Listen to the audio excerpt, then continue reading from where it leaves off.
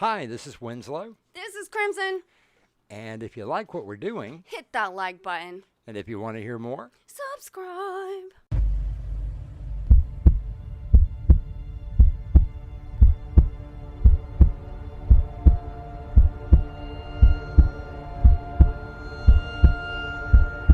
With this key, you unlock the world to your dreams.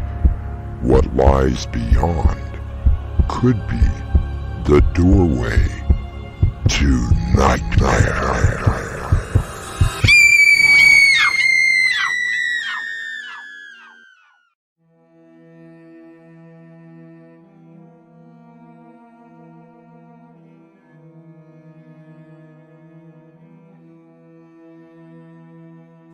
Come in. Welcome. I'm your host through the doorway to nightmare. The word security may mean different things to different people. There is the security of a favorite toy for a child. There is the security of finding the one person to truly love. There is even the safety and security that you may feel in your own home. and you are telling me that your security system is the best? Absolutely the best, sir. It has been proven 100% effective. I've had 3 systems installed so far, and burglars are still able to break in. I've lost almost $10,000 in valuables. Trust me, Mr. Spivey. We have installed this same system in over 300 homes and businesses. It has never failed. Our mystery drama, Home Security, was adapted from the short story and written especially for Doorway to Nightmare by Winslow Swan and edited by Crimson McKenzie. Our cast includes Annie Mick, Raven Adams, Crimson McKenzie, and William Stafford. It is sponsored in part by Swanage Press. I'll be back shortly with Act 1.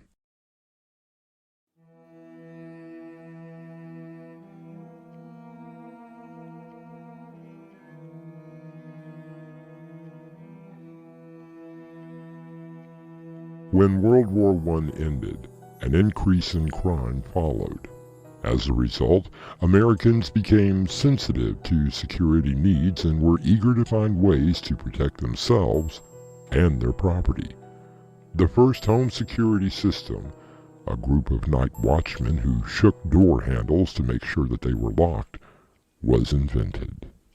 And this, Clive, is a genuine Rembrandt. Most impressive, Richard. Did you have it authenticated? Oh, naturally.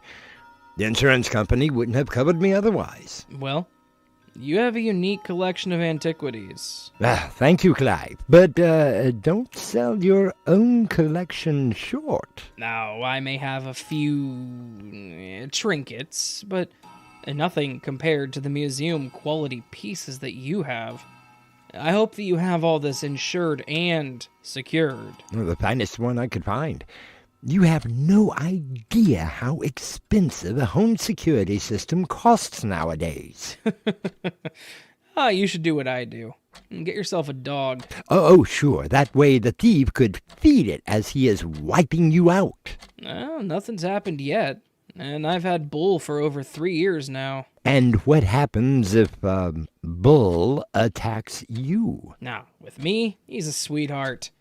With someone else, he's a killer. Thank you for the advice, Clive, but the last thing I need around here is another mouth to feed. Here's your drink, darling. Thank you, darling. Anything of interest in the newspaper tonight? The same old thing. I don't know why you insist on upsetting your stomach over things that you have no control over. Another break-in. What? Oh, no, this item in the paper. They had another home broken into last night. How dreadful. And a bit frightening. How so? Well, it was only a few blocks from here. According to the paper, the owners were away when the crime happened. Good thing we have our alarms in place. It didn't deter these burglars. and they were able to get past the system, cleaned out the house of almost everything. Richard, please don't tell me any more. Oh, Elaine, don't worry, my dear. We have the most sophisticated security system ever invented.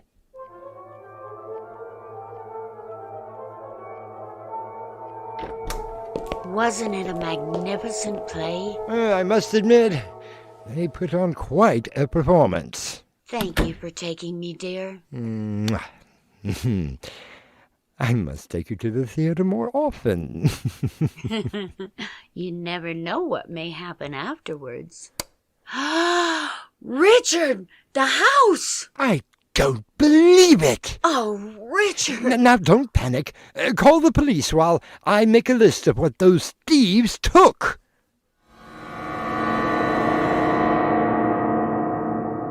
How much did they get? All of the silver, the electronics, and any jewelry they could find.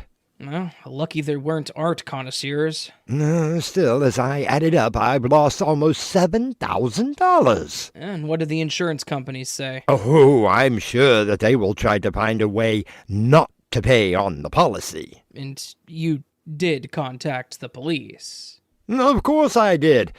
I'm not completely stupid. Well, naturally, they said that they would investigate, but even I know what that means. Right. Don't call us, we'll call you. Exactly.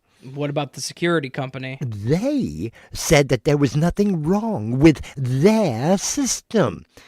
I then asked how anyone was able to break in at all. And their answer? Oh, they talked about a possible glitch in their system or some such nonsense. So, are they willing to compensate on a system that you paid for from them? But I'm not sure at the moment. I am sure that I will be shopping around for better security.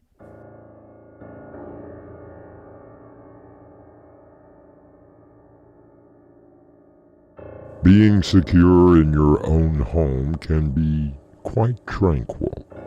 But to discover that someone else has been able to break in creates a feeling of dread and insecurity. Don't be too insecure, as I'll be back with Act 2.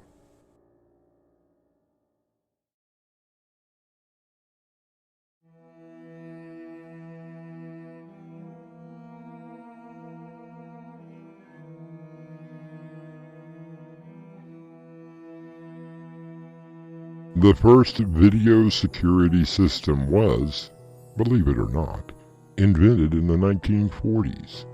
In his book, 1984, George Orwell told of a frightening security system that monitored everyone. Hello, yes, I saw your advertisement, and I would like to receive an estimate. Oh, yes, I should be home at that time. The associate's name is Clara Selby? Well, I shall expect her then. Mr. Spivey? Richard Spivey? You must be Clara Selby from the security company. Yes, sir. Here are my credentials. Yes, they look in order. You should always make sure with whom you're speaking with, especially a stranger at your door. Oh, I always am. Won't you come in? Very impressive, Mr. Spivey. Tell me, what prompted you to call our company? We had a break-in the other night. How dreadful! Luckily, most of the antiques were left alone. The uneducated burglar is the best kind. Yes, thankfully.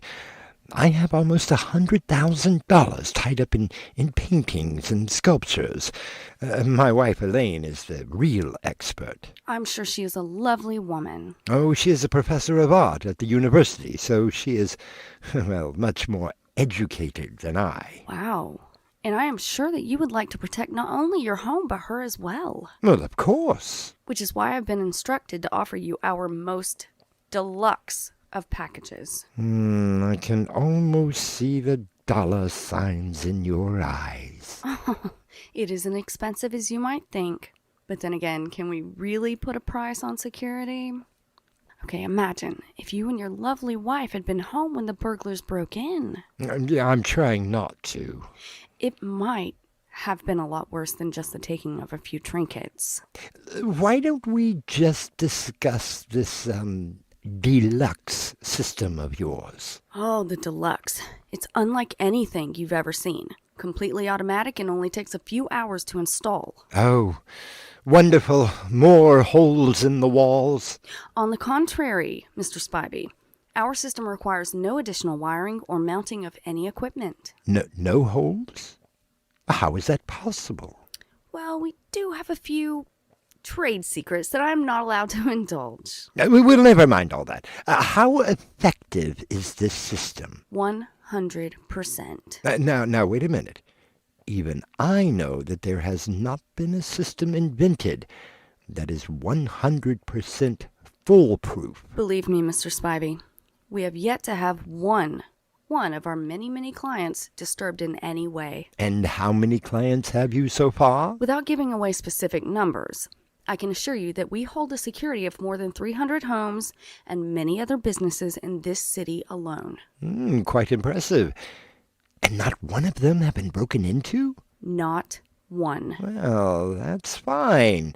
All right, down to business. How much is this service going to cost me? A mere half of your material assets. I beg your pardon.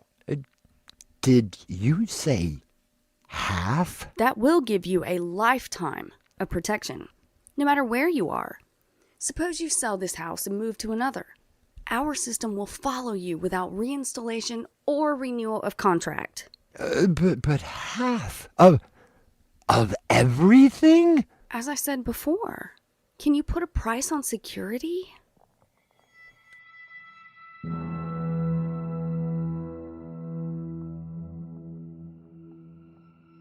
Did I hear you correctly, Richard? Yes, Clive. Half of everything. Surely you didn't pay it. Richard, are you insane? Well, after the second break-in. You mean you had another break-in? Yes, and what's worse is that Elaine was home when it happened. And is she all right?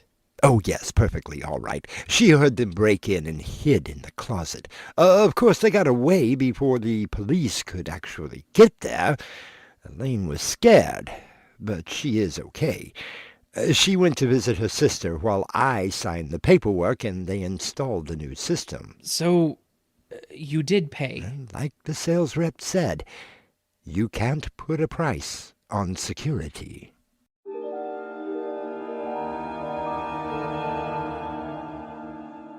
The feeling of being secure can be most gratifying, but what price would you pay for complete security?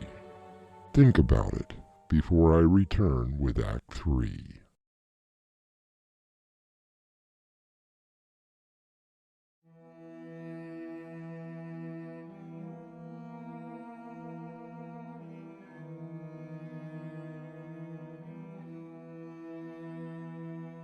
Franklin Roosevelt once said that if you want real security, go to prison. They will feed you, clothe you, give you a place to sleep. You will have everything, except freedom. So is everything okay? Oh, I couldn't be happier, Elaine. I was told that the system had been successfully put in place and that we are now completely secured. That is great news. Now, they didn't put any more holes in the wall, did they? Well, if they did, I can't tell. What about the control panel by the door?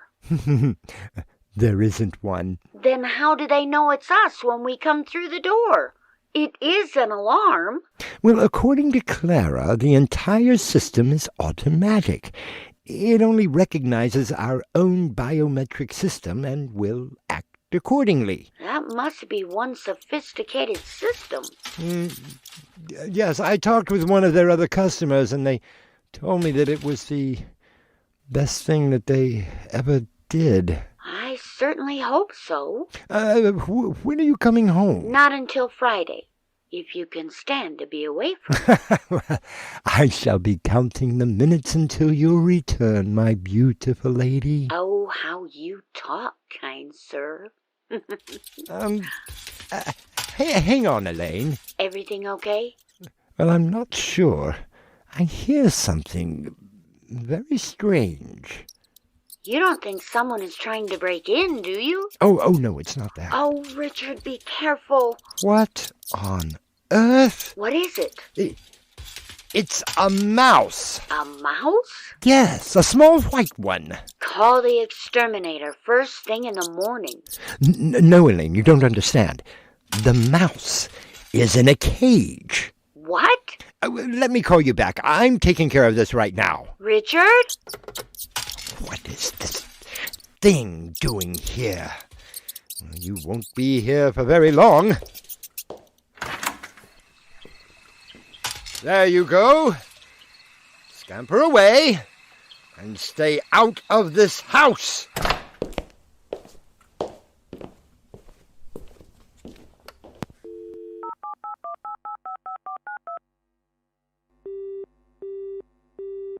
Clara Selby, how may I help you?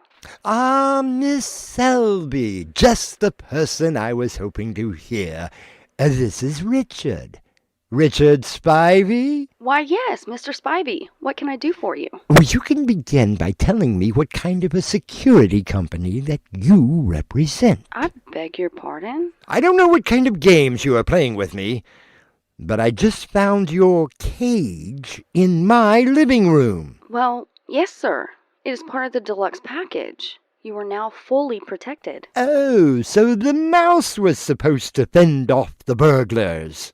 Oh, no. You don't understand. The mouse is simply an offering that we provide. An offering? To what? It is all explained in the papers that you signed. You did read our contract, didn't you? Oh, yes, I read it. I couldn't understand most of it. The Old English was extremely confusing. And what was with all of the Latin? Oh, well, it is just legal jargon that only attorneys can decipher. Wait, what did you do with the mouse? I let it go, naturally. You let it go? Right out the door. And one more thing. Who gave you permission to carve up my oak bedroom door? Again, Mr. Spivey, if you had read the contract... That door was imported from Spain. Do you have any idea the cost? The cost of complete security can be very high, Mr. Spivey. Hang on, Miss Selby. I hear something. Wait, Mr. Spivey, are you in the living room? Oh, just hang on. Hold it right there, buddy. Who are you? What are you doing in my house? Well, let me see. I've got this gun. It's pointing at you, and I understand that you have a nice, big, cozy safe somewhere. Mr. Spivey, is there anything wrong? Mr. Spivey! A cheap, common crook. I should have known. Now look, unless you want a bullet in the gut, I suggest you proceed to the safe. I will do no such... I think that you will. Hey, what are you looking at? Mr. Spivey, you must get to the bedroom. Now, Mr. Spivey, now! Whatever it is behind you. You think I'm gonna fall for that old gag? No, I swear. It's right behind you. Like a dark substance forming out of thin air. What are you talking? Hey, what the hell are you?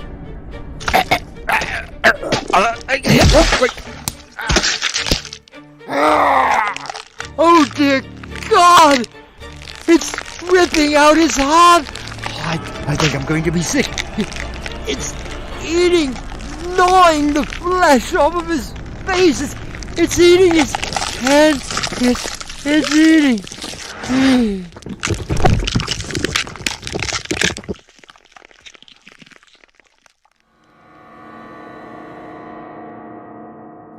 What? Oh, I must have fainted. Maybe I dreamed the whole... No. No, the body. It's been ripped to shreds. Good Lord, blood is everywhere. Mr. Spivey, please answer me. Mr. Spivey! Mr. Spivey, please answer me. Yes, the phone.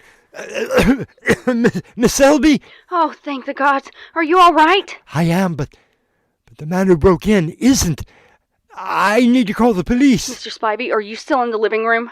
Oh, look, what has that got to do with... It matters, Mr. Spivey. Richard, you must listen to me. You let the sacrifice go. You must get to your bedroom now. The symbols on the door should protect you from the demon.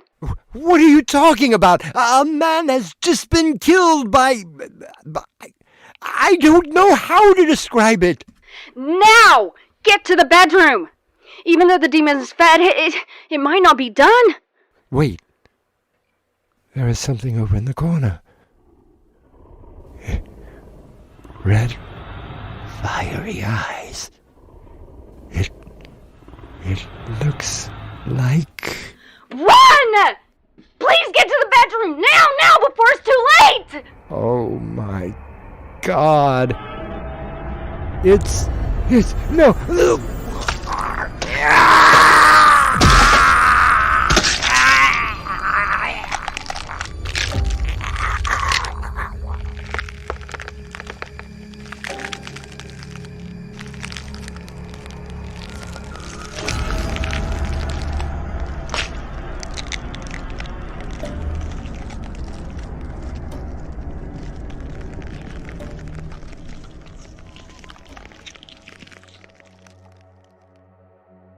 Yes, this is Agent 49-2013, Clara Selby.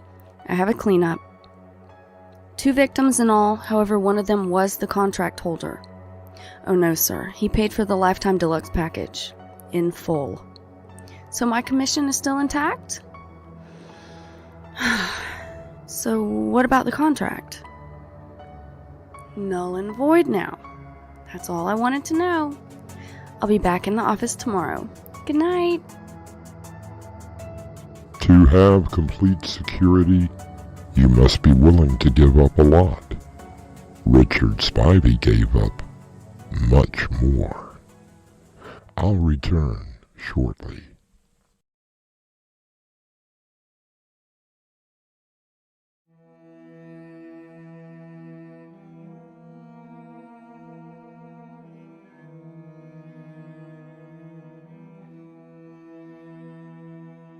We worry about our security every day.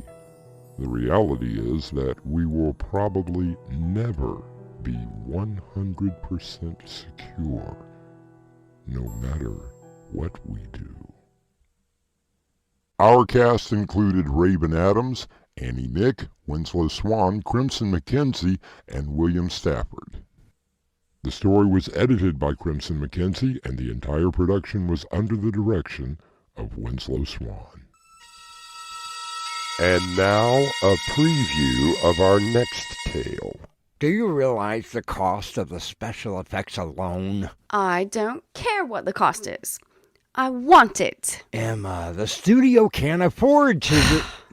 Look, Leonard, how much are we really talking to produce my movie? Nobody has that kind of money. Now why can't you just put another sequel out? How much? All right, with all of the effects, not to mention the actors that you want, we're talking at least $7 million. Who do I make the check out to? Doorway to Nightmare is brought to you in part by Swanage Press. This is your host, inviting you to return with us through the Doorway to Nightmare for another adventure into the world of your terrifying imagination. Until next time, slumber peacefully. Epilogue. The butler did it.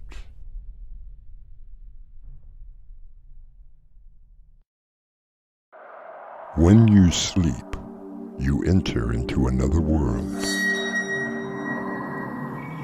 Beyond that world lies the doorway to nightmare.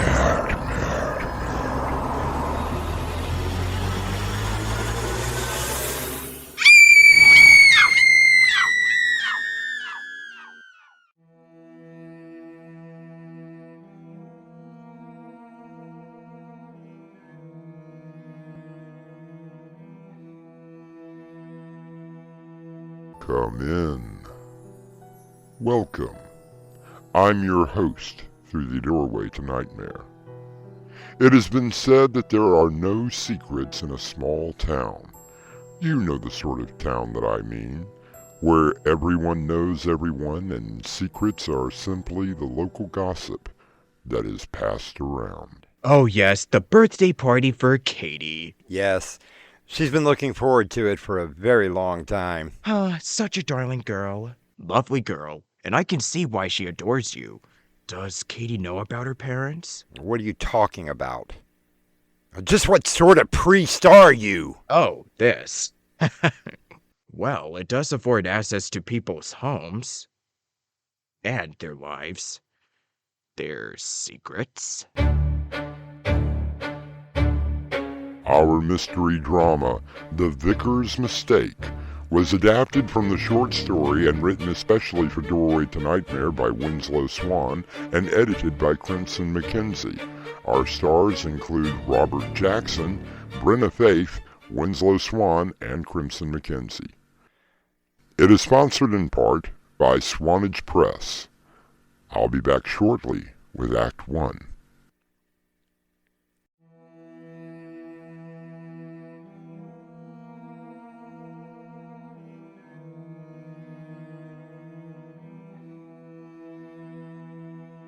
Many people leave the rigors of living in the larger cities for the tranquil joy of a small town. They prefer the easygoing ways of the people, being greeted by name at the local businesses, and relaxing with friends. It is quite nice. We have 172 souls living in this small town. Some of the families founded our little community. Nothing much changes here. Arguments are few and settled quickly. We are not a lawless town by any means. Our sheriff, Jack Moses, has been protecting the citizens for 24 years and will probably be doing it for the next 24. The leaves change in the fall and come back in the spring. The snow comes in the winter, and our little city pool promptly opens on the first day of summer. It's a town where everyone watches out for everybody else, especially if a problem arises. I had a problem arise last week. Mr. Kessler? Oh, yes, Father? Is everything okay? Of course it is. Nothing to worry about. May I come in? I suppose so.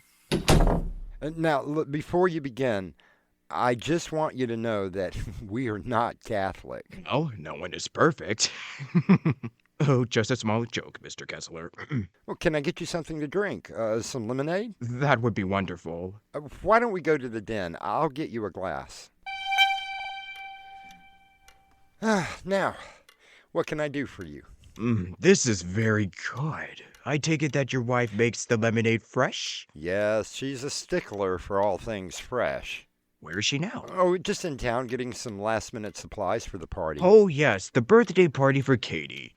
Sweet 16? Yes, she's been looking forward to it for 6 months now. She shouldn't be so anxious to grow up. Such a darling girl. And from my understanding, a brilliant student.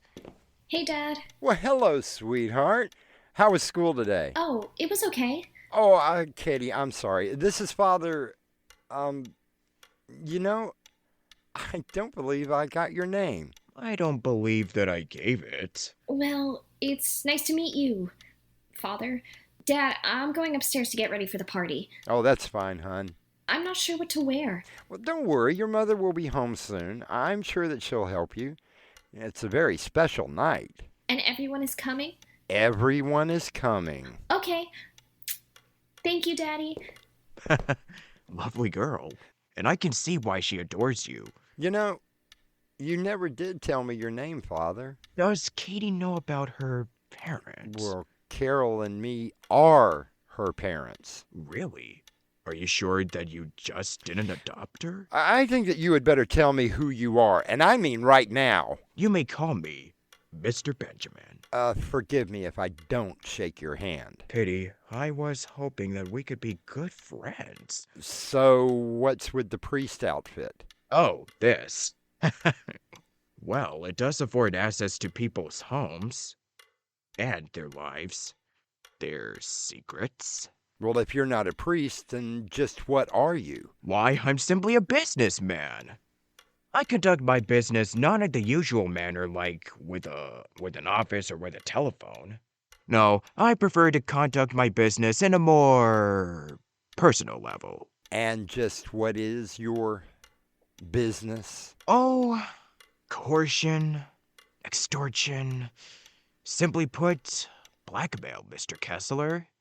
Pure and simple blackmail. And, I am here to blackmail you. A rather ugly word, blackmail, and to some more heinous a crime than murder. However, the blackmailer must be careful not to become a victim of the latter. I'll be back shortly with Act 2.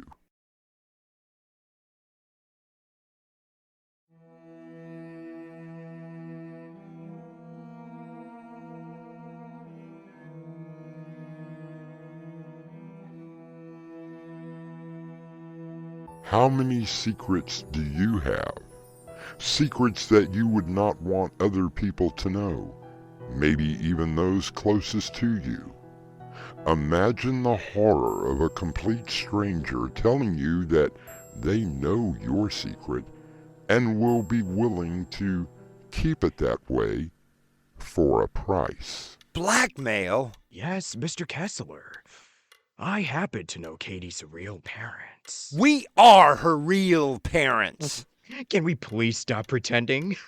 You know as well as I that you adopted Katie when she was 2, when her mother murdered her father and then killed herself. Remember now, Mr. Kessler? Honey, I'm home. I'm in the den. I thought I would never find the cake. You know Katie, how particular she was about the... Oh, I'm sorry. I didn't know you had company. Why, hello, Mrs. Kessler. I'm Mr. Benjamin. Pleased to meet you. Carol, it is not a pleasure to meet this man. I don't understand. Well, this man has a business proposition for us. Actually, the proposition was for you, Mr. Kessler. I have no secrets from my wife. Paul? What is he talking about? It seems that Mr. Benjamin here knows about Katie. Oh no. Paul? So what do you want, Mr. Benjamin? Well, let's get down to the brass tacks, as they say. I found out through a little research that Katie's mother went completely insane, stabbing her father through the heart with a wooden stake like some sort of a vampire. Afterwards, she took her own life. My question is, have you ever divulged this information to Katie?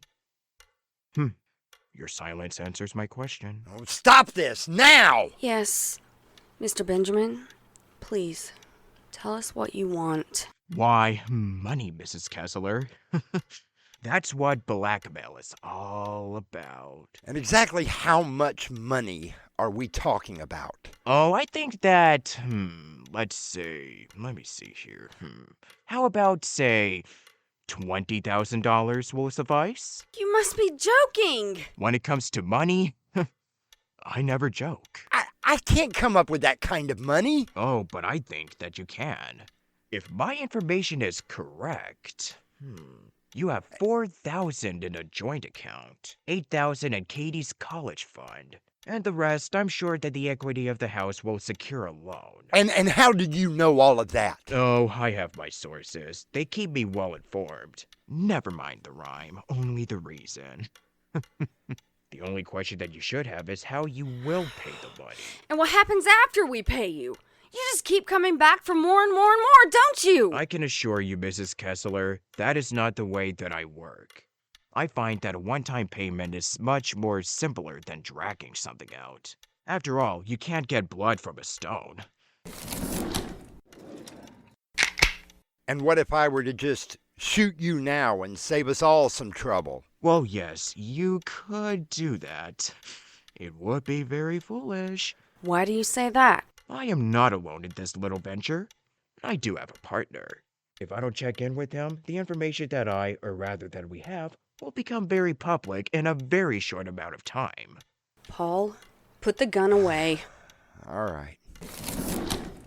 Now, I know that it is Friday, and it is already after 5. So I will give you until Monday at 5 to get the money together. Oh, you poor foolish man. He really thinks that we're going to pay him. What are you two laughing about? Imagine what Katie's friends at school will say if they find out. Mr. Benjamin, you said you had a partner? Have you been with him recently? Why is that your concern? Because his scent will be on you. It will make it so much easier to find him.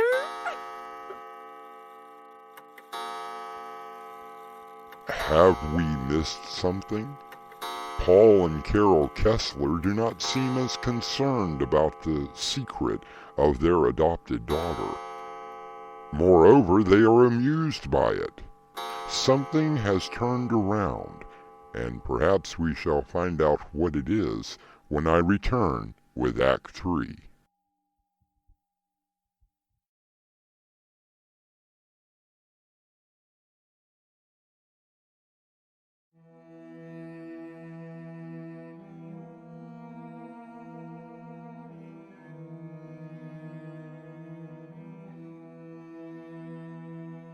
Mr. Benjamin has arrived at the home of Paul and Carol Kessler with a secret. He is willing to keep that secret if the Kesslers pay him $20,000 blackmail. However, this only amuses the couple. Now, just what are you two laughing about? Oh, Paul, look out the window. It really is a beautiful sunset. I'd better go help Katie get ready for a party. It was nice meeting you, Mr. Benjamin. Have you two lost your minds? Oh, no, Mr. Benjamin. Not at all. Paul, why don't you call the sheriff? I'll be helping Katie. Goodbye, Mr. Benjamin. I don't think that it would be wise to call the sheriff.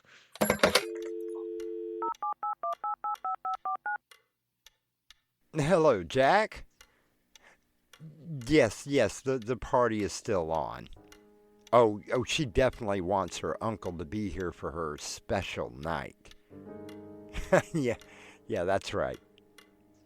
Well, that was why I called. Carol was going to get that special present, but it seems that it's not really necessary right now. Well, it seems that some man has broken in. Oh, I think he was insane. I'm really sorry I have to put you on the spot like this and make you do some work, but he is dead. Yeah, messed up pretty bad. I really don't think there is a lot left of him. Oh, no, Jack, I have no idea who he is. Yeah, that's right. Oh, no, it won't interfere with the party. The body, or, well, what's left of it, is in my den. And we can just close the door and we'll take care of it after everyone leaves.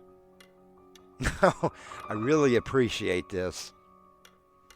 Oh, yeah, fishing on Saturday? Hey, sounds wonderful. I think we could both use the break. Okay, Jack, I'll see you in about an hour. Thank you. A brilliant performance, Mr. Kessler. Now, I will expect you at 5 o'clock on Monday. Oh, I'm afraid that plans have changed, especially for you, Mr. Benjamin. You see, your information was wrong. My information is quite reliable, I can assure you. Oh, you were right about her mother killing her father and then committing suicide. That much was correct, but it wasn't with a wooden stake. It was with a bullet. A silver bullet. I think that I should leave now. Oh, no, I think that you had better just sit there. we did promise Katie a special present. You see, Katie knows all about her parents, which is why she's been so excited to turn 16. Look out the window, Mr. Benjamin.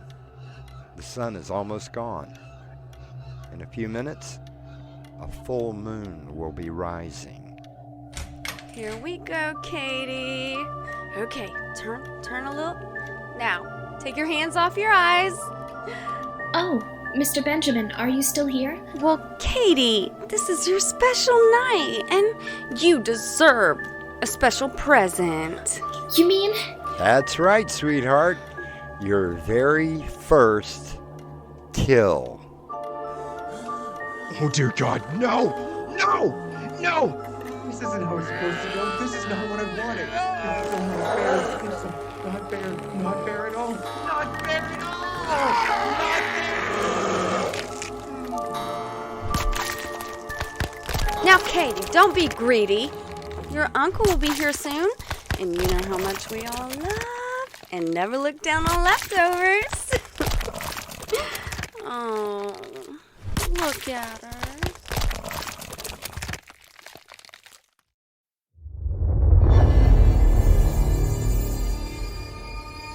Which proves the point that some secrets should never be sought out.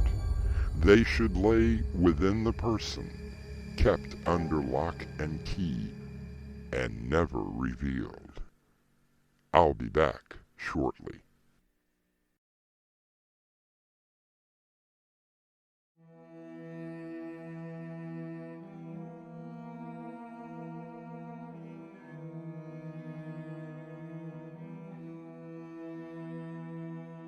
I understand that the party for Katie was a huge success. Everyone had a wonderful time, even her uncle, the sheriff. Katie wasn't stingy. Everyone had a small bite. Our cast included Robert Jackson, Winslow Swan, Crimson McKenzie, and Brenna Faith. The entire production was under the direction of Winslow Swan, and the story was edited by Crimson McKenzie. Hi, it's Crimson. If you enjoy these plays, please hit that like button. That way we know. Don't forget to subscribe and share it with all your friends. And now, a preview of our next tale. Adam, have you noticed anything? What are you talking about? Look at the Earth. There's something very, very wrong. Doc, it's Mother Earth. Big, blue, and wonderful. Personally, I cannot wait to set my feet back on terra firma. Where are the lights? What lights? We should be able to see the lights from every major city down there. Where are they at? I don't know. Doorway to Nightmare is brought to you in part by Swanage Press. This is your host, inviting you to return with us through the Doorway to Nightmare for another adventure into the world of your terrifying imagination. Until next time, slumber peacefully. Epilogue. The butler did it.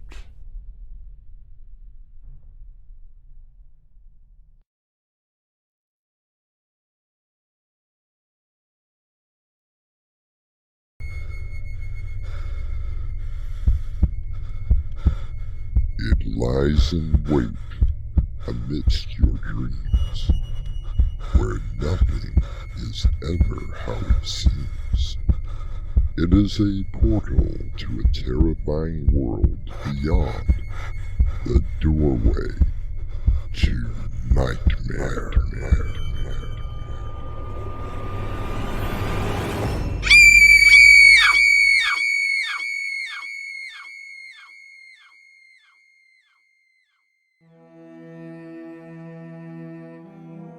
Come in.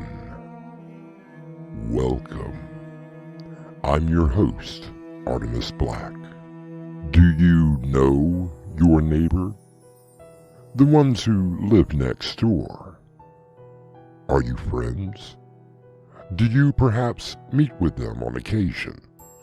Have you ever invited them over to your own place? Do you really know your neighbor?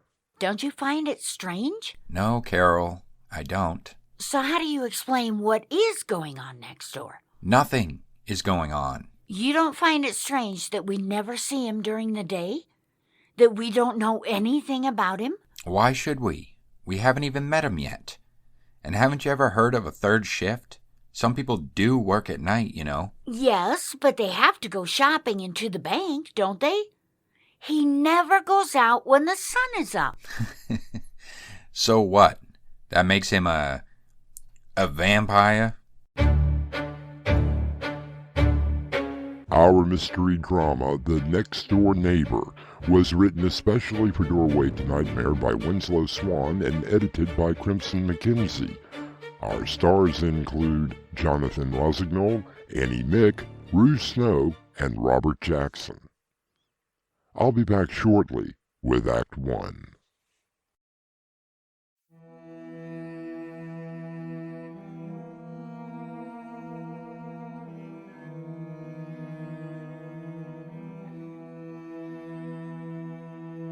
The poet W.H. Auden once wrote, "Evil is unspectacular and always human, and shares our bed and eats at our table." So what did you say? I told him that if he wanted me to continue working that case, I would need at least 3 more detectives. So what did he say? He would take it upstairs and see what he could do. Which is practically admitting that he isn't going to do anything. Oh, Ted, you should be sitting in that office instead of him. Carol, we've talked about this before. I don't want that job. I'm very happy investigating and not doing the political thing. I think that you would do very well meeting the mayor every week. Oh, sure. I didn't even vote for him. Wonder what that could be. What is it? It's a moving van. At this time of night? It's pulling into the Miller's place. They must have finally found a buyer. I don't know how. After all that work that Red Miller did, there were still leaks in the roof. Not to mention that mold in the basement. Funny time to be moving in. I will agree with you on that one. Maybe whoever it is could only move at this time. I wonder who it is. Now, Carol, don't start playing detective. That's my job, remember? And I wouldn't dream of taking your place. I could at least be a good neighbor and bake them something. Remember when we moved in? How could I forget? We didn't know anyone here for almost 3 weeks. The only reason we met the Millers was because of their dog. I still miss that little moo cow. She certainly took to you. She always tried to bite me. No, she was just playing. Yeah. Playing with the chunk of skin she took out of my hand. Will you stop? You didn't even need a Band-Aid. It still hurt. Anyway, maybe you could at least introduce yourself in the morning. If they are moving in this late, they probably sleep in. I'll wait until the afternoon. Besides, I'm having lunch with Natalie. Oh, God. Not Natalie. Now, Ted, she is my best friend. Well, don't tell her we have new neighbors. She will swear that they are dangerous and that I should be investigating them. I think that Ted should investigate them. Natalie, we haven't even met them yet. Someone moves into a house in the middle of the night. Oh, no, that's not suspicious at all, is it? As Ted always tells me, you have to have evidence before you can investigate. Okay, don't take my advice. I will just drop by and find you and Ted lying in your blood one day, and then you will believe me. Natalie, stop being so melodramatic. I'm just saying that you should be careful. Don't trust anyone nowadays. That's what is wrong with the world, Nat. Maybe if we were a little more friendly to each other, we would all be better off. Yes, and I'm sure Brenda thought the same thing. Who's Brenda? Oh, you know Brenda. Brenda Collins. She was that pretty young hairdresser. What do you mean, was? Don't you ever watch the news? I try to avoid it as much as possible. Oh, you really don't know then? Well, you should really get out more, Carol. It seems that she was found in the park the other night, stone cold dead. Oh my God, what happened? Police think it was some sort of cult thing. They don't give details, but you know me, I have my sources. Well, come on, give. Her body was completely drained of blood. So she was stabbed to death? No, that's the weird part. She had 2 small puncture wounds in her throat. Not a drop of blood anywhere near her body, as if it was siphoned.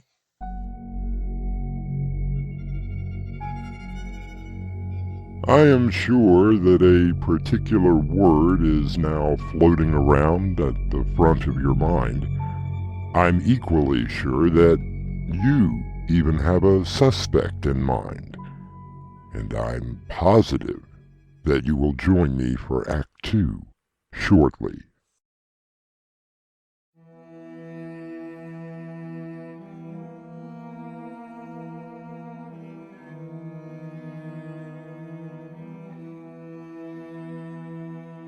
It has been almost a week since the new neighbor moved in next door to Carol and Ted. Ted is arriving home after a particularly stressful day. Carol, I'm home. Hi, my wonderful man. Uh-oh. I know that look. Whatever do you mean? Which restaurant are we going to tonight? No restaurant tonight, I promise. I ran out and grabbed a pizza. Oh, well, that's okay. I even poured you a drink. Here you go. So, you went out after dark? Sure. What's wrong with that? Carol, I don't want you to leave the house after dark anymore. At least for the time being. Why? What's going on? We found another body in the park today. Oh, Ted, that park is miles away. No, Grant Park. Only a couple of blocks from here. Oh my God, is it another female? Yes, and not a drop of blood left in her. I thought the department was keeping that quiet. Not after today. News crews were there before we were. Of course, we gave them the usual no comment. Well, with you on the case, whoever is doing this doesn't stand a chance. Thanks for the vote of confidence. Enough morbid stuff. Have you met with the new neighbors yet? No, and it's really weird. What is? I've been over there almost every day this week and no one has been home. Maybe they work at night. I thought about that, but you would think that they would have to go shopping or something during the day. Why do I think Natalie has been talking to you again? She did bring up some interesting points. Look, let me do my job and quit discussing police business with your friend.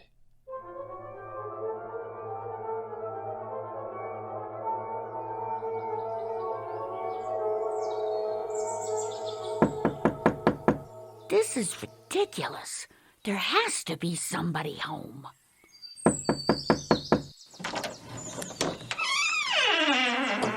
Door's not locked? Weird. Hello? Anyone here? Hello? Look, I'm Carol Price from next door. I made a casserole for you. Hello? Hello? Look, I'll put it on the counter in the kitchen. Hello? Anyone here? This is strange. Not a bit of furniture in the whole place. I'm putting it on the counter. If you don't mind, could I use your bathroom?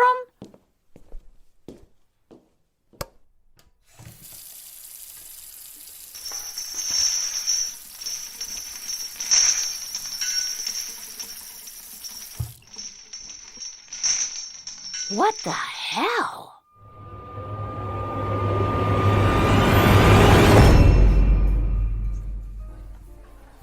Carol, I would call that evidence. It was just so strange. No furniture anywhere, and not a mirror in the whole place. You should really convince your husband to look into the new neighbors. You still haven't met them? They're never home. and I've tried at different times of the day. No one. I did hear something when I was in there. What was that? Sounded like a chain rattling somewhere. Maybe their next victim is chained in the basement. Carol, I'm surprised at you. Ted, they're never home. And how do you explain the lack of mirrors or furniture? Maybe their things haven't arrived yet. After over a week?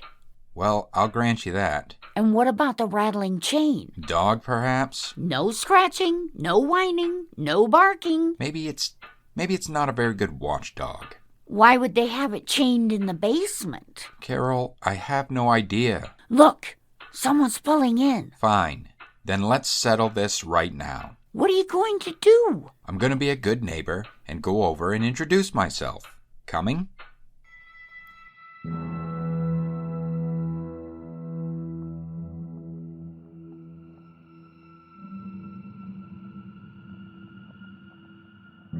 The writer Cory Doctorow once wrote, "All secrets are deep. All secrets become dark. That's in the nature of secrets." I'll return shortly with Act 3.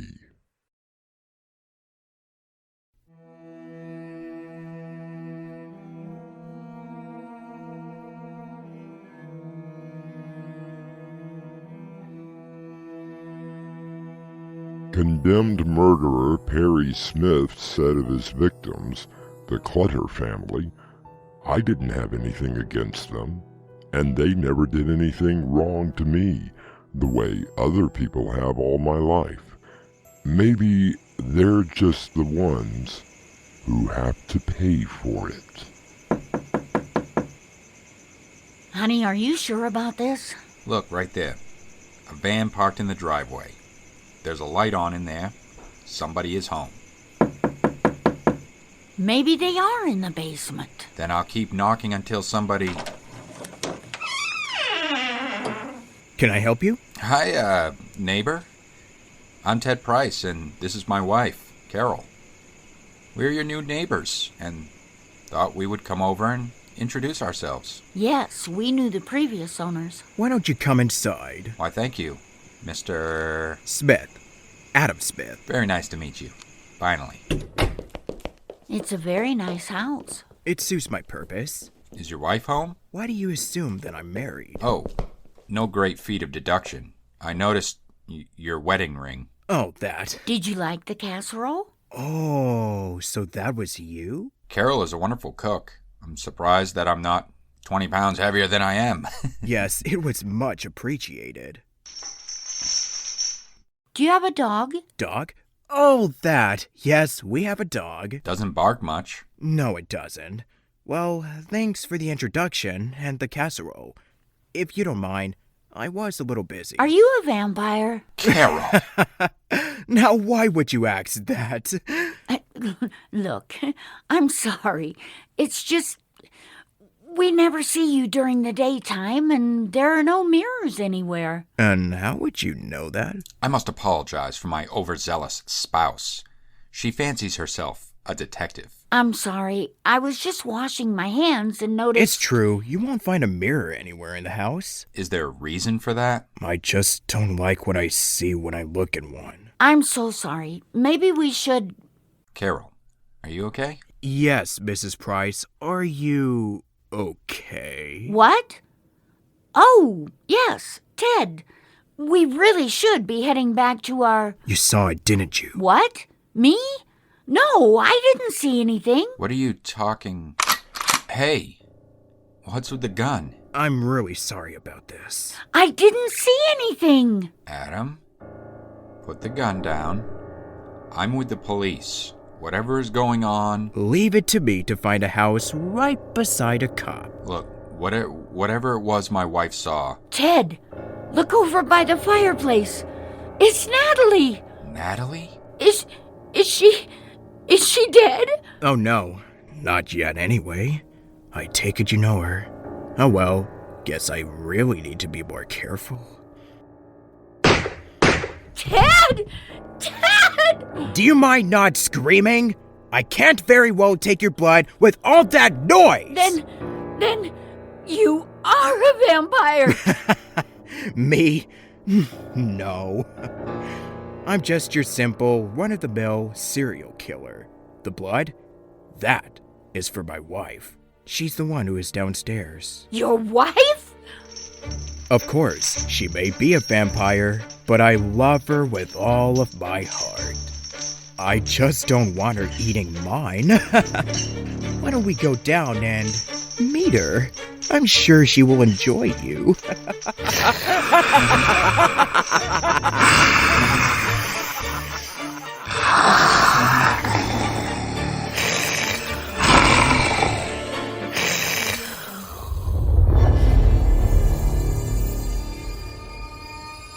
Carol looks in shock at her husband lying dead.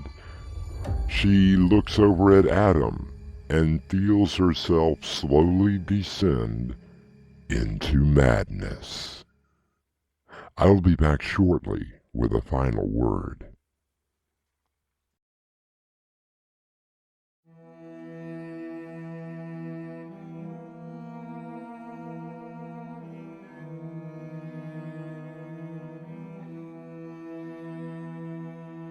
I posed a question at the beginning of our little play. How well do you know your neighbors? Have you ever met them? Have you seen something that just isn't quite right? Have you? Our cast included Annie Mick, Jonathan Rossignol, Rue Snow, and Robert Jackson. The story was edited by Crimson McKenzie, and the entire production was under the direction of Winslow Swan. And now, a preview of our next tale. We can't go on like this, Natalie. I know, Bruce. I know.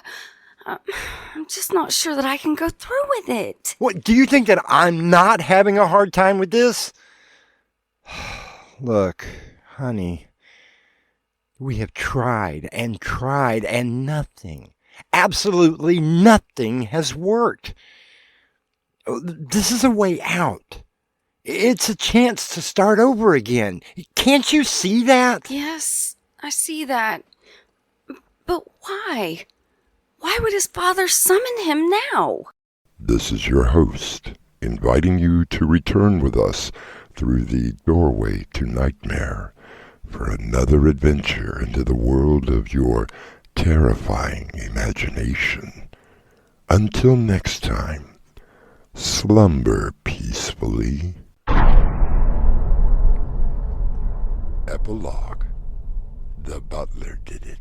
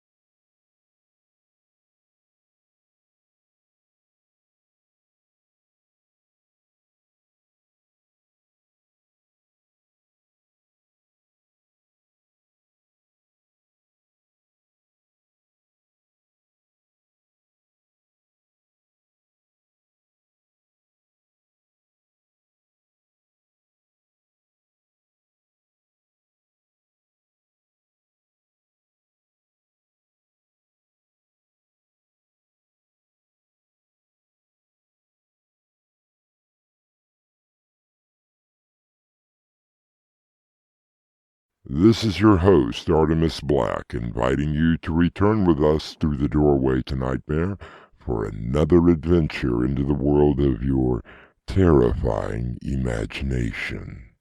Until next time, slumber peacefully. Epilogue. The butler did it.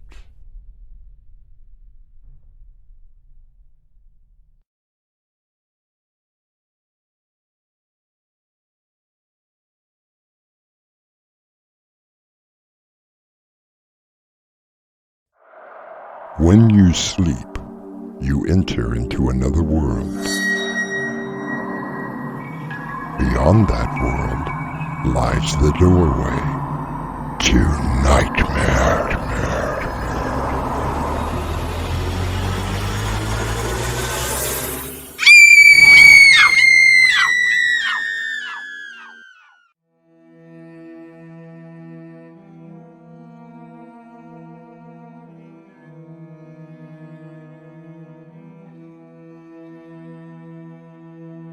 Come in.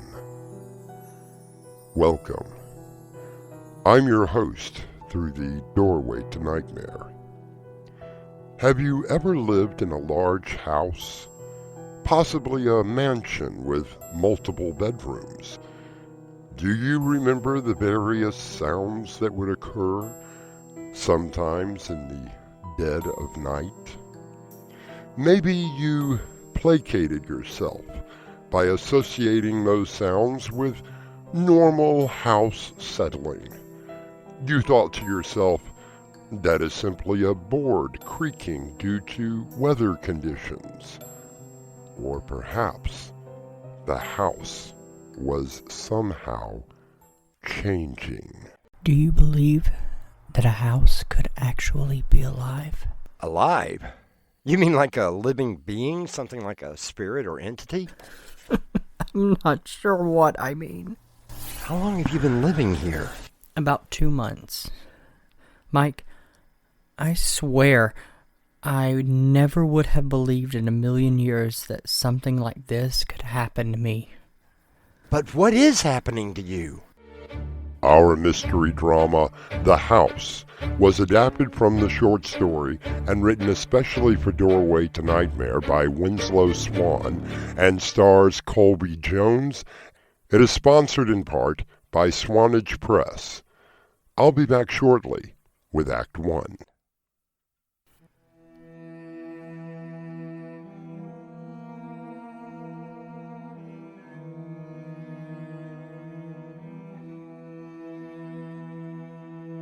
Moving into a new home can be one of the most exciting and troubling times of a person's life.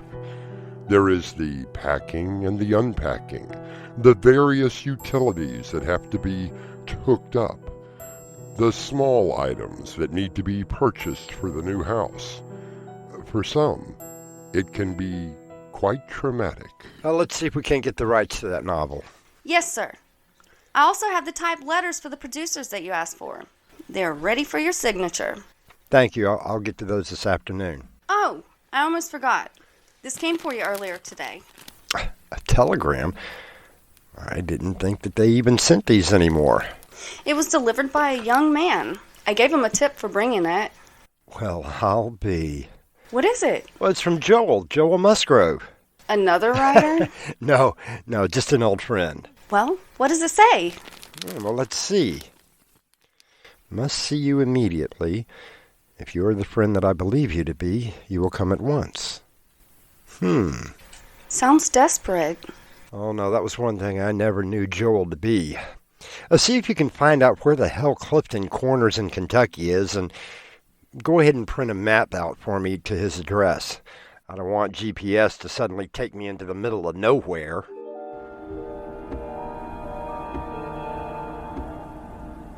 Joel Musgrove. And we'd been childhood friends all the way through high school. We lost touch with each other after college. I was doing pretty good in the entertainment industry. 10 years ago, I read an article on him in Fortune magazine. He had made quite a name for himself in the medical field. I wondered what was happening to him that made him reach out to me in such an antiquated form of communication. 8 hours of driving over mountains and through a raging thunderstorm, I finally found the house where my friend was staying.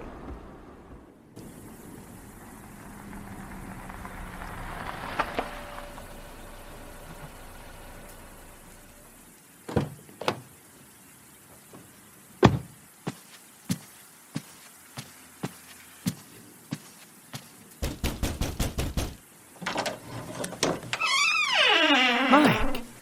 Thank God you made it in time. Come in quickly.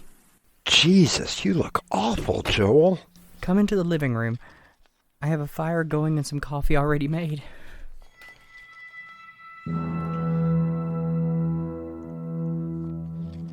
Well, this is some house you have here. Looks almost like a castle from the outside. I wasn't sure that you would be able to come. I'm very glad you did. How the hell were you able to send a telegram? I didn't think Western Union did that anymore. You will notice that the house has no modern electrical devices, such as televisions, computers, anything that can be connected to the internet. I don't even have a telephone. Yeah, I did kind of notice all the candles. Have you had a power failure? I have no power at all. I have removed all lines, including the power, telephone, cable, anything that might provide a means of communication. So you've completely shut yourself off from the world, living off the grid, as one might say. It isn't by choice. How was your drive up here? Well, except for going through the storm of the century, it was fairly quiet. I understand that you're some hotshot film producer. Oh, I'm doing okay. Okay, 27 successful movies is just okay? Well, you're some hotshot doctor or scientist or something, if I remember the articles correctly. That was some time ago. Hey, do you remember the time when we dismantled the principal's car? And then you put the whole thing back together again on the roof of the science building. I wonder if old Mr. Smithers ever knew that it was us that did that. Wait. What is it? Just wait. Well, what are you hearing? Don't you hear that? It's probably just as well. Joel, you look bad. Your skin is pale, you're thin, and your hands are shaking. Do you believe that this house could be alive? Are you saying something like a living, breathing entity? I don't know what I mean. Jesus, Joel, you're in a state. How long have you been here? About 2 months. Like, I swear, I never believed in a million years that something like this could happen, especially to me. I've always had an analytical mind, and I can easily discern the real from the unreal. Remember the show that we used to watch about hunting ghosts? Oh, yeah, I remember. And the times that you pointed out all the little tricks they used to make it look real. You know that if I tell you that I cannot find a bit of evidence of a natural phenomenon taking place in this house, you would believe me? Are you saying that there's something supernatural happening here? That's why I asked you to come. It's also part of the reason I took great pains in sending you something that no longer exists. A telegram. I paid that kid who delivered it. Well, I don't understand. Why did you have to send it that way? If I didn't, the house would have known and would have tried to prevent you from coming here. No, wait, you mean something in the house? No. I mean the house itself. I believe that it's actually alive and it's trying to kill me. There are those religions that hold as part of their belief that everything has some form of a soul, that even the rocks on the ground have something that can only be described as alive. But a house that has a premeditation for murder? I'll be back shortly with Act 2.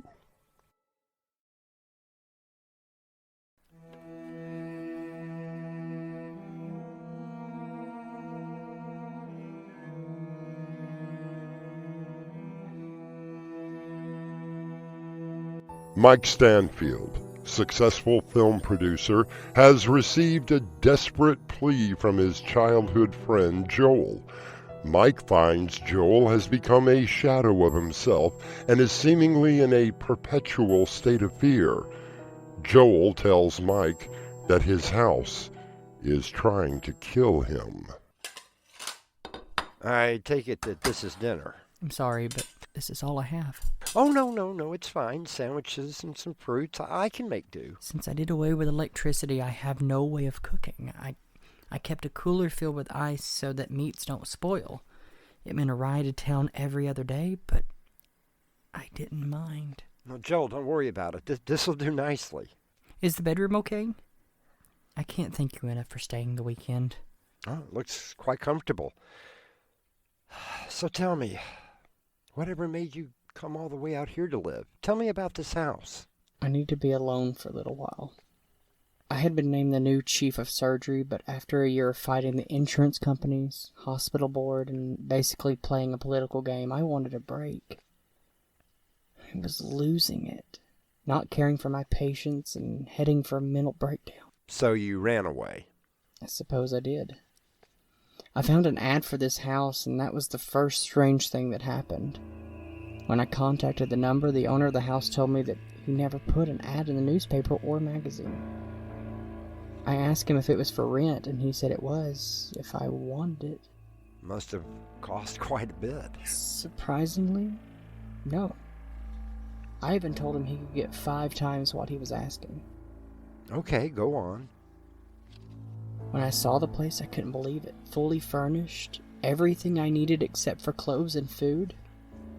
It was sheer luck. Until now. That first night, I was in bed. I had the window open because of the warm air. I must admit that it was in the middle ground of being asleep and partially awake.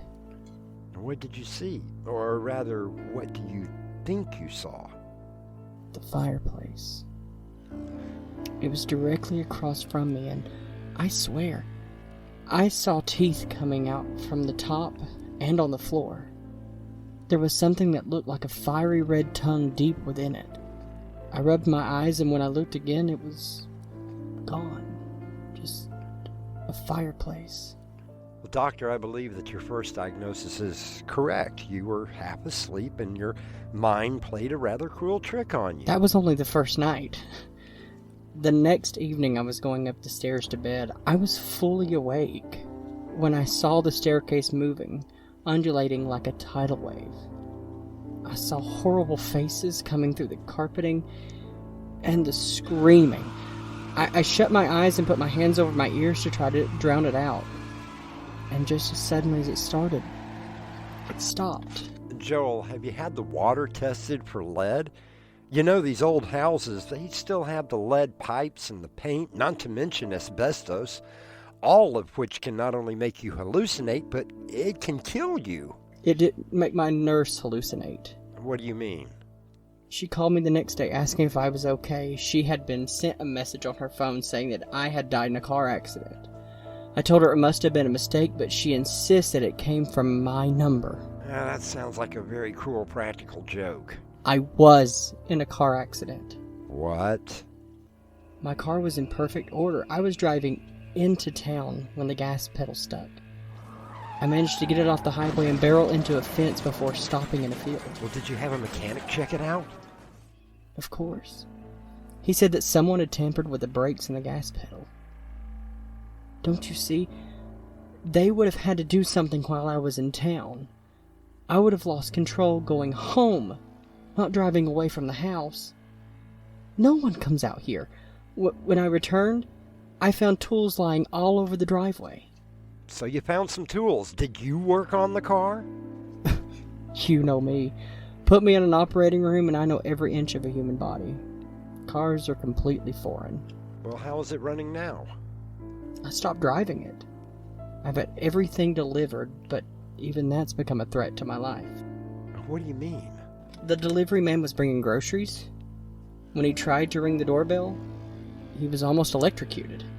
Joel, there usually isn't enough power in those things to do that. Later, I was almost electrocuted by a light bulb. Could it have been bad wiring in the lamp? No, Mike. The bulb itself. I went to get a bulb out of the closet to change one that had blown in my bedroom. When I took it out of the box, I felt a jolt, and the bulb exploded in my hand. Jesus. Joel, I just don't know what to say. I was receiving threatening phone calls, emails, and I started hearing strange laughter coming from nowhere.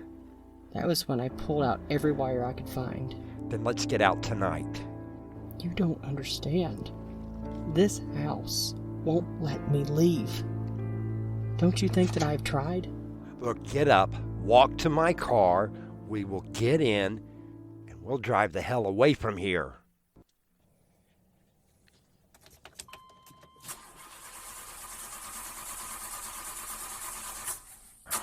Oh, come on. That's funny, I just had this thing serviced. I told you. It's the house. Now look, I refuse to believe... Let me prove it to you. Well, what are you doing getting out of the car? Try it now. Okay. That's weird. I told you, the house won't let me leave.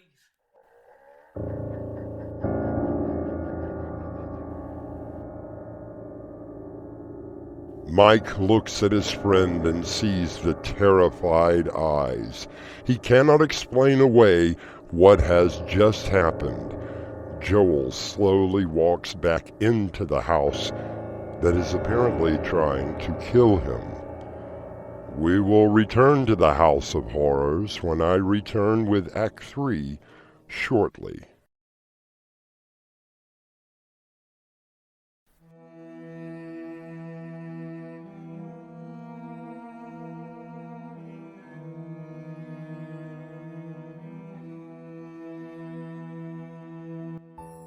Houses come in all shapes and sizes, from single bedrooms to large mansions.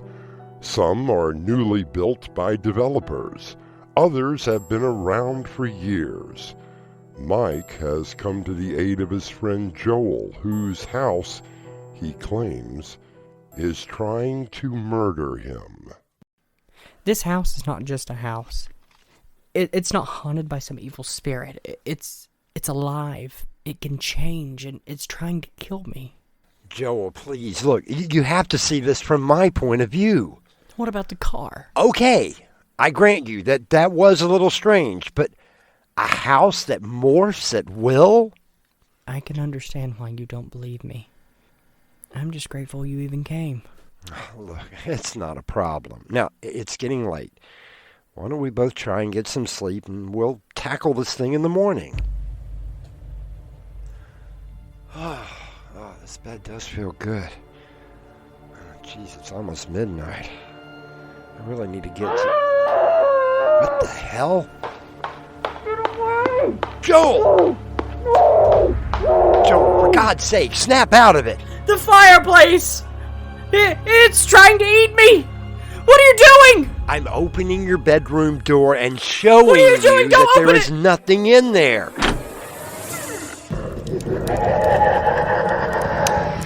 God in heaven, what the hell is that?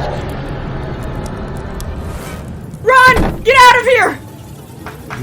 Did you see it? I never would have believed it. It looked like... I told you. I don't know what it looked like. Like the fireplace had fangs and this red tongue coming out of it. Come on, let's get the hell out of here. It won't let me leave. Come on, get to the stairs. The banister! Mike, look out! Ah! The railing! There's teeth coming out of it! It bit me! Get out while you can! Not without you, Joel! Mike! Help me! Joel, grab my hand! Joel! Oh, Jesus, the stairs! You're being eaten by the stairs! I gotta get out of here! Oh, dear Lord. The house. It's growing tentacles. Tentacles? God, the windows. They're becoming eyes. Oh, Jesus, it's coming after me. It's coming after me.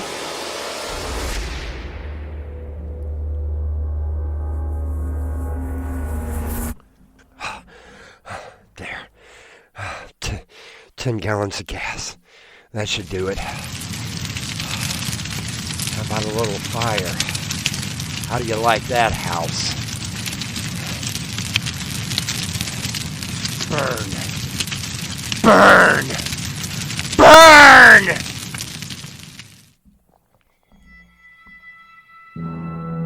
Yes, I'm calling about the advertisement about the house that's for rent. Can you tell me if it's still available? Well, I'm looking at the ad right now. And you never placed the ad and don't know anything about it. Well, look, is the place for rent or not? Can you tell me what happened to the last tenant? Just up and moved away.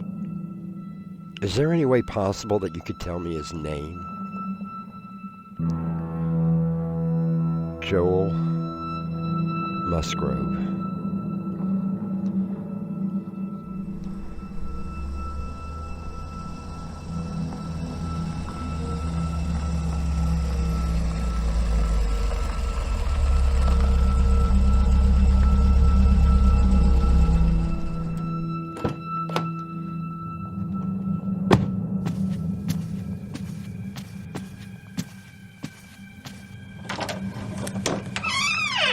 Well, House, you killed my friend. Do you remember?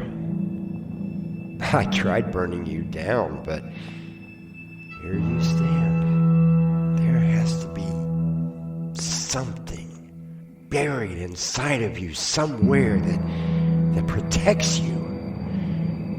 Well, let's see how you handle 30 gallons of gas and 20 propane tanks right in the middle of the living room.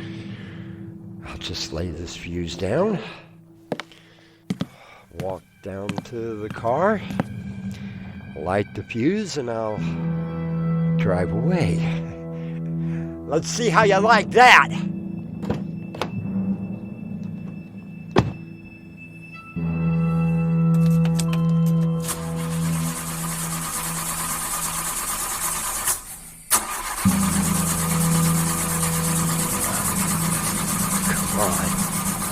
Come on! You won't let me leave, will you? You won't let me leave! Mike sits in his car, the fuse to the makeshift bomb dropping from his hand. He slowly walks back into the house, removing a lighter from his pocket. I'll be back shortly.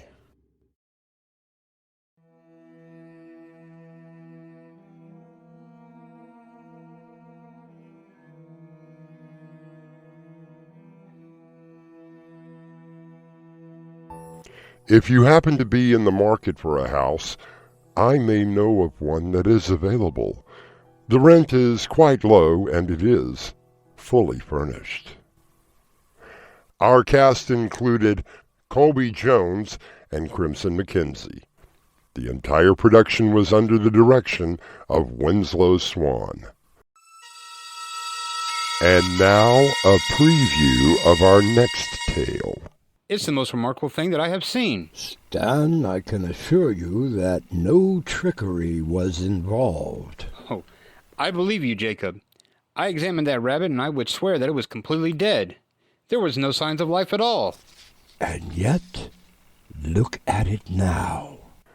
Doorway to Nightmare is sponsored in part by Swanage Press. This is your host, inviting you to return with us through the Doorway to Nightmare for another adventure into the world of your terrifying imagination. Until next time, slumber peacefully. Epilogue. The butler did it.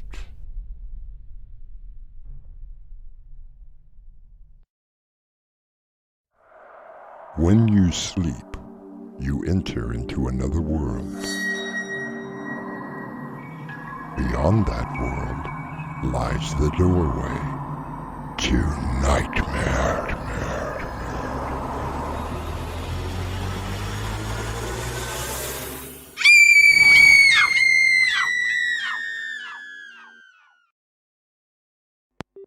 Okay, so we start with a standard theme, go into opening theme music, and then the host, he'll come in later and do those tracks. In the meantime, is everybody here? Ready for my close-up, Mr. DeVille? Yes, Swan, we're here. Where's Crimson? Well? I'm here. Thank you for gracing us with your presence. Sorry I'm late. Well, almost late. I'm here. He's in a mood today. Sorry, the mic didn't pick that up. What? I said we're all here today. Thank you. Okay, I hope everyone has actually read the script. Got me playing a cop again, I see. It's called typecasting, deal. Yeah, very funny. I have a question. Yes? So, do you want me to sound klutzy, or should I be older or younger? Just do the best you can. If I want you to redo something, that won't be a problem. Okay, and, Brenna, apparently there's a filter or something on your mic. Don't worry about it. This is like a first take anyway. So just do the best you can and I'll fix it in post. I would like to try to get through at least one play with everyone in the same room. Sure, okay. Okay, beginning with Act 1. No kidding. It's Crimson and William. Let me get the ambient sound going. And action. Dr. Young, I am well aware of my duties. It's a priceless collection. Are you sure? I mean, absolutely sure. All of the security measures are set up correctly? I've been doing this for over 20 years. Everything that you asked for is in place. Laser grids, silent alarms, extra officers. Motion detectors? You did get the motion detectors, didn't you? Yes, ma'am. Everything is installed and tested yesterday. I can't believe the museum acquired such an artifact. Hey, Swan. Yes, cut the tape. Should I be more excited with that line, or just sort of matter of fact? Yeah, more excited. Okay. I can't believe the museum acquired such an artifact. Something like that? Yeah, that works. Okay, let's pick it up from Willie's line. Rolling tape. Yes, ma'am. Everything was installed and tested yesterday. I can't believe the museum acquired such an artifact. What exactly is it? Oh, it's only a ceremonial Mayan statue. It's supposed to hold an evil spirit inside that possesses the living and destroys everyone around it. Destroys? How? Oh, the usual way. Ripping hearts out, decapitation, tearing bones out one by one. As long as it stays put, I'm okay with that. Okay, cut it. Who the hell came in? Some guy delivered a package. He just left. I mean, what's the point in turning the red light on outside the door if anyone is just going to walk in? Wow, he must be having a bad day. Want me to open it? No, it's probably for whoever has the studio next. Don't have to bite my head off. I'm sorry, the mic didn't pick you up. What did you say? Oh, I said we're ready when you are. Okay, let's pick it up from your line, Crimson. Brenna, you enter in right as she finishes her line, but walk up to the mic. Got it. Okay, roll tape. Oh, the usual way. Ripping out hearts, decapitation. Swan, can I just say cutting the heads off? Oh, sure. Cut, edit here. And we are still rolling. Oh, the usual way. Ripping out hearts, cutting heads off, ripping the bones one by one. I get the picture. Dr. Young, the artifact just arrived. I had them put it in the lab. Thank you. It's Janice. Right, Janice. Janice Wyatt. I'm your research assistant. What happened to Nina? She had a class today, so she asked me to fill in. Okay, well, let's go see our new acquisition. And music cue. Okay. Everyone happy with that? Was that okay? I mean, I can do it again. You were fine. Well, unless someone isn't happy, it sounded fine to me. Why aren't we doing this like we usually do? What do you mean? Well, you do everybody separately and put it all together. What happened with that? I just wanted to do one play with everyone together. That way you could react off of each other. Okay, just asking. You will notice that he's not in this one. Maybe he should come down here and try this. Stand up all the time, reading lines and trying to act. Crimson, the mic keeps going out on you. What did you say? I said we're ready to keep going. Okay, second scene. Inside the museum, and this will be all three of you. Brenna, there should be some paper down there for a sound effect of opening a box. I don't see any. Oh, please don't tell me I forgot it. Okay, you didn't forget it. Oh, very funny. Damn. Why can't we just open the package that's here? Because it isn't ours? Well, the address has Doorway to Nightmare on it. Really? Oh, okay, well, we can use that. So just tear the paper off and open the box? Yeah, that'll be it. I set up a mic on the table to make sure that we get the sound. So just open it as close to the mic as you can. Slow and careful, or should I just rip it open? Oh, you decide. Okay, people, we only have the studio for another couple of hours, so let's see if we can get through this thing. Ready when you are, Mr. DeVille. Okay, rolling tape. First line is Crimson. Janice, just be really careful when you open that. Okay, Dr. Young. This is kind of exciting, sort of like Christmas. Oh, my. What a horrible looking thing. It's not going to win any beauty pageants. Maybe for most gruesome. Hey, Swan! And stopping tape again. Yes, Crimson? There really is an ugly-looking statue in the box. And? Well, that's kind of weird, don't you think? We deal in weird, remember? This is a horror show. I think what Miss Mackenzie is trying to say is that it's kind of a peculiar coincidence that we're doing a play about a possessed statue and there's a statue that gets delivered. Kind of gives me chills. I mean, look at that thing. Swan, can we just put this thing somewhere? Like, out of sight? It's probably a gift from a fan. Yeah, Crimson, just put it anywhere. I'll put it behind the sound screen. Oh, crap. What happened? There was some kind of pendant hanging on it. When I put the statue down, the pendant fell off. As long as I don't have to look at it. Here, here. Okay, if everyone is happy and relaxed, can we get back to the play now? Whatever, Your Highness. Crimson, I may have to come down there and change that mic out. I'm still not picking you up. Ready when you are. Okay, let's just pick it up from Willie's line, Miss Gruesome, and rolling tape. It's not going to win any beauty pageants. Maybe for Miss Gruesome. There seems to be some kind of parchment with it. Be careful. Let me see. It's in Mayan. What does it say? Sorry, my Mayan is a little rusty. Swan, I thought she was an expert. And? Well, shouldn't my character be able to translate it, at least?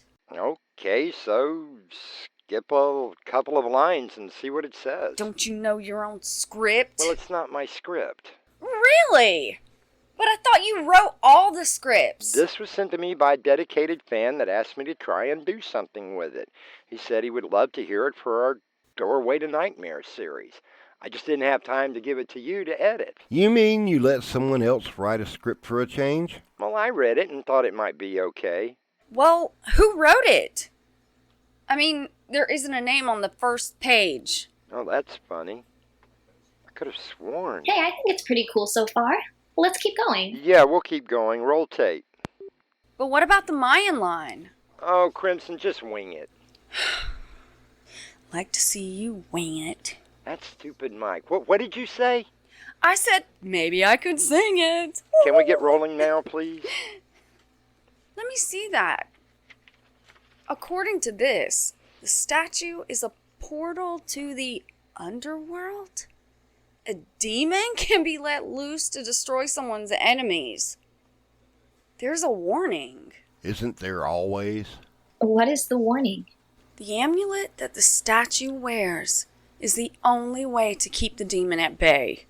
It should only be removed when the proper incantation is invoked. What? Make sure that thing's necklace is on at all times. Got it.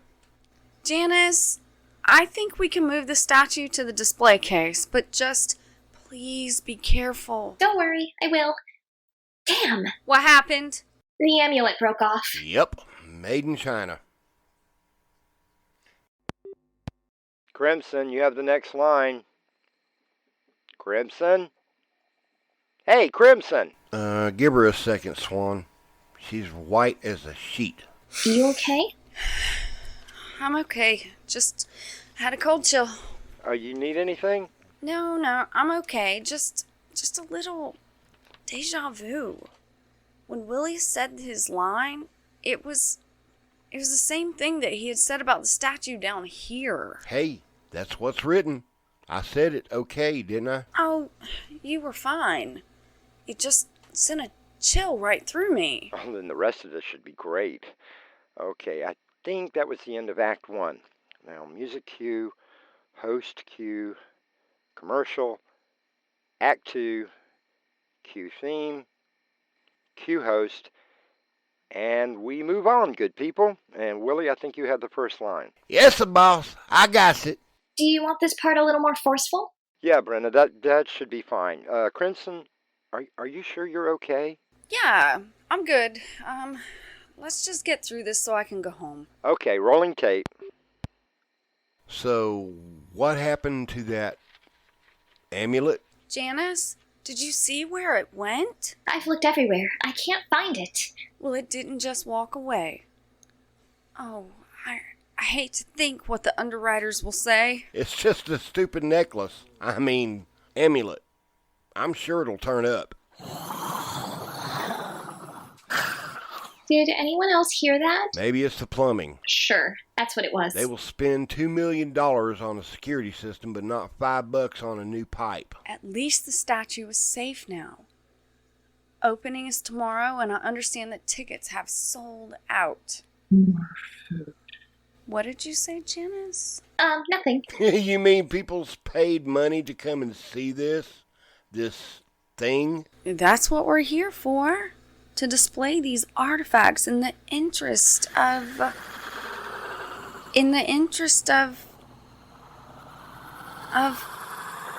Swan, are you picking anything up? What do you mean? You mean you didn't hear that? I thought I heard something too. Well, hang on. Let me back the tape up.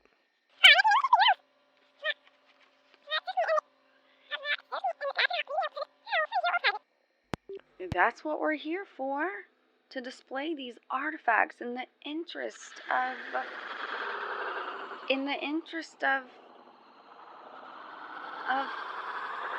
Swan, are you picking anything up? Okay, that was weird. I got something stranger. What? Take a look at the script. Well, what is it?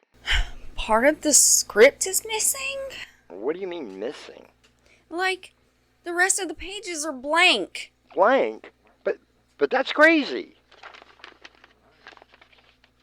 Oh, you're right. Okay, what's going on? The script was complete this morning. I swear it. Do you remember what happens? We all died in the end. You never see it coming. Not now, Willie. Swan! What happens in the script? Honestly, I don't know. What do you mean you don't know? Well, I only read up until where you just stopped. I thought I would kind of discover it with you guys. I had a few alternates in mind. Brenna? You okay? Hey, Swan. What's going on? Well, maybe we can just ad-lib something. Swan? Something's wrong with Brenna. You will all die. Holy... Hey, what's going on down there? You have released me. What the hell are you doing? Willie! Are you okay? Damn. Girl's got a heck of a right cross. You will all die. Swan, get your ass down here now! Get out. Everybody, get out of here now! Come on, Willie, let's get out of here. There is no escape. Get the door open. I'm trying! It won't open! I don't want to hit. Rolly! Oh my God. Brenna, stay away from me. His heart was delicious. How does yours taste? It tastes bad. Really salty. No, stay away. Swan! Do something! No! No! No!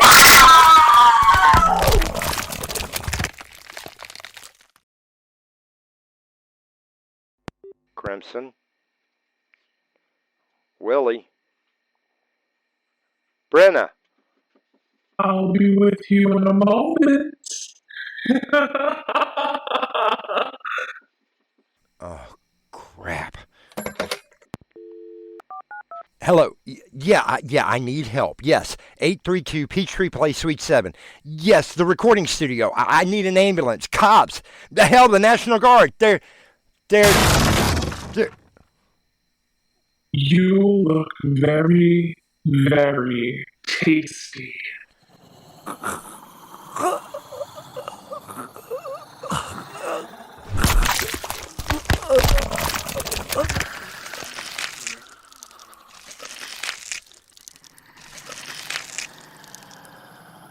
Which one of you is next?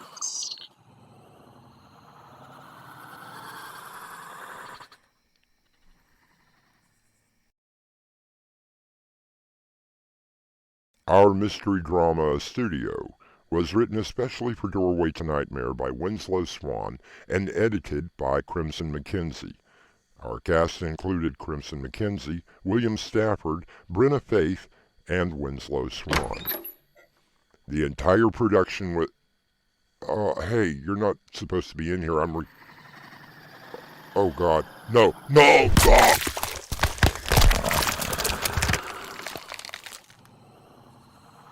Which one of you is next?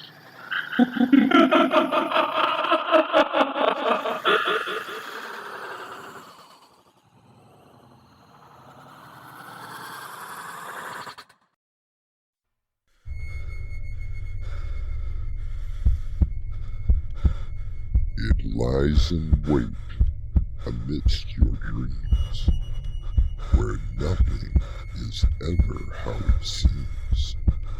It is a portal to a terrifying world beyond the doorway to nightmare.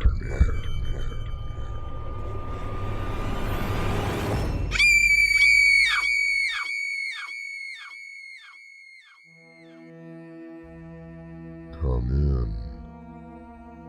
Welcome. I'm Artemis Black. Even a man who is pure of heart and says his prayers by night may become a wolf when the wolf's bane blooms and the moon is full and bright. An ancient poem that describes becoming a werewolf. And you haven't seen any signs of the animal. Sheriff, I've been all over this valley. None of the traps have been disturbed. Not one camera has picked up any trace of it. Well, so where does that leave us? 2 dead bodies, mutilated beyond recognition in the morgue. And I'm scared. I'm really scared.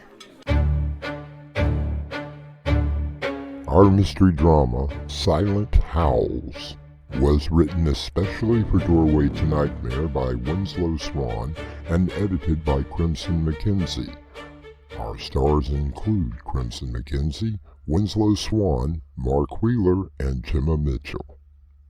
I'll be back shortly with Act 1.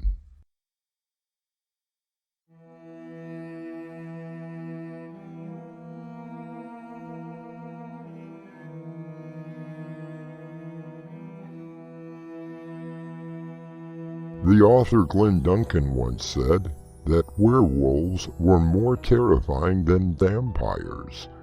The idea of seeing the human within the beast and knowing that you can't reach them is the real horror. Hey, Sandra, over here. Sorry I'm late, Sheriff. I was up all night with Baldy. You and that eagle. Now, how's he doing anyway? The wing's almost healed. He should be able to go back to the wild in about 2 weeks. It's always amazed me how well you do with that animal shelter of yours. I've always had a sort of kindred spirit with him. I can't explain it. Well, whatever it is, it's a good thing. I've already ordered your usual breakfast, if you could call it that. Wheat toast, maple and brown sugar oatmeal, orange juice, black coffee. You can't beat it. Oh, bacon and eggs beat that slop any day of the week. You eat whatever clogs your arteries, and I'll eat healthy. So, what's going on with the sheriff's department? Are you kidding? In this town? The closest thing we got to a crime here is when those two old guys get into an argument over their checkers game at the courthouse. That's why I moved here. So quiet and peaceful. Well, there was that one time about 7 years ago. Oh, really? I don't think you ever told me about it. Are you sure? Well, then I'll tell you now. Happened out there at Talking Rock. Your favorite fishing spot? Exactly. It seems there was a group of tourists who decided to do some camping out there. And it fouled up my whole weekend fishing trip. Oh, poor baby. Hey, I take my fishing very seriously. I'm sorry. Go on. Well, there were 6 of them in the group. Young, full of life, excited to be there. However, what I found the next morning was nothing short of a nightmare. What did you find? They had all been mutilated by something. Wasn't hardly anything left of them. Nice breakfast conversation. But I do have a strong stomach. Hey, Maggie, more coffee over here. I'm the one who had to contact family members. Not one of my favorite jobs. Did you ever find out who or what did it? Well, the doc put it down to some animal, wolf or bear or something. Now that's kind of weird. Well, why do you say that? Because there hasn't been a bear or wolf sighting around here for years, according to my records. Now, you see, that's what I said. Which only leaves one other theory. Which is? Someone in this quaint, quiet little town is a homicidal maniac. One good thing did come out of it. Out of a slaughter? What could possibly be good? People stayed away from my fishing hole.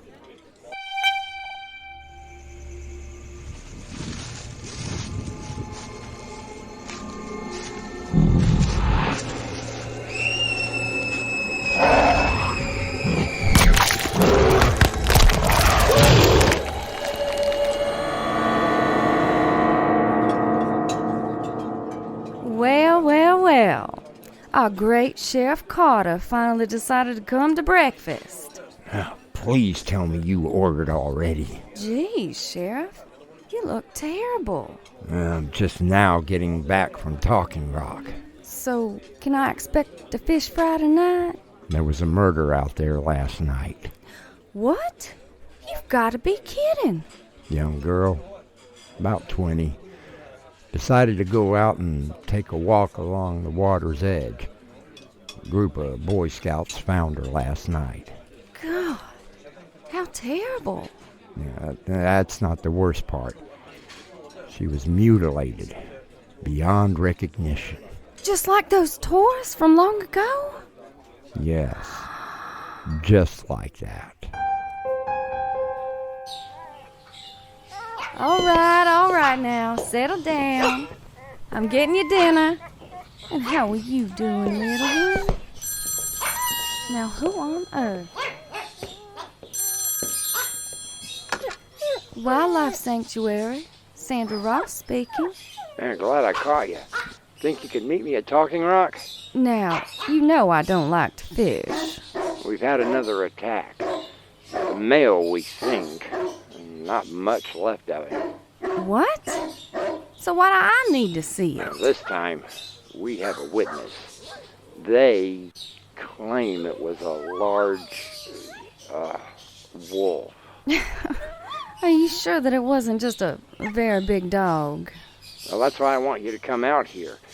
We found some prints in the dirt, but they sure don't look like any animal prints I've ever seen. In what way? Well, I've never seen an animal with 5 toes before.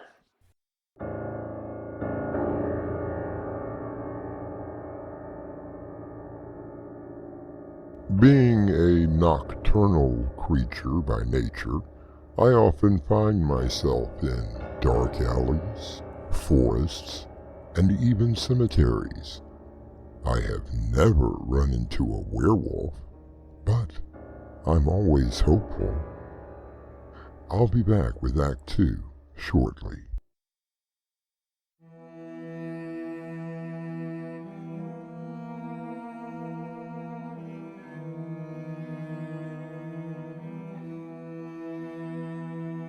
Andrew Paul Williams once wrote, "But when the moon is waxing and all the world's asleep, through woods and fields the werewolf will creep." So, Sandra, what'd you find out? I checked all the cameras and got, well, nothing. Not even one picture of this thing? Not one. Look, I showed the pictures of those paw prints to a friend of mine in Newport. He was completely stumped. There was one thing, though. Oh, at this point, anything will be helpful. One of those traps I have set was sprung last night. Whatever got caught managed to get away. Damn. Hey, Maggie, how about some more coffee over here? By the way, Sheriff, what happened to your hand? Huh? Oh, that. Would you believe I caught it in the door this morning? It hurt like hell. I bet it did. Hopefully it doesn't affect your fishing. Nah, nothing can stop me from fishing. Not even some marauding animal. I'm not sure that it is an animal. Well, you got any ideas? I did a little research, Sheriff. Seems that those killings, to use your words, a long time ago, weren't the only one. Ah, so you found out the town's little secret. Okay, you're right. There have been others. But look, my hands have been tied by the city council and the mayor. Well, this town thrives on tourists, and if something like a bunch of killings ever got out... Oh, I get it. I completely understand. What seems strange to me is that after those tourists were killed, there wasn't another one until... Until... what? Where have you been all this time, Sheriff? You just got back last month. They gave you your badge back. No election, no questions, nothing. Now, why is that?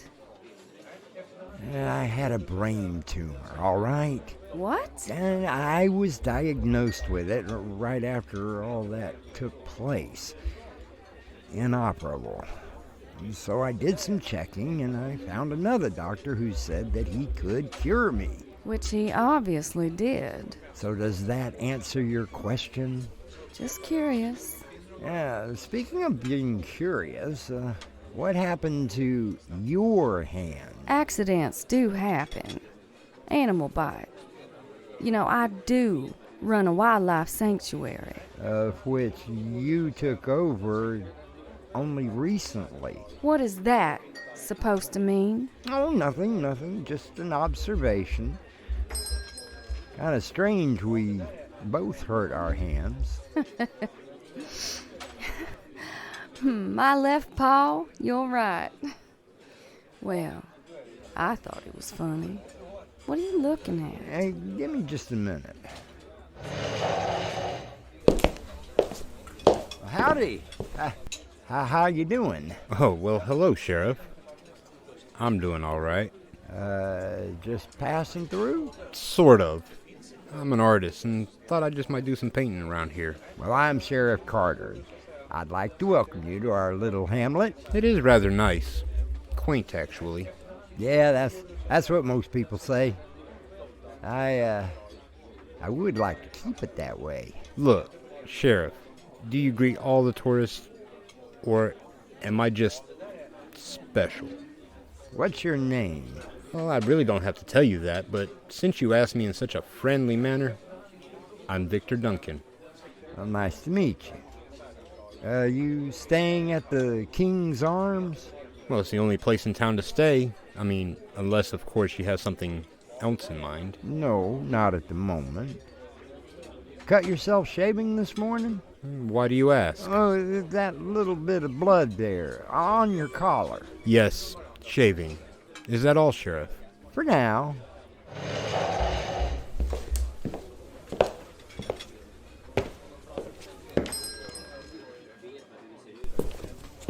What was that all about? Oh, shaving my eye. Come on, Sheriff. He's just a tourist. Yeah, I'm not so sure. Anyway, it seems like you were wanting to say something to me, and now you're just not quite sure how to say it. Can't hide anything from you, Columbo. Okay, I checked. The killings, or at least the new ones we know about, all happened at the same time and in the same place. I do my fair share of detective work. That is what they pay me for. Yes, they all happened out there at Talking Rock. Your favorite fishing spot. And something else. They all happened during the full moon phase. The night before, the night of, and the night after. Do you want to say it, or should I? Oh, Sandra, now, you don't really think that this is a werewolf, do you? If the paw print fits. Okay, you got any suspects? Mulling it over. Do you? Ta-da.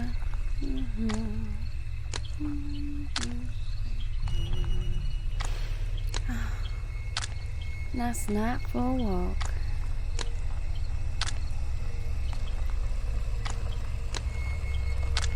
Hey there. Need a lift? No, I don't think so. Oh, come on. It's about to pour down rain. You want to get wet? Yeah, okay.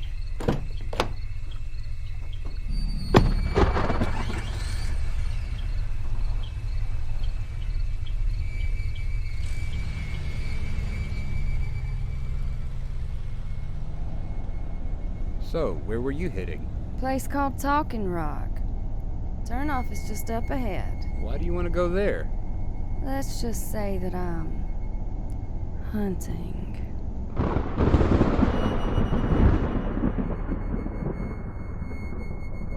The werewolf legend has evolved over time. Long gone are the full moon wolves who were tortured creatures of the night. But like all legends, they do return, and sometimes with a vengeance. You return with me for Act 3.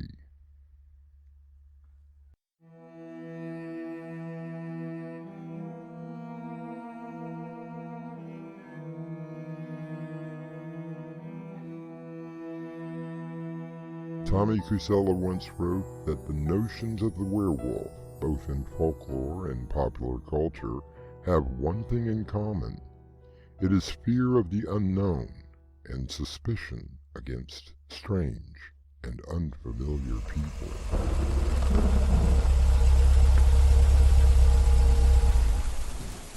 So, is this the place? This is it. Very quiet. Lonely. Say, is that a cassette player? Yes, it is. Haven't discovered the digital world yet? Tape is more pure. these your tapes? Yes, they are. Recording them myself. Would you like to hear one?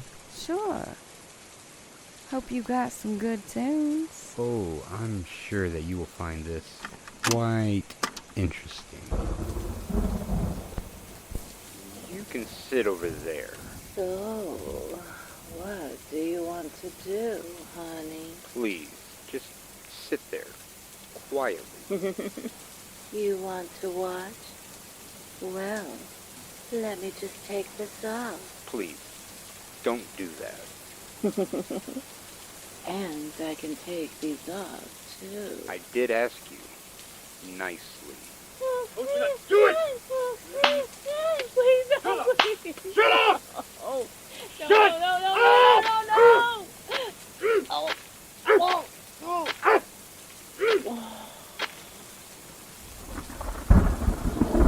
I did ask you nicely, Kristen, not to do that.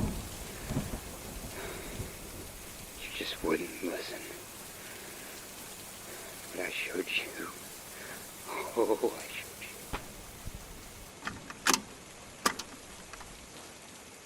Are you not frightened? Why? Should I be? After hearing what I did to her? That does not scare you? Like I said, why should it? What do you keep looking at? The moon. Starting to rise just over that hill. What's so special about that? Hey, where do you think you're going? I told you.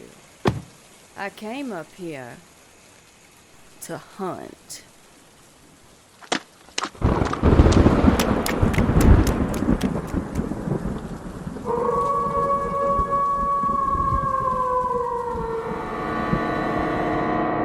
Hey, Maggie, a little more coffee over here, please. Thank you, sweetheart. Any idea who he was? Well, it wasn't Victor Duncan, that's for sure. Ran his name, but nothing came back. Luckily, the doc was able to get one usable fingerprint from, well, what was left of the body. So?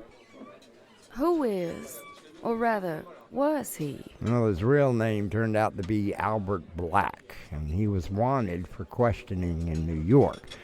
There's something about a series of murders that he was a person of interest. So, the serial killer turns into the victim. Any suspects? Not a clue. We did find those same strange tracks by the body. Really? Sheriff, can I ask you something? Well, sure, Sandra. You can ask me anything. Where were you last night? Yeah. And I could ask you the same thing. Hey, I have nothing to hide. I was checking the cameras around Talking Rock. Well, now that's funny. I was fishing up there last night. Kind of a curious coincidence, don't you think?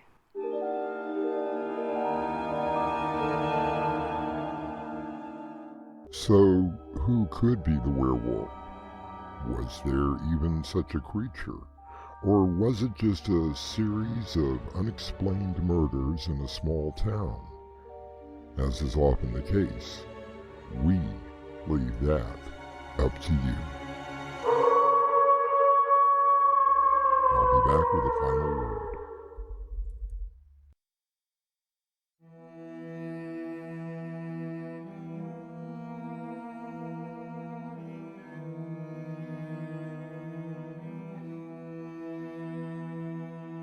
I believe that singer Warren Zevon had the right idea. You hear him howling around your kitchen door. Better not let him in. A little old lady got mutilated late last night. Werewolves of London again. Our cast included Crimson McKenzie, Winslow Swan, Mark Wheeler, and Gemma Mitchell. The story was edited by Crimson McKenzie, and the production was under the direction of Winslow Swan. And now, a preview of our next tale.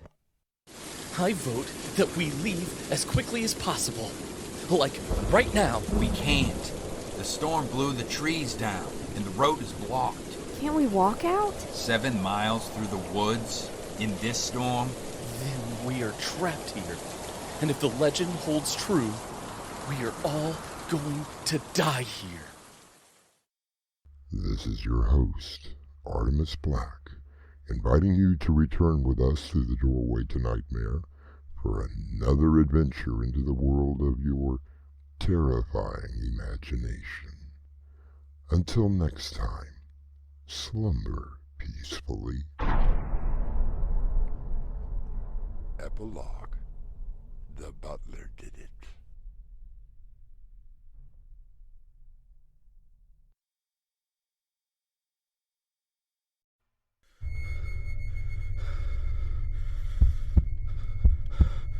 It lies in wait amidst your dreams, where nothing is ever how it seems. It is a portal to a terrifying world beyond the doorway to Nightmare.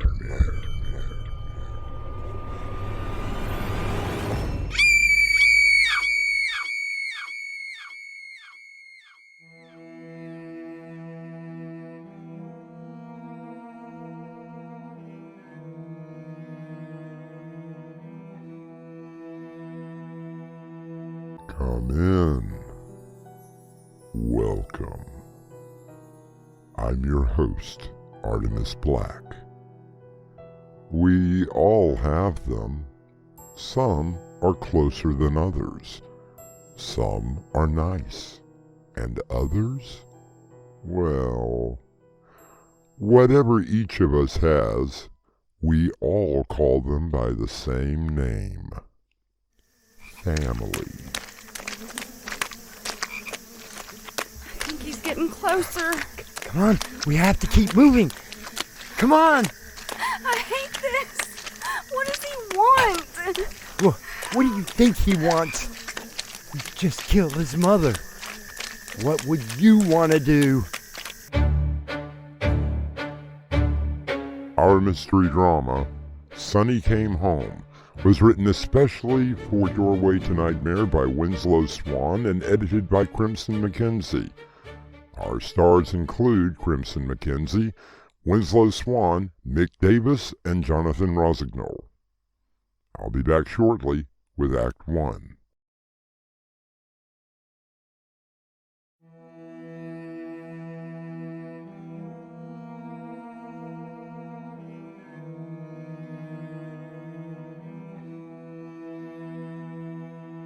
Our tale tonight deals with family.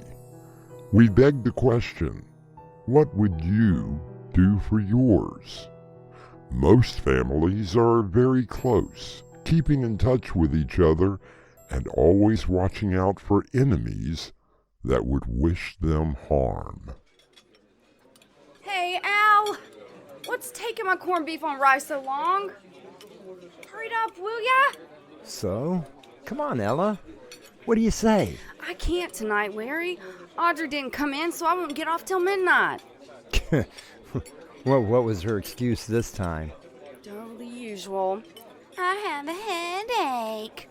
Which, of course, is code for I have a date. Ooh, she makes me so mad. Well, why don't you just quit? Ha ha! And do what? Move in with you? Hey, what's so strange about that? Larry, you work in the only gas station in town. I work at a rundown diner. How are we ever gonna make it? Yeah, and who says we have to stay in this town? Oh, you are going to take me away from all of this, right? And why not? I'm sick of this town. The low pay, the rotten apartment that I live in, and the people here. And come on, aren't you? Well, I have to admit that things are not exactly going the way I planned it. Yeah, what sort of plans did you have? Really want to know? I wouldn't have asked otherwise. No, you'll just laugh. Hey, no judgments here. I wanted to be an actress. And I was on my way to Hollywood when I got stuck here. That was over 2 years ago. That's not so strange. I wanted to work on a real NASCAR racing team. I would have too, had I not stopped in this swamp-infested place. How long have you been here? Too long.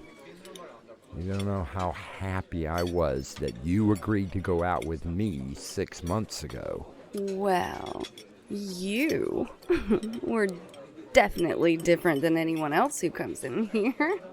So why don't we do it? I told you, I have to work tonight. No, not that. I mean, why don't we get out of this swamp town?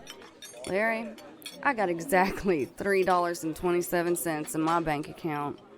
Rent's due next week, and my car needs new tires. Okay, so we need a bankroll, right? What? What you planning? Robbing a bank? Not a half bad idea. I mean, come on, they only have one security guard, and he must have been in the Civil War. Oh, he's not that old. Besides, he's sweet. Always tips me $5 anytime he comes in. I would never want to hurt him. I'm not planning on robbing the bank, I promise. Good. So then, we're back at square one.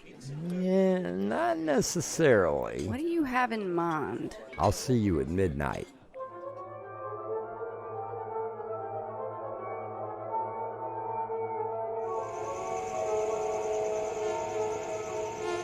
All right, Larry. I'm here.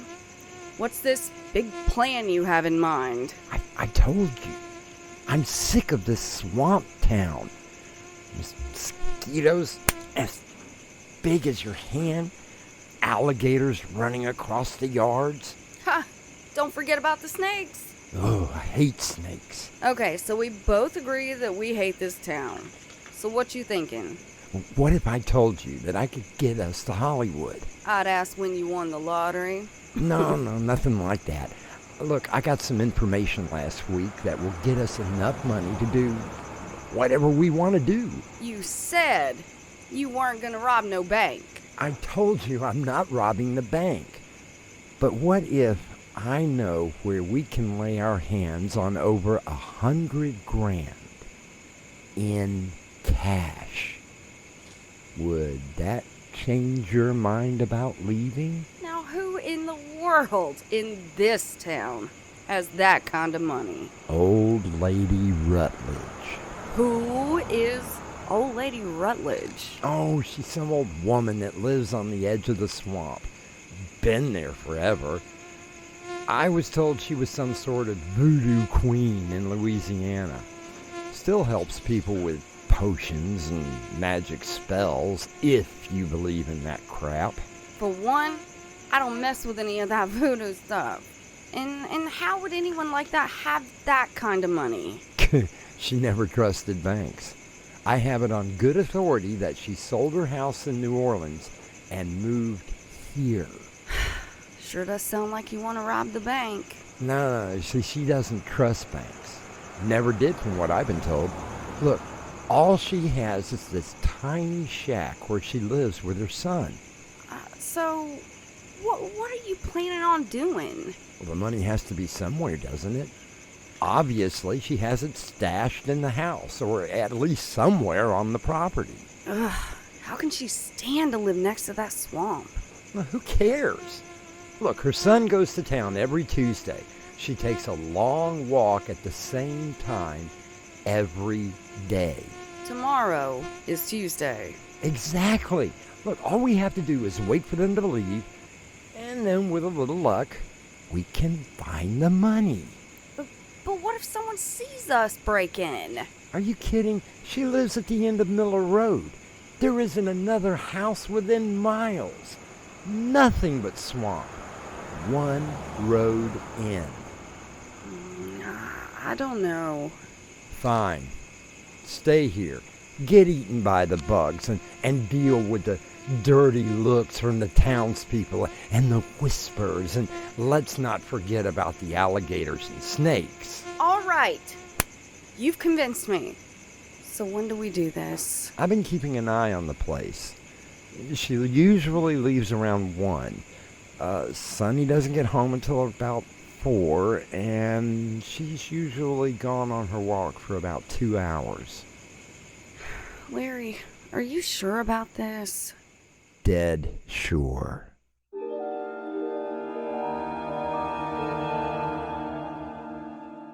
The actor Michael J. Fox once said, "Family is not an important thing, it's everything." And it has been my experience that some families are closer than others. I'll be back shortly with Act 2.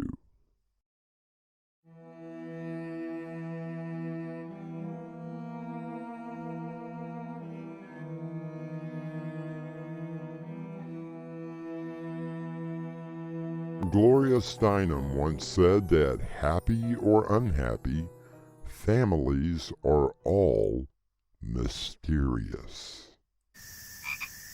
Why do we have to park so far away? I didn't want her to see the car, that's why. And I thought you said that her son always goes to town today. Okay, so he hasn't left yet. We just have to wait a little longer. Ow! Damn bugs, I'm getting eaten alive! Just keep thinking about all that money we're soon going to have. If they will ever leave. Now look, don't worry. They're gonna be... Is that? No. That can't be her son. That's him, all right. Ugh. I wouldn't want to run into him in a dark alley. He must be 7 feet tall. Yeah, with a face that only his mother could love. Oh, what happened to him? I think he was born that way. This is mean, but he's hideous. Look, he's leaving. She's leaving too. Now maybe we can just get this over with. Just give it a little time. Let her get down the road. And then we hit that place. Hard.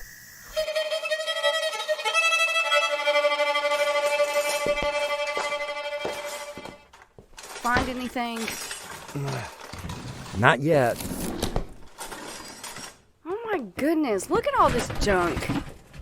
Larry, look at this. Voodoo doll. So what? You think she really is this high priestess or whatever they call them? Mama Lo. What's that? What you just said. A high priestess. A simple yes would have sufficed. You just keep looking. That money has to be here somewhere. Just face it, Larry. There's nothing here. Just a bunch of old junk. Fine, just grab what you can. Here. Put whatever you can in this bag. That won't be much. Look, will you just do it and hurry up? Hey, look at this. It looks like solid gold. Well, then put it in the bag. Oh, wait a minute. What is it? Some sort of statue, I guess. Yeah, maybe we can sell it. What you doing in my house? Larry, we've got company. Who you people? Now, don't get excited. We just had a little car trouble and we were looking for a phone. You no lie to Mama Lo.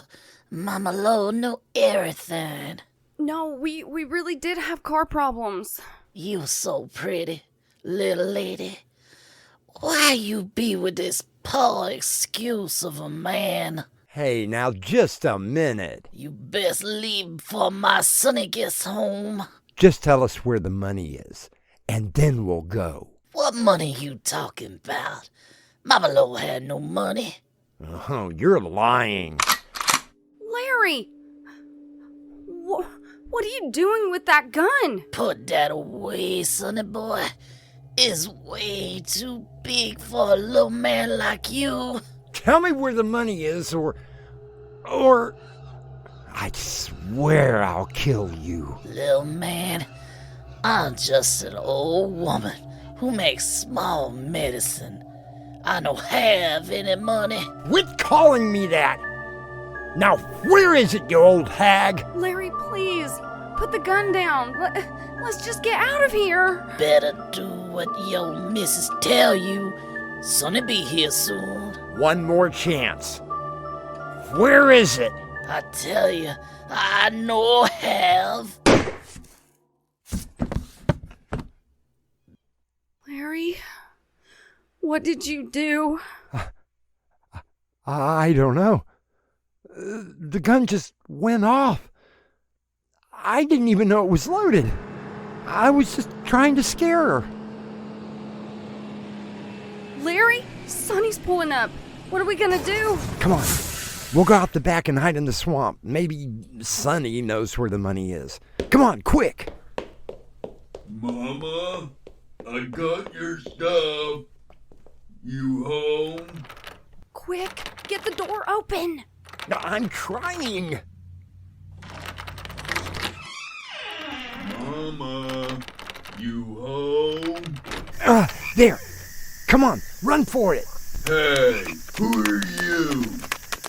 Run, Larry! Hey, come back here. Quick, through the swamp. We can double back and get to the car. Come here. The gun, use the gun, Larry! I can't. Why not? You had no problems killing the old lady. Because I dropped the gun. Oh, jeez, he's got it. Come on, keep running. Why you running? Come back here. Come on. Through here. Look, the car. Hurry, Larry, the ape is right behind us. Quick, get in. Come on. What I tell you, little man? Gun no hurt, Mama Low. Larry, look! No, it can't be. Let's get out of here. You can no run from Mama Low. She's in the middle of the road! Larry!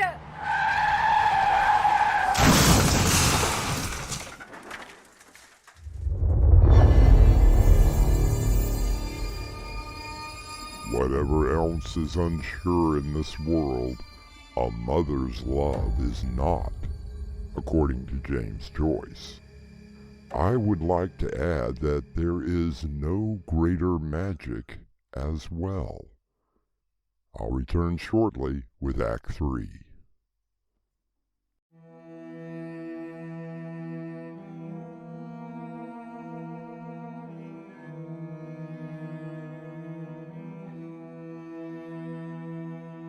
Larry and Ella have managed to crawl away from the wreckage of their car.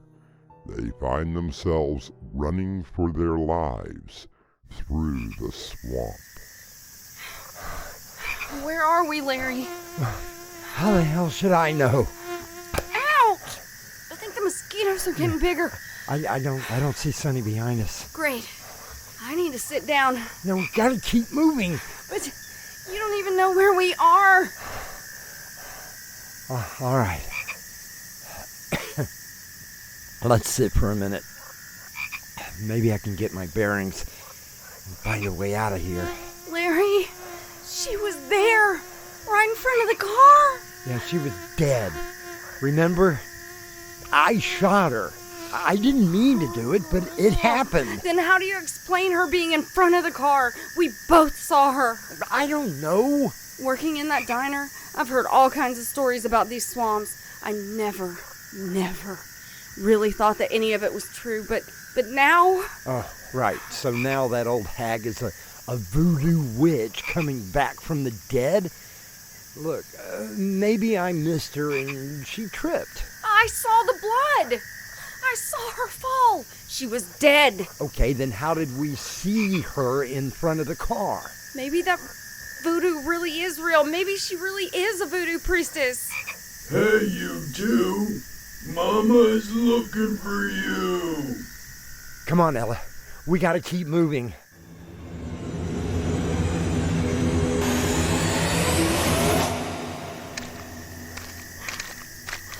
I can't go any further.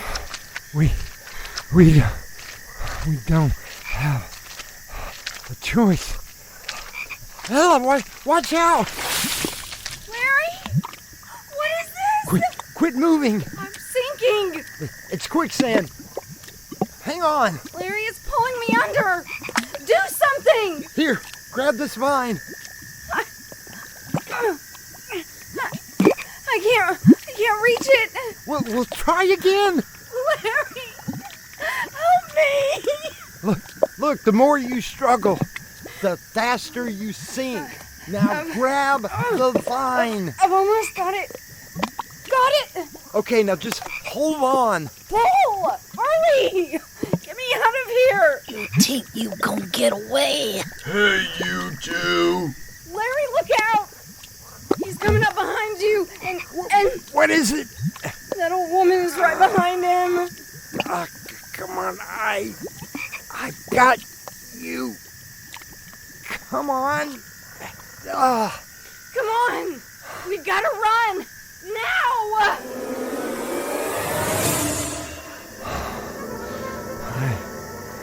I can't run anymore. Please, Larry, we've got to! I'm done. Took you long enough. Larry! How the hell? What are you? I done tell you, little man. I'm just an old woman who make little medicine. No, you're dead. I saw you. You don't understand, little man. Okay, Sonny. You take him back to the cabin. I got some nice stew waiting. But it need a little meat. Come on, you two. Let's go. Please don't do this. I'm not going anywhere. Here. Hey. Watch out for the gun. Mama? You little man. You take my boy. You take my boy. Larry? Let's get out of here.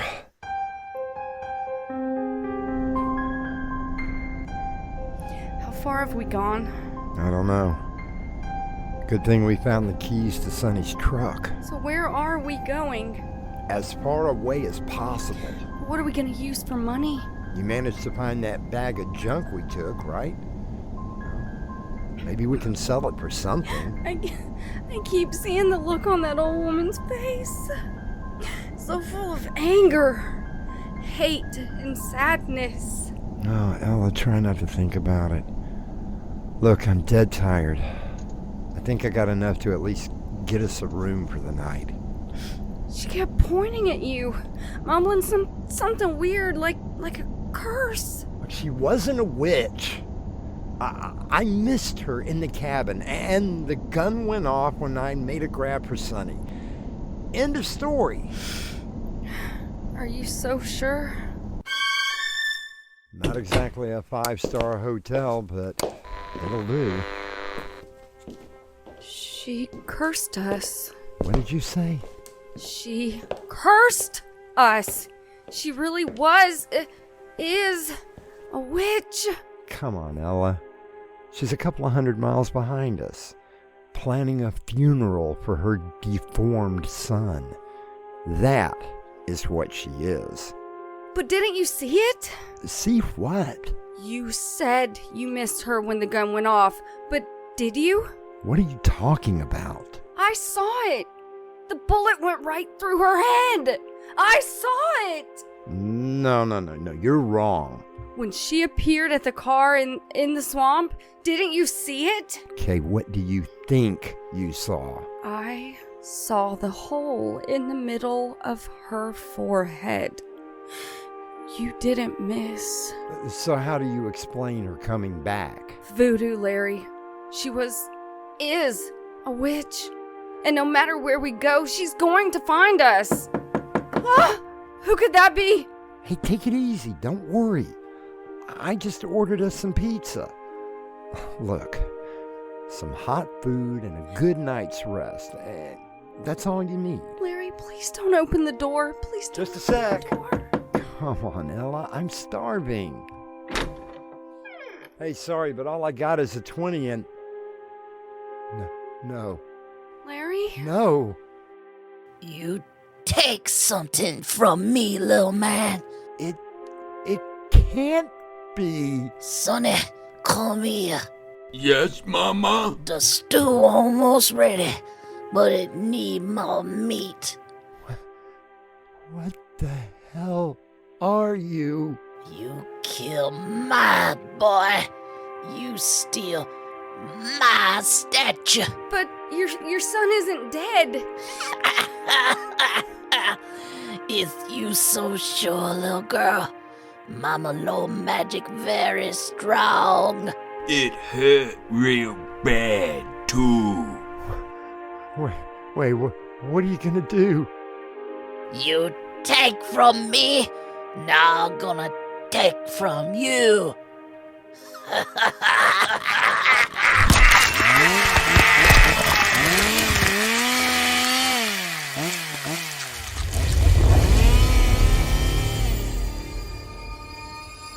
There are many things in this world of ours that go beyond the realm of reasonable explanations. Most of us never face such things, but there are a few who know the terror of the supernatural. I'll be back with a final word.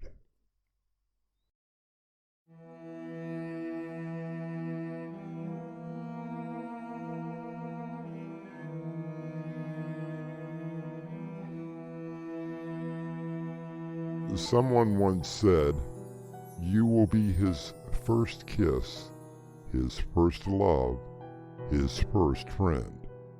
You are his mother, and he is your whole world, your little boy. While you cannot choose your mother, you can always try to make the best of what you have." Our cast included Crimson McKenzie, Winslow Swan, Mick Davis, and Jonathan Rosignol.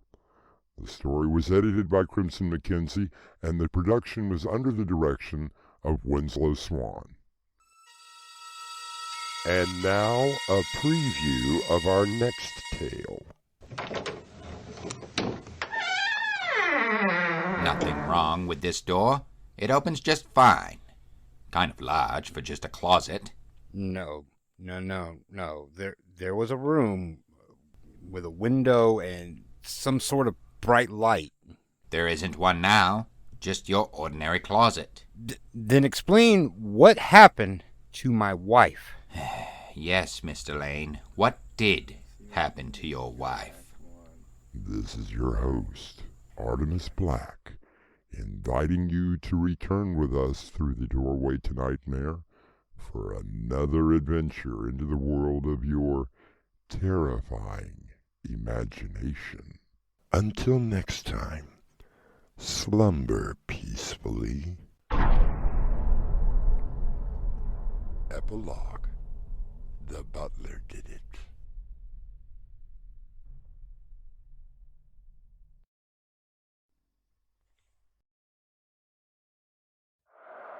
When you sleep, you enter into another world.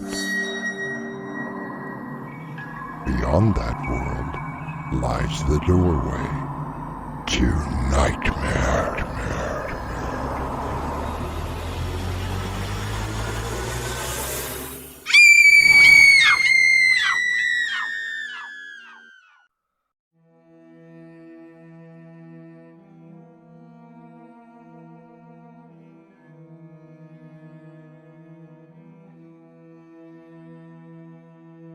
Come in. Welcome. I'm your host through the doorway to Nightmare. Most, if not all, writers begin their stories with a premise. The question, what if, is usually the beginning of an idea for a story. For Alex Schaefer, world-renowned writer of mystery and horror, What If has suddenly become very real. How old do you think Margot really is? That's something we've never really had the need to talk about. For us, age is just a number. Yes, that is something that people usually say. I suppose you believe that I was just an aging writer when I met Margot. By marrying her, I was trying to recapture my youth, and she was just a trophy. You said it. I didn't. I'm being very serious. How old do you think that she is? If you're going to press the matter, I would say that she's in her mid to late 30s, if that. Believe me, dear girl, she is much, much older than that. Our mystery drama, He Tried, was adapted from the short story and written especially for Doorway to Nightmare by Winslow Swan and stars Mark McLean and Crimson McKenzie. It is sponsored in part by Swanage Press. I'll be back shortly with Act 1.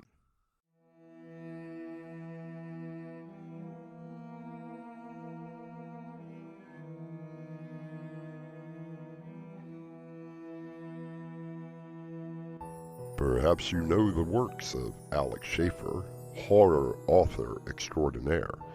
His novels and short stories have been at the top of the bestseller list for years. When he married at the age of 60 to a much younger woman, the press had a field day. However, like critics, he paid the media no mind.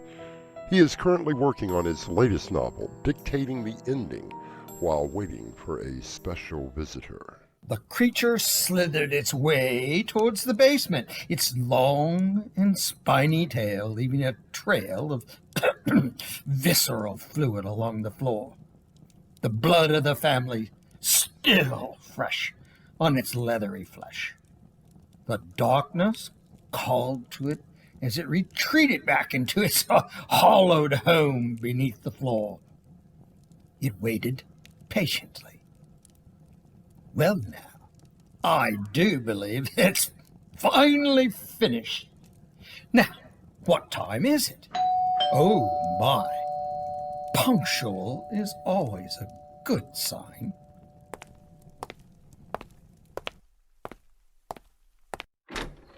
Mr. Alex Schaefer? Yes, and you must be Millicent Giddings. Won't you come in and get out of that bone-chilling cold? Thank you, sir. You may call me Echo. I suppose that we were all on first-name basis these days. So, Echo, it shall be. You have quite an impressive home, Alec. Yes, I do rather fancy it.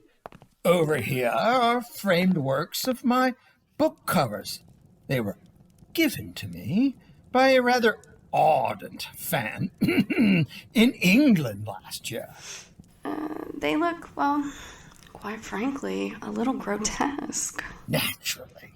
You wouldn't expect to see a handsome young man cradling a young woman in his arms on a book about a creature that devours human heads now, would you? I suppose not. Would you like a drink? Scotch. Ah, my kind of person.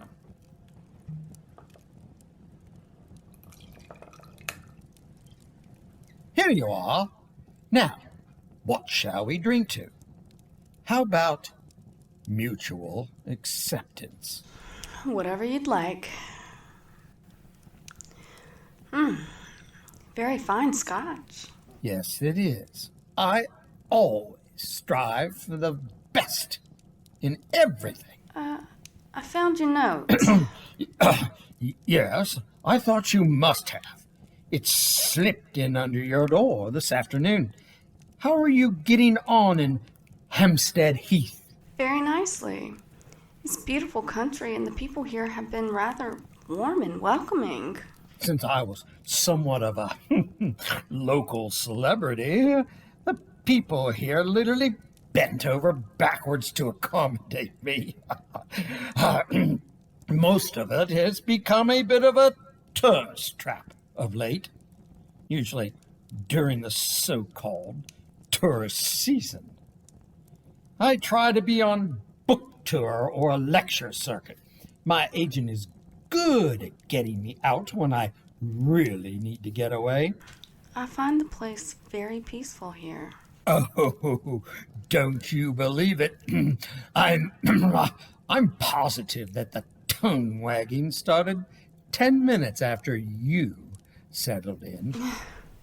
I was a little surprised that you even wanted to see me today. Well, since Margot is away visiting some friends, I thought that this might be the perfect opportunity for us to have a little chat. You know, get to know each other better. Can I refresh your drink? Oh, thank you. I suppose the kind of books you write transfer well to movies. God forbid. I would not allow such a thing to happen.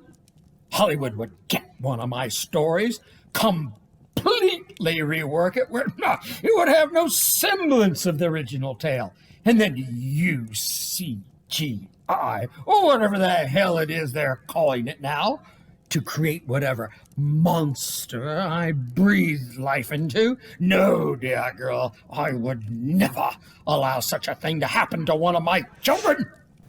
I suppose most writers feel that way about their books. Think of it. They really are my children. I created them live on a printed page, and millions of people around the world cherish them. I would never agree to have them eviscerated on the screen. I understand. Now I understand that you want to marry my wife.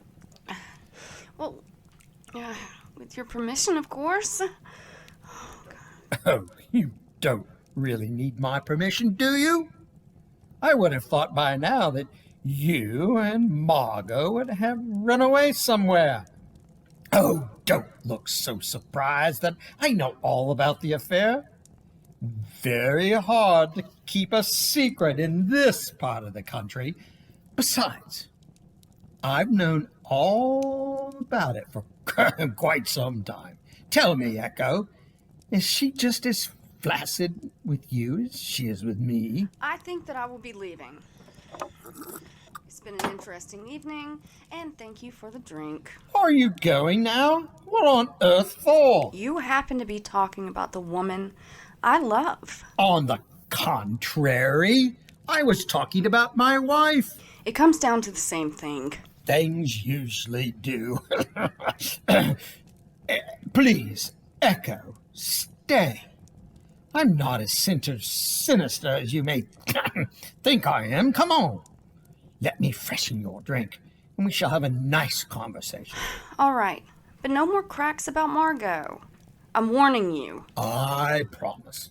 No more talking about how much of a cold fish spendthrift leech that she really is. I'm warning you, Alec. Here, have another drink, and let me ask you, can you afford to keep her? What do you mean?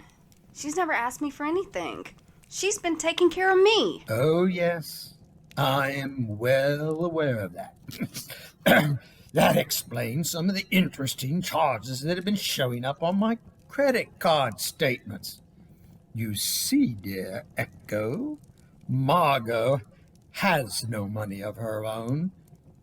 In a way, it is me that has been taking care of you.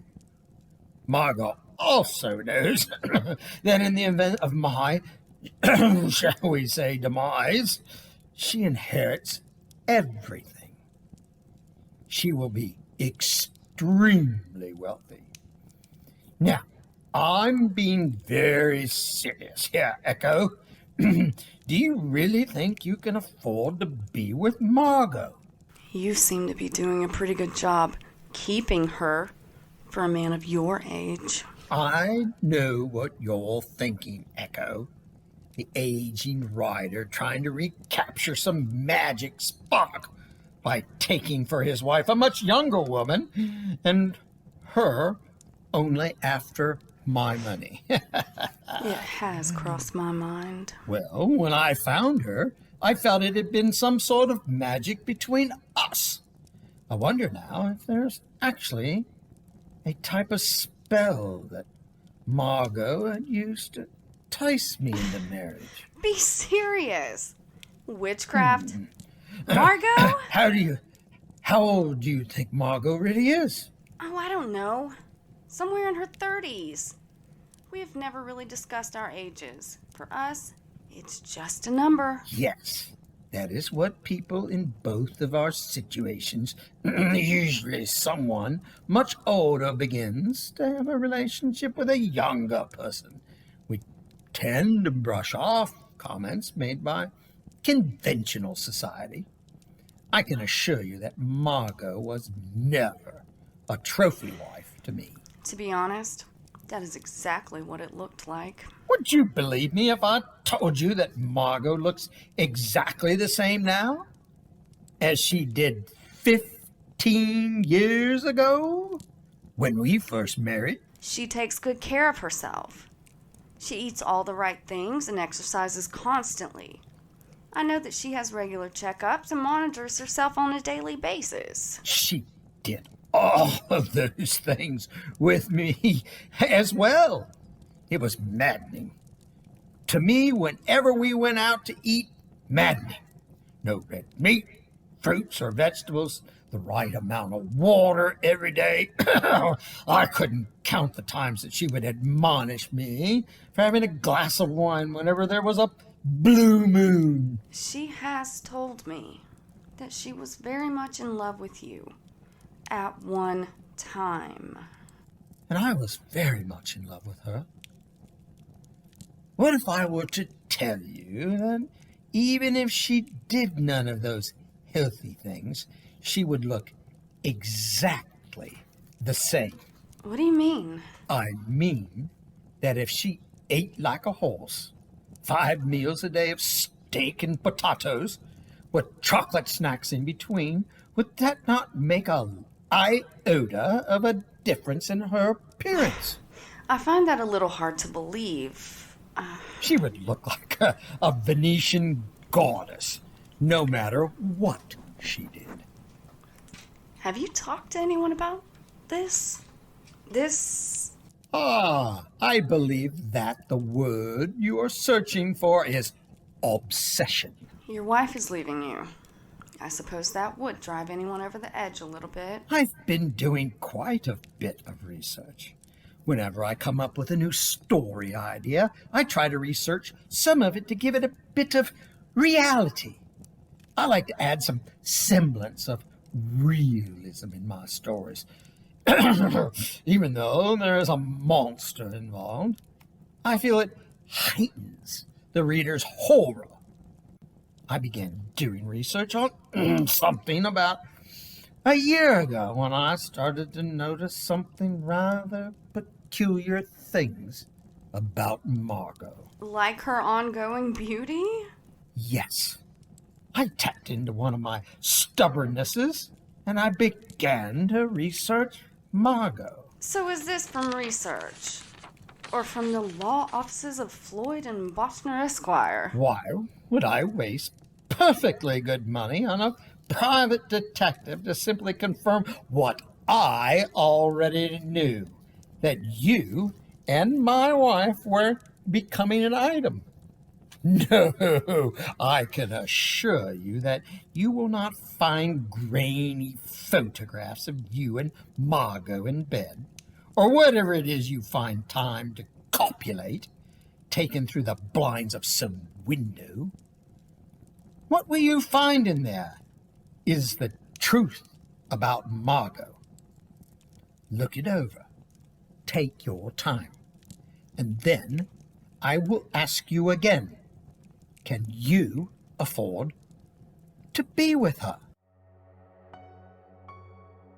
What began as an interview, which led to a confrontation between husband and lover, has now become something more sinister. What could be found in the folder that Echo now has in her hands? We shall all find out when I return with Act 2.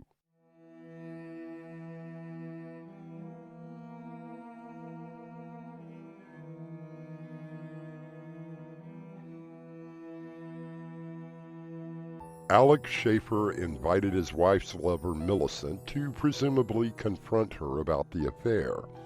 As the conversation continued, Alec hands Echo a folder of research which holds more information about Margot than even Echo wants to believe. Oh, this is ridiculous. You're not looking hard enough. All that you have here are newspaper clippings of past marriages. Look at this one, see? This is our wedding from 15 years ago. There's Margot and me cutting the cake. It was a rather grand social event. Fine. So you both look very happy. You're not seeing it. Now look at this and read it. The Brownstone Funeral Home announces services for Mr. Edward James, who passed away due to complications of an illness. He is survived by his wife, Mrs. Margaret James. Funeral services to be held at Brownstone Chapel Thursday at 2. So what of it? Look at the picture. See? That was taken at our wedding 10 years earlier. Don't you see? Margot hasn't aged one bit since. So? A lot of women seem not to age as they get older. This doesn't prove it. Keep looking. But these are just more of the same. Wedding announcements, obituaries, social articles. Look at the pictures of Margot. You poor man. Her leaving you for me has really unhinged you. I'm not crazy. I didn't say that you were, but I do think that you need a lot of help. Have you ever showed this folder to Margot? Don't be absurd. Perhaps I should. I can take this to Margot, this fabrication, and it would definitely be the final nail in the marital coffin. That was driven in me when she met you. How do you think that I even knew about you? You mean she told you about us? My dear girl, she didn't tell me about you. She gloated over it. She said our marriage had simply become a convenience for her, and that soon, very soon, I would no longer be necessary. I don't believe she said that. And this? You must have spent hours in front of that computer of yours printing this stuff up. I must say, I know an 8-year-old that can use Photoshop better than these photographs. You should really brush up on your computer skills. I don't blame you for not believing me. Oh, I believe you. I believe that you need more help than a therapist could give. It must have taken you quite a number of minutes to copy and paste Margot's picture all over all these old newspaper clippings. If my math is correct, you have articles here dating back to the early 1900s. That would make Margot around 120 years old. I'm guessing around 275, if not older. I was never any good at math. I went back as far as I could with photographs, actually going to newspapers and digging through their archives. Margot has retained the same signature. I was able to trace her all the way back to the 1700s.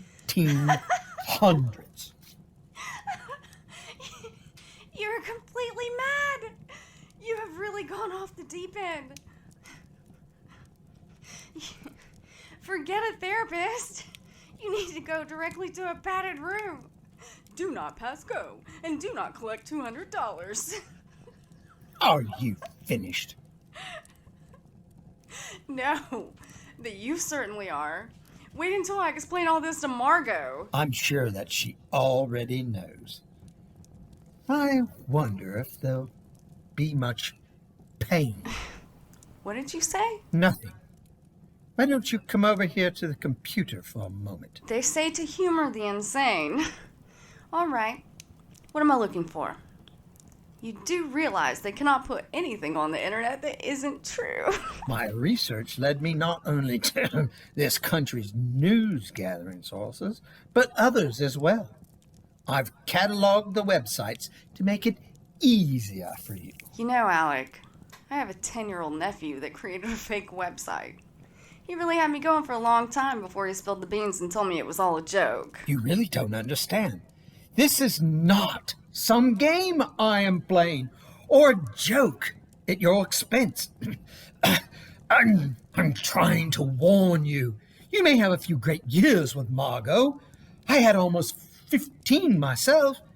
But in the end, she will simply find someone else, and you will be disposable as well. Don't you understand? You will die. Oh, this just gets better and better. I suppose you're now going to tell me that Margot, your wife, my lover, and soon-to-be wife, is some sort of a vampire? Perhaps she is a witch, and she'll ride here on a broomstick to murder you. I really don't know what she is. Hey, you really are serious. Your face has gone all ashen white. Let me get you another drink. Oh, thank you, my dear. I'm sorry, Alec. I just can't believe this whole story. Margot and I are deeply, passionately in love with each other. It was simply out of consideration for you that I even showed up here tonight. If it makes it any easier, I never wanted to be the other person that came between a good marriage. If it had not been for you, then it would have been someone else. I could tell that Margot was getting tired of me. After all, 15 years is quite a long time, I truly believe. Or at least want to believe. That somewhere in that black heart of hers, it hurts to see someone age when she can stay young. Again, I'm very sorry, but I just don't believe it. A few newspaper clippings and some websites prove absolutely nothing. Would you possibly believe your own eye? More photographs. Follow me to the bedroom. I am not gonna sleep with you. Rather novel, since Margot and I have not done anything in over 2 years, but that is not what I had in mind. Well now, things have progressed a lot further. No, really. Don't judge Alec too harshly. Has he managed to cook up an elaborate scheme to get rid of his wife's lover? We shall find out what awaits in the bedroom when I return with Act 3 shortly.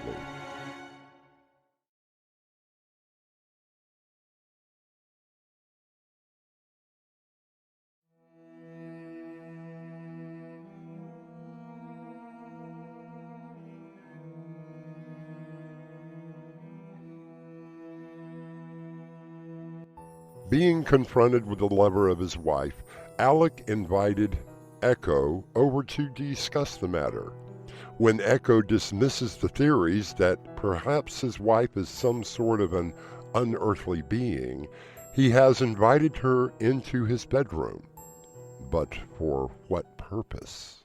I'm not sleeping with you. This is not what I had in mind.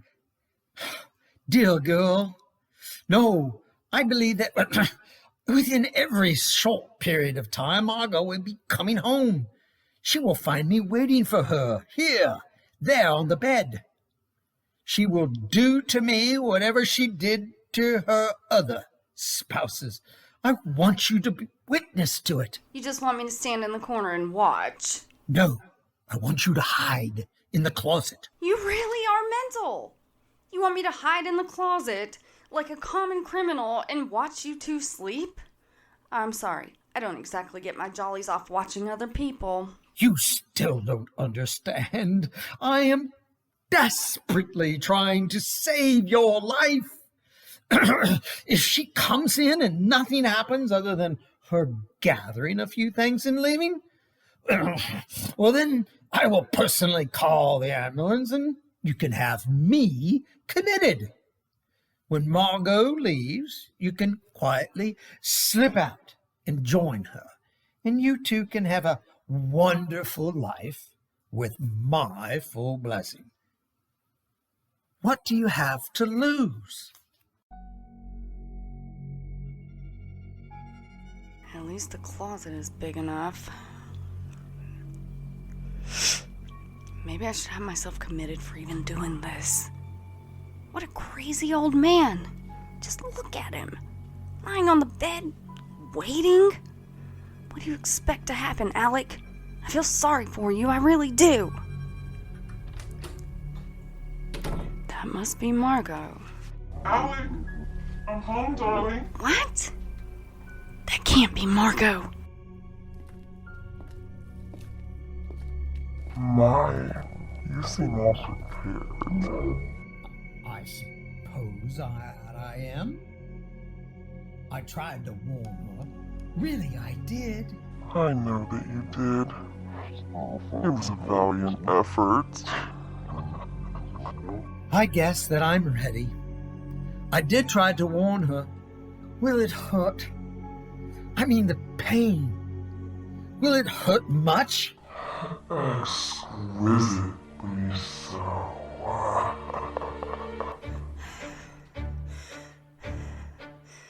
What is she doing? Oh my god! That's impossible. She's floating up, directly on top of him. Must not scream. Must not scream. Dear God in heaven. Her arm. She shoved her entire arm down his throat. That's just not possible.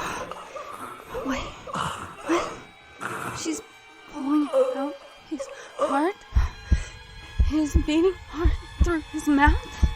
I think I'm gonna be sick. She's eating it. She's eating his beating heart. Oh, good Lord.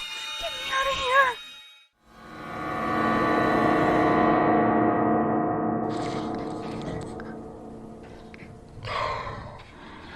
You can come out now, lover. Where's the blood? Where's on the blood? There should be blood, but he's just lying on the bed. We must really do something about that overactive imagination of yours. Poor Alec. I tried to get him to do something about his heart condition. No pun intended. What are you? What am I? I'm finally and completely yours. Alec Schaefer, writer of horror fiction, has just lived out his own horror story. He lies prostrate on the bed, dead, his eyes still open wide with terror. Echo watches as her lover glares at her, and she herself realizes that same desperate fear that Alec had shown her earlier. And as the curtain closes on our little scene, I will return shortly.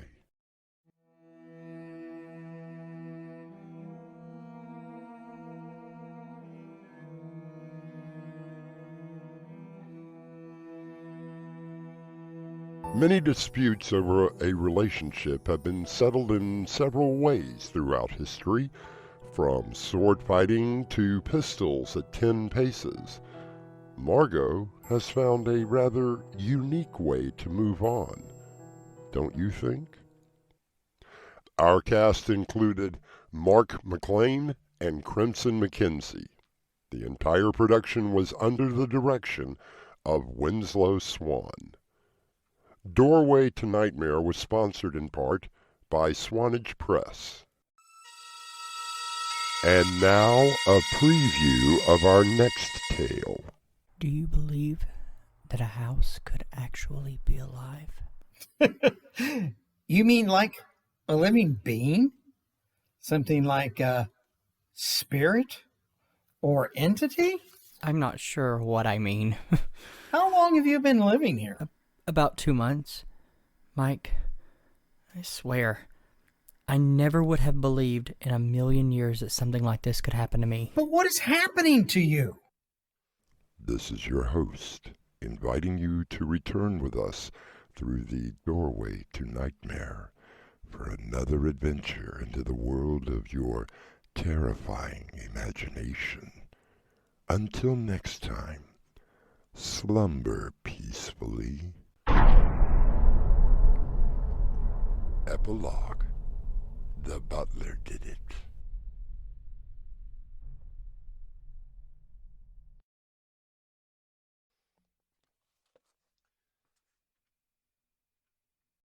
Hi, this is Winslow. This is Crimson. And if you like what we're doing, Hit that like button. and if you want to hear more, Subscribe.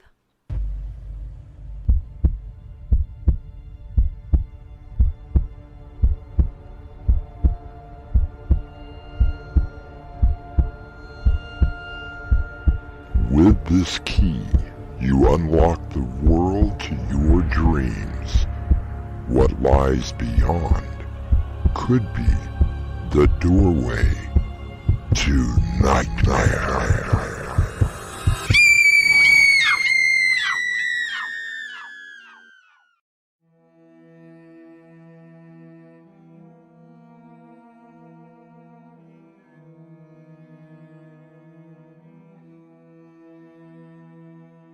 Come in.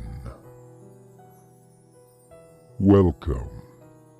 I'm your host through the doorway to nightmare. The great American author and poet Edgar Allan Poe wrote many stories of horror and terror. One such story was about a man who was deathly afraid of being buried alive. Poe had a similar fear of such an ugly way to die, to be buried in one's own tomb, scratching and clawing, trying to get out. Oh, you don't know how relieved I am. Relieved? In what way? Well, surely this is a joke on your part. I'm sure we'll have a good laugh over a bottle of beer at the bar. I will. That's for sure. So you're serious? Why? You really don't know. I must know why. What sort of friend are you anyway? Makes love to my wife and then doesn't even speak to me? It's as good of a reason as any. Don't you think? Our mystery drama, The Theater, was inspired by the Poe classic Cask of Amontillado and written especially for Doorway to Nightmare by Winslow Swan and edited by Crimson McKenzie. Our stars include Ezra J.D. Emmons and Brenna Faith. It is sponsored in part by Swanage Press. I'll be back shortly with Act 1.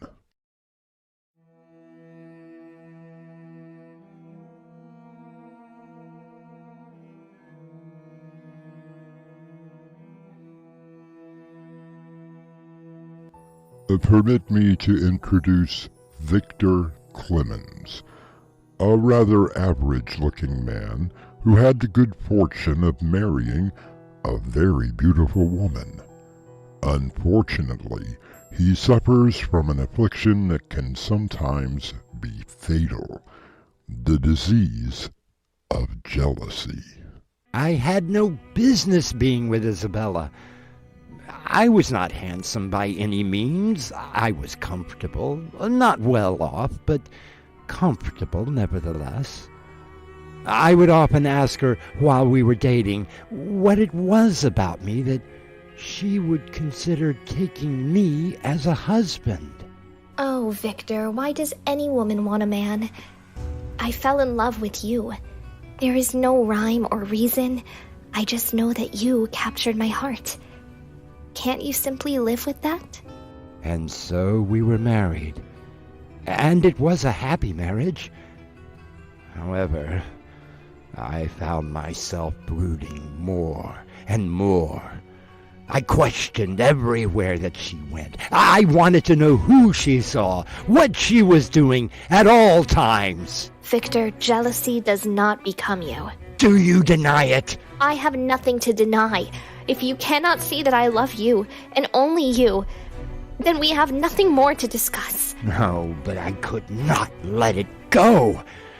I began to follow her around, watching her constantly. I slept little, and I began to lose weight due to lack of eating.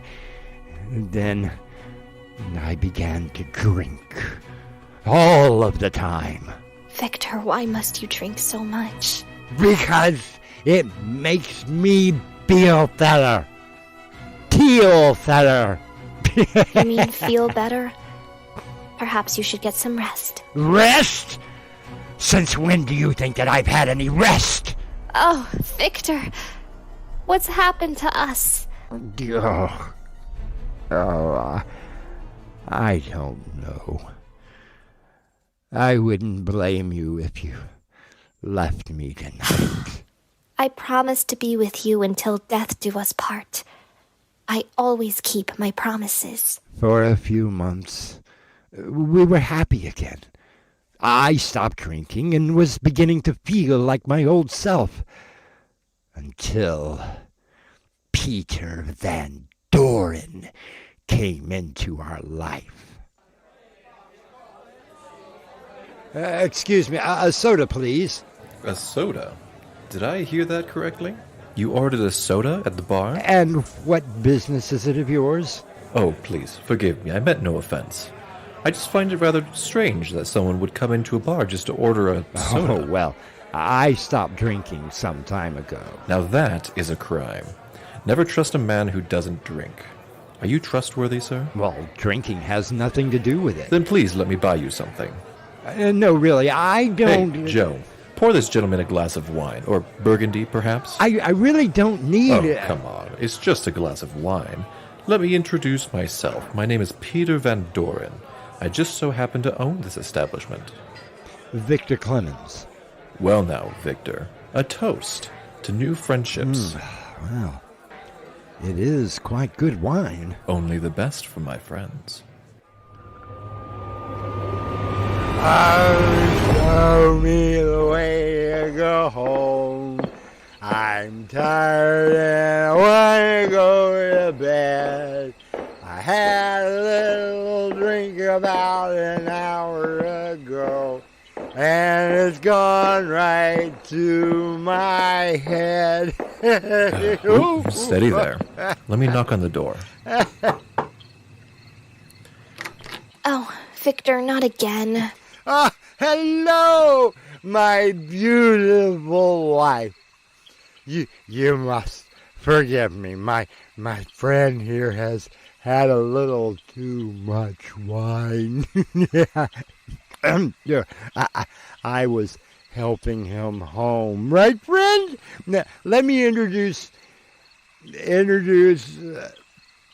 What was your name again? Good evening, dear lady. I'm Peter Van Doren. Isabella Clemens. Charmed. Isn't he charming, Isabella? Oh, pardon me. I don't feel so well. Let's get him to bed. Would you care for something, Mr. Van Doren? Won't you call me Peter? All right, Peter. Would you like something? Has he always been this way? No. There was a time when we were quite happy. Well, seeing him and seeing you. How did you ever marry him? Would you believe me if I told you that I was in love with him? No. Believe what you like. But he's a toad. And a drunken one at that. I believe that I shall have to ask you to leave. No, I don't think so. What are you doing?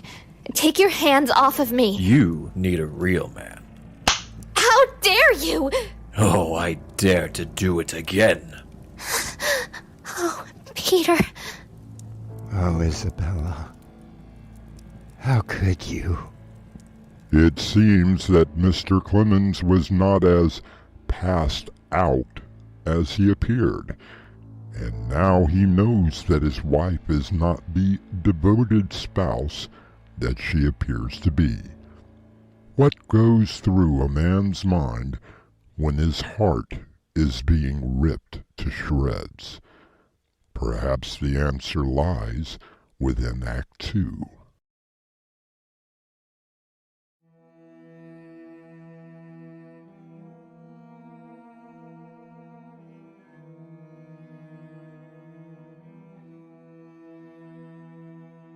It has been 6 months since Peter Van Doren began to see the Clemens. There were dinners, the theater, and much drinking. And of course, Isabella was delighted to find such a proper gentleman. A proper gentleman? No, there was nothing proper about Mr. Van Doren.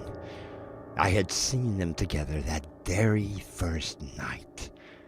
Isabella made excuses for going out, always making sure that I had something to drink before leaving. And I confess I found solace in the bottle until the night that a seed of a plan entered my brain. It coiled its way around my head, and when it fully grew, I laughed at the sheer deviousness of it.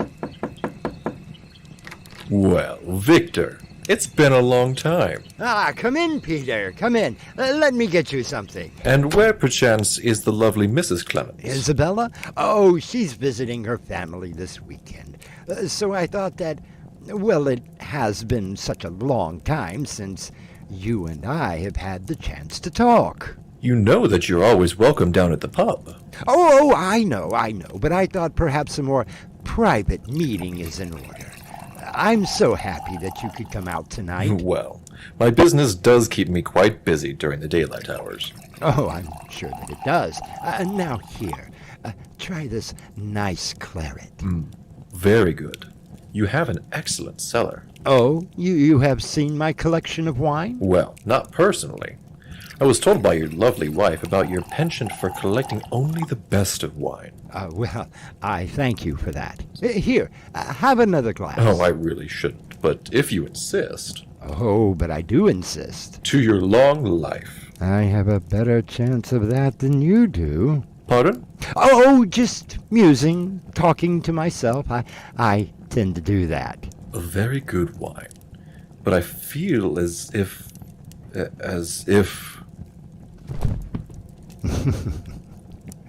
Just can't hold your wine? Well, I shall take good care of you.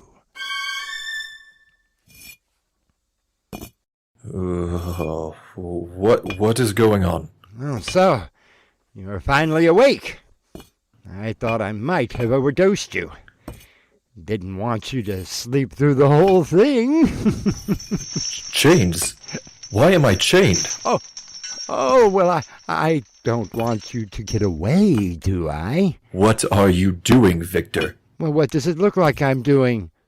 I'm walling you up. But why? You mean you really don't know? I'm murdering you. And you don't know why? I must know. What kind of a friend are you, anyway? Makes love to my wife, then doesn't even talk to me. You have no idea what I could do. I promise you, Victor, you will regret this. The one thing that I will not regret is watching you take your last breath. Victor, you seem distant tonight. Is there something wrong? No, not with me, Isabella. Is there anything wrong with you, my dear? No. I wonder what has happened to Peter. Who? Mr. Van Doren. I wonder why he hasn't come around. Perhaps he never left.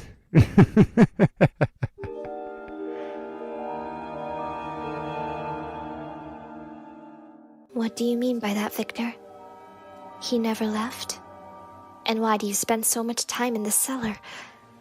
You just stare at this wall for hours. I've seen you do it. What could be so interesting about a wall that fascinates you so? A loose brick. Now we can see. Oh my God! Isabella. Peter, you're still alive? Barely. I need something. I'll get this wall down and let you out. No. Don't do that. Not yet. I need something now. I barely have any strength left. What can I do? Make the hole a bit bigger, so that you can come to me. Yes, my love. Now make sure that you can put them back, so the victor doesn't notice them. But why? Isabella, do you truly love me? Yes, I truly do. Then come in further, and kiss me. Isabella crawls through the small gaping hole that she has made. She removes the chains from Peter as he wraps his arms around her, his open mouth moving closer to her lips and neck. We shall move closer to Act 3 shortly.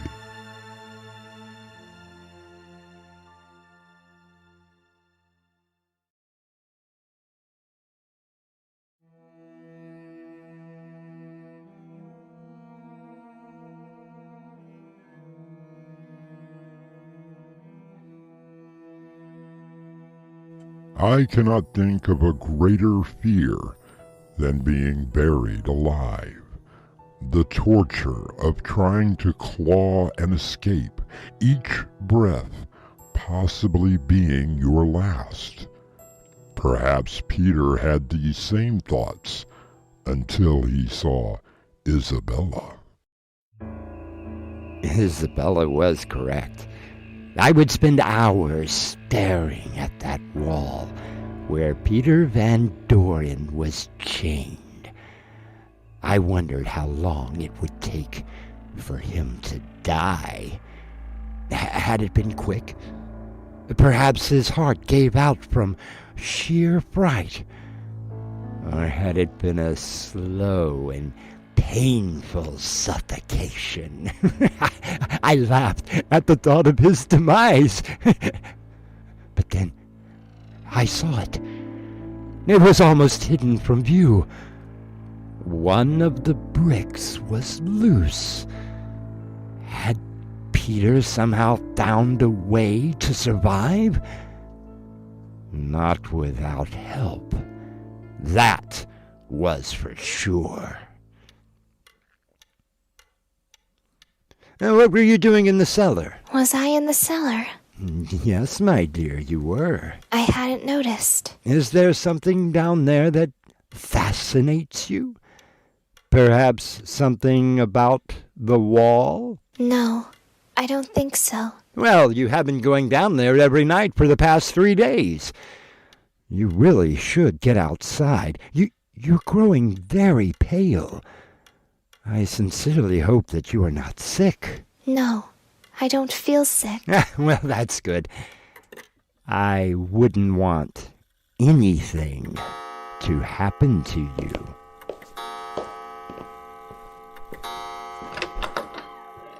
Isabella, what are you doing?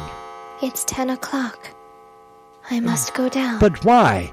There is nothing and no one down there. I must go. So, my dear loving wife, you must go down there. Perhaps you have found your dead lover and wish to be with him. Even in death, you have to be near him. Well, I can fix it so that you will always be near him. Permanently.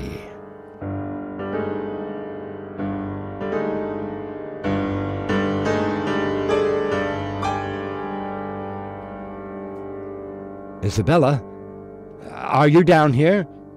I have a surprise for you. I'm over here, Vincent. What are you doing? Oh, I see. You've torn down the wall.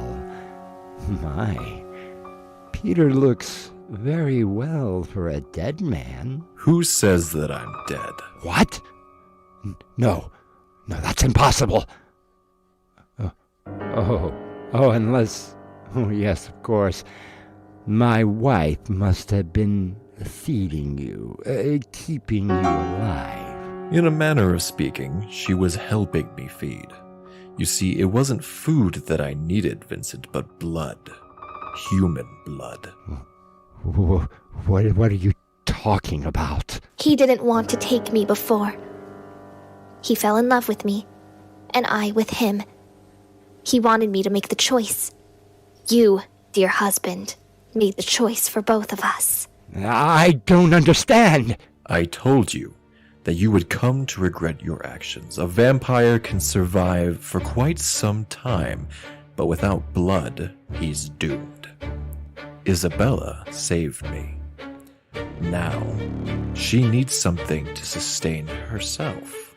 No. Come to me, Vincent. Come to me, my dear husband. No. Come to me.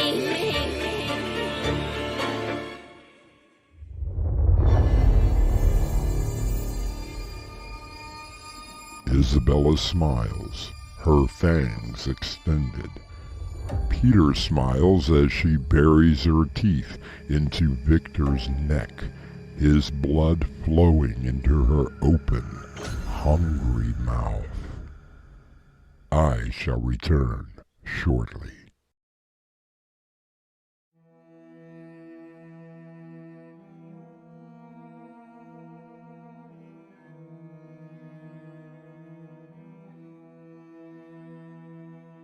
Isabella and Peter feasted on the blood of Victor before sealing him up inside the wall.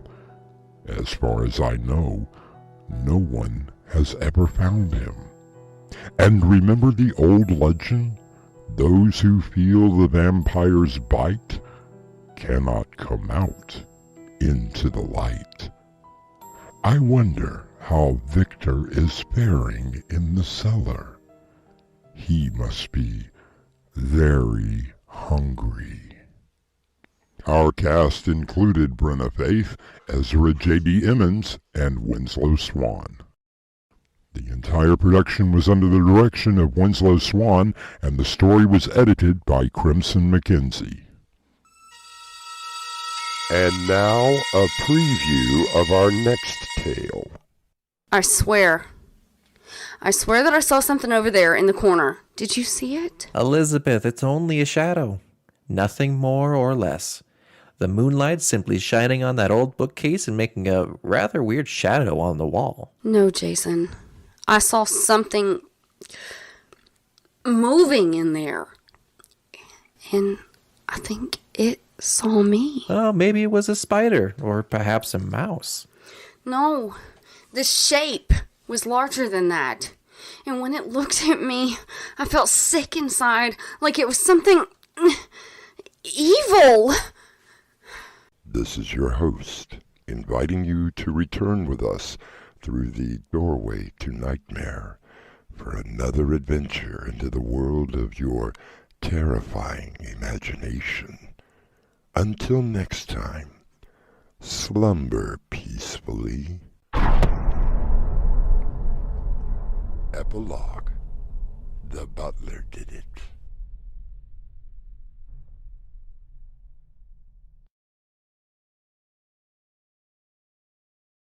Hi, this is Winslow. This is Crimson. And if you like what we're doing, Hit that like button. and if you want to hear more, Subscribe.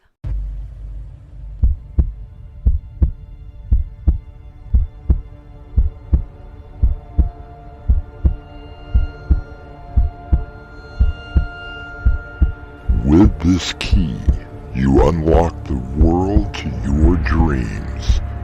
What lies beyond could be the doorway to nightmare.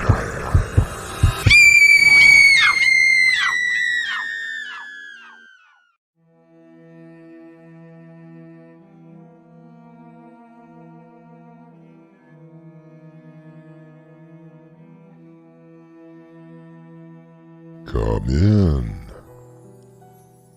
Welcome. I'm your host through the doorway to nightmare. Edgar Allan Poe once asked, "Is all that we see or seem but a dream within a dream?" Dreams are but shadows of our subconscious mind that only come to light when we are asleep. But what lurks in the shadows when we are awake? I swear that I saw something over there in the corner. Did you see it? Elizabeth, it's only a shadow. Nothing more or less. The moonlight simply shining on that old bookcase and making a rather weird shadow on the wall. No, Jason. I saw something moving in there. And I think it saw me. Oh, maybe it was a spider, or perhaps a mouse. No, the shape was larger than that. And when it looked at me, I felt sick inside, like it was something evil. Our mystery drama, Shadows, was written especially for Doorway to Nightmare by Winslow Swan and edited by Crimson McKenzie. Our cast includes Ezra J.D. Emmons, Will Dorman, Madeline Lane, Crimson McKenzie, and William Stafford. It is sponsored in part by Swanage Press. I'll be back shortly with Act 1.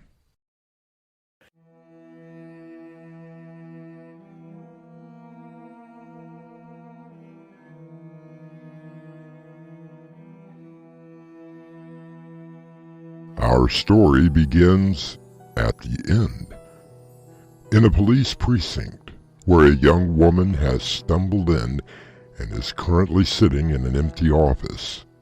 The officer in charge is talking to his captain on this dark and dreary night.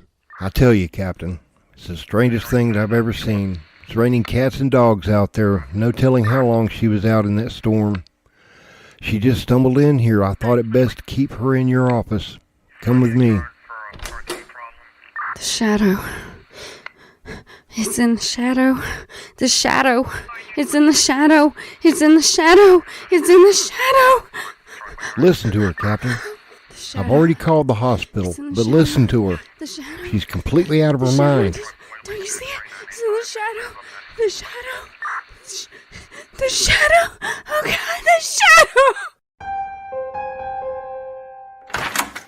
You're actually spending money on this place? Nope, I paid in chickens. Of course I spent money. What's wrong with it? Well, Andy, would you like me to list in order, or just start with A? Very funny, Terry.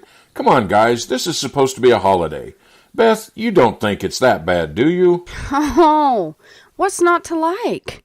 A cabin out in the middle of nowhere surrounded by the woods. This sounds like the movie Evil Dead to me. Not being helpful, Jason. Please, for all that is holy, tell me that there are lights and running water. I would have had to give them an extra chicken for that. Yes, Terry, you and Beth will have hot water, and yes, there are lights. I don't see any lights coming on. That's because I haven't started the generator yet. It's on the side of the house. So that's what the extra gas is for. Be prepared. That's my motto. No, that's the Boy Scouts, which you never were. Oh, yes, I was. For one day. One whole day. Okay, Andy, you go start the generator and I'll help the girls bring the supplies in.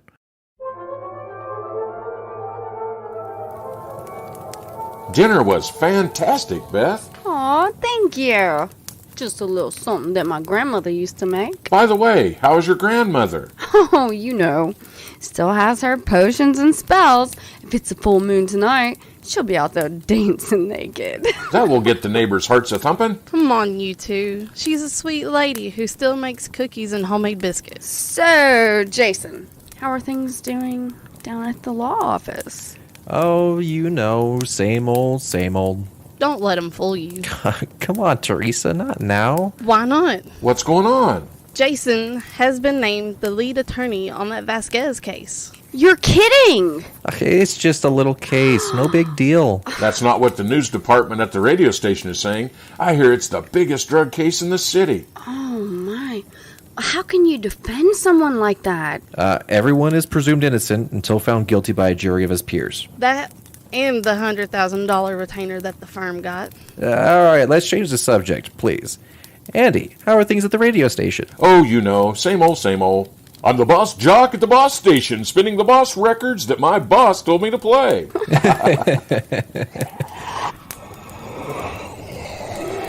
What was that? I don't know. Probably some animal outside. We are in the woods, you know. Didn't sound like any animal that I've ever heard. Coming from the girl who was born and raised in the city. Hey, what's going on with the lights? Generator probably needs more gas. I'll go out. Hey, you started the thing, so it's only right that I go out and fill it up. Hey, sounds good to me. The flashlight's by the door. Please, be careful. Aren't I always?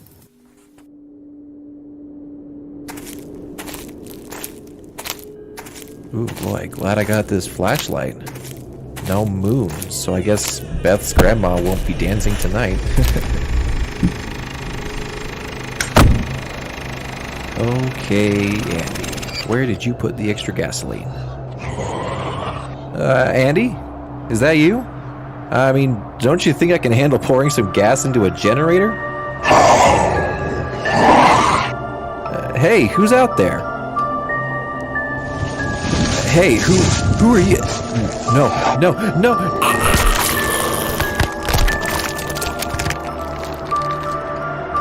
Stephen Hawking once said that there could be shadow galaxies, shadow stars, and even shadow people. My question would be, what would these shadow people want? I'll be back shortly with Act 2.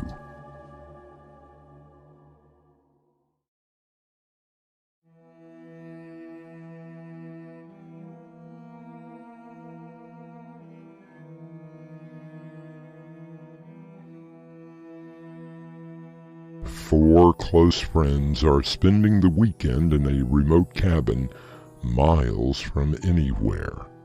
Jason has gone outside into the dark of night to refuel the generator and has yet to return. Shouldn't he be back by now? Oh, you know Jason. He's probably trying to sneak around and come in through the back door. Andy, why don't you go out and see if you can find him? Come on, Beth. He'll be back. Maybe he fell and got hurt, or there's something really wrong with the generator. That's true. The lights haven't came back on yet. Good thing we brought those candles. The other flashlight is in the car. And besides, Jason is a big boy. Well, if you won't go. I didn't say I wouldn't go. I'm just saying... Maybe we should all go, in case he's hurt or something. Good idea. Bad idea. You two just stay here. I'll be back in a minute.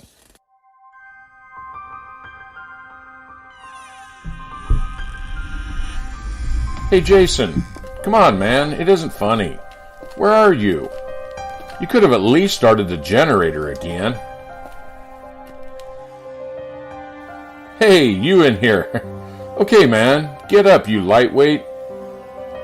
You don't pass out from just one beer. Hey.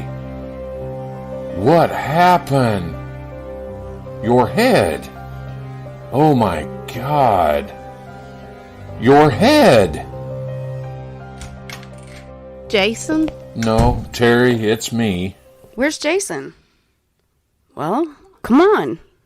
Where is he? Terry, I'm sorry, but he's gone. What do you mean, gone? No, we didn't hear the car start. No, not that way. He's dead. Wait, what? No. He's playing a prank on us. This is not a prank. No. What happened, Andy? I don't know what happened. I'm going to go find him, and Teresa, when I do... Don't go out there. I swear, he is going to regret. Andy? What's going on? I found him in the shed where the generator is. His head. What about his head? It was like someone had twisted it completely off. Beth! It's Jason! His head is...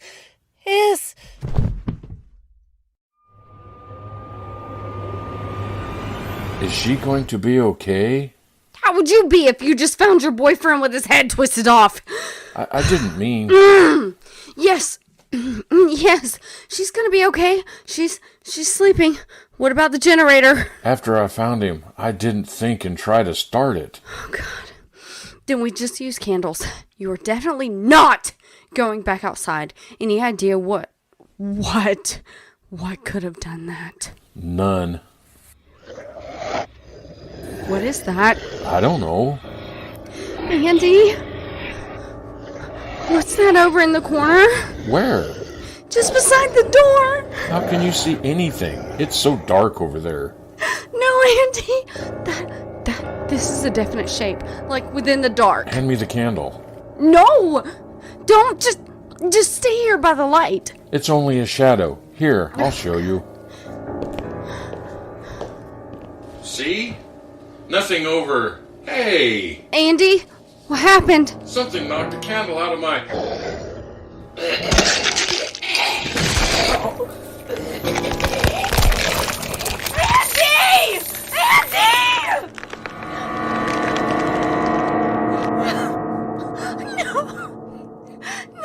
Beth, where's Andy? It's gonna be okay, Terry. It's gonna be okay. Why do you have so many candles burning? Just be quiet now. We're gonna get to the car and get the heck out of here. No, we can't leave Jason. He'll be back soon. You'll see. The lights will come back on and Jason will jump out and scare us and we'll all have some more to drink. And he's really dead, isn't he? It's okay. It's okay. We're gonna go get help. The candle! What happened to the candle? Another one! What knocked into the floor? It's getting darker in here. Let's get out of here! No! Teresa! Don't go in the damn dark! Stay in the light! Stay in the... Come on. We can get to the car and... Teresa? No! No! No! Of all of the things that go bump in the night, it is the unseen that terrifies the most. Of course, there is nothing in the dark that isn't there in the light, you say. But can you be so sure? Be sure to be back here shortly with Act 3.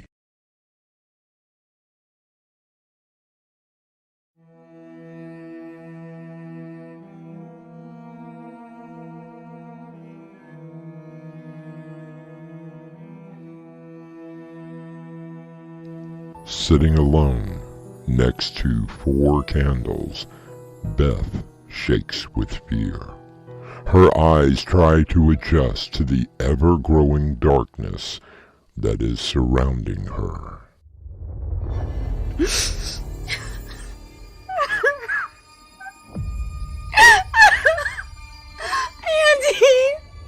Why did we come here? Why? Why am I alone? I don't like being alone. I was always left alone when I was growing up. I always had the hatred of the dark.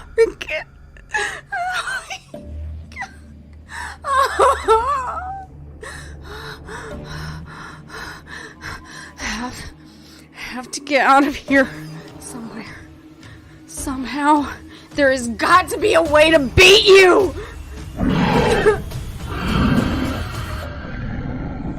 Just shut up!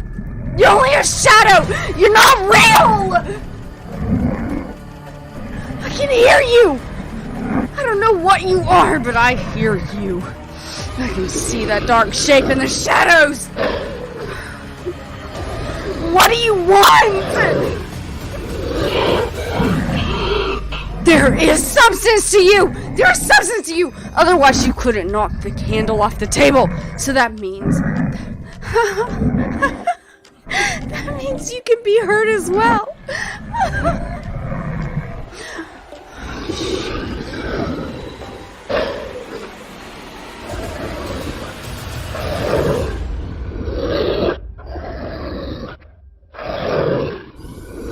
Only 2 candles left. Gotta think of something. Wait. Those old curtains on the window. If I could just get a flame to them, maybe, just maybe. Now or never. Got it. See? The flames are glowing! You don't like the light, do you? There's something that you're afraid of. I've got to get out of here.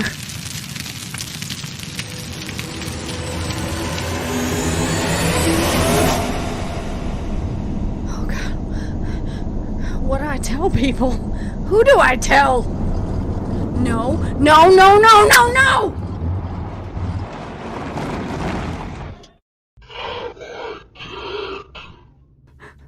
They followed me. They followed me?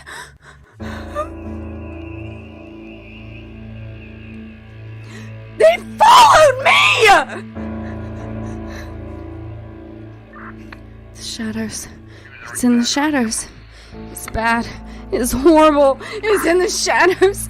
It's in the shadows! Well, miss, now don't you worry. Doctor's on his way. The hospital will take good care of you. The captain told me to put you in here until the ambulance arrived. Now, why don't you get some sleep? No, wait, officer, please, God, don't turn off the light. Don't turn off the light. Now, there's nothing to be scared of. Look, I'll show you. Please turn it back on! See? Nothing in the dark that isn't in the light. Please don't turn the light off.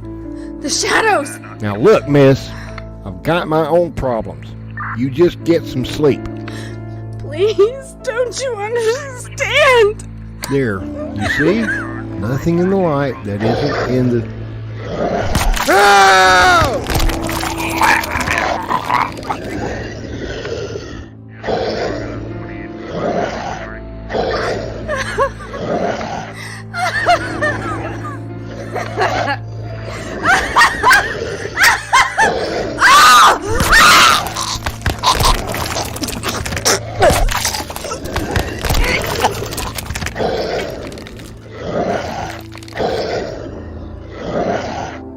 When the captain returned, he found the bodies of his officer and the strange young woman. Both of their heads had been twisted completely off. Their souls not in their bodies, but now a part of the shadows. I'll return with a final word.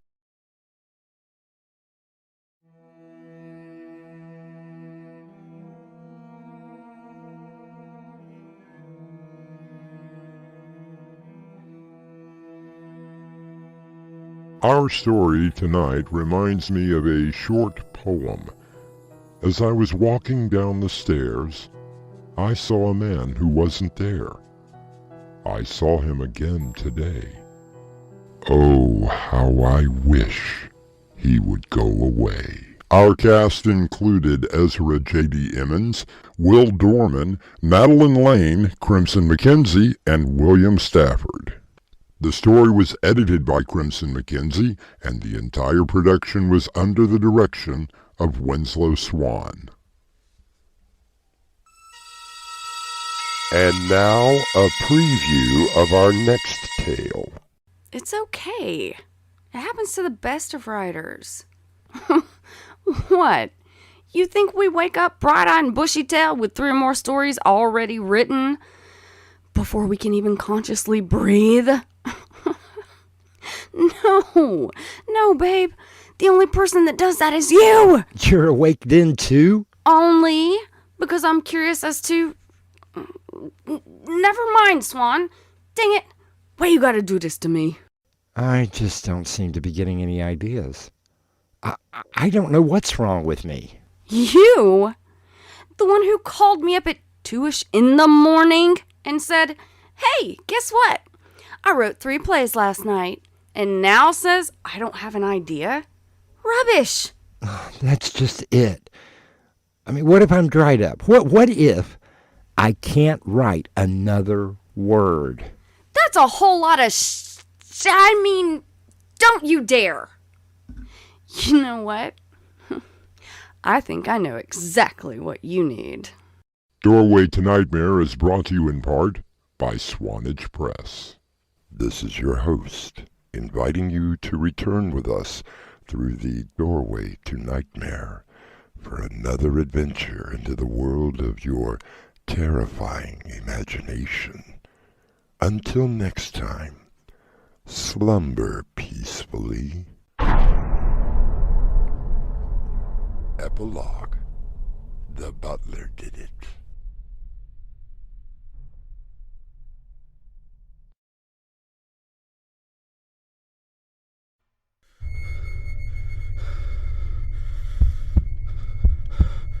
It lies in wait amidst your dreams, where nothing is ever how it seems. It is a portal to a terrifying world beyond the doorway to nightmare.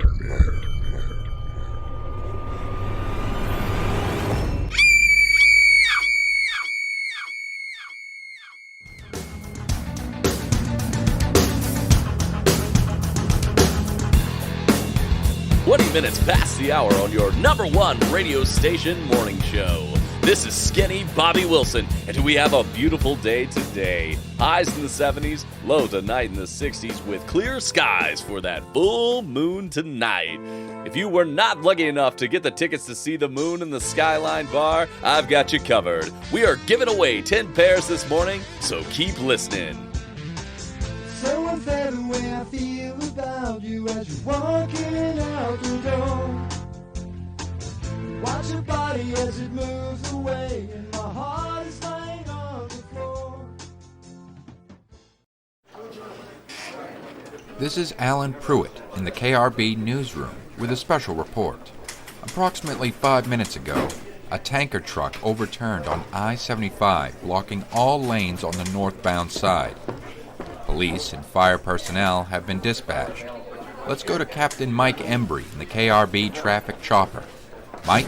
Yeah, this is going to cause absolute havoc with the morning commute. Traffic is already backing up to the interchange. I'm just above the accident scene and... wait a second. I'm looking at the tanker and it appears to say hazardous chemicals. This creates a whole new complication. Police are arriving now and both sides of the highway have been cordoned off. Your best bet is to take the Lawrenceville Highway to the 120 loop. This is going to be a mess. Captain Mike Embry in the KRB traffic chopper. We have just had a report that the hazmat unit has been dispatched to the scene. Stay tuned to KRB for more updates. Skinny Bobby Wilson on the KRB Morning Zoo Review, and wow, what a morning! This has got to be the biggest traffic jam that I've seen, and well, it's been a long time. But hey, if you're the one of those unlucky ones who are stuck in that mess, I've got all the hits stacked up and waiting.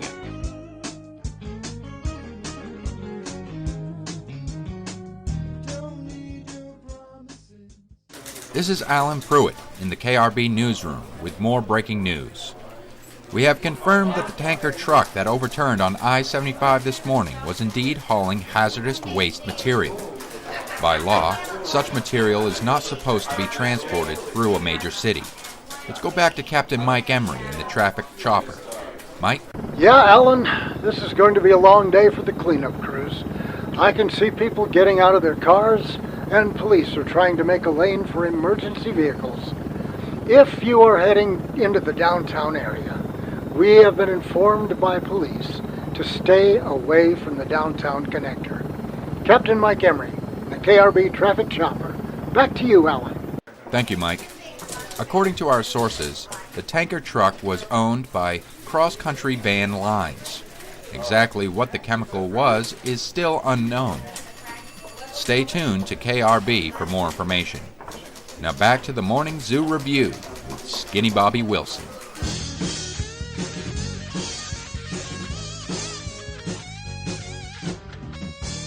Po' Boys and their latest hit on the Morning Zoo Review. Skinny Bobby Wilson with you. And really, I mean, Why am I not surprised that hazardous materials are being driven right through downtown? Doesn't surprise me in the least bit, but then you know what's going on, because you, my friends, are probably stuck in it. So here is one from Smash Time on KRB Morning Zoo Review. This is Alan Pruitt in the KRB newsroom with breaking news.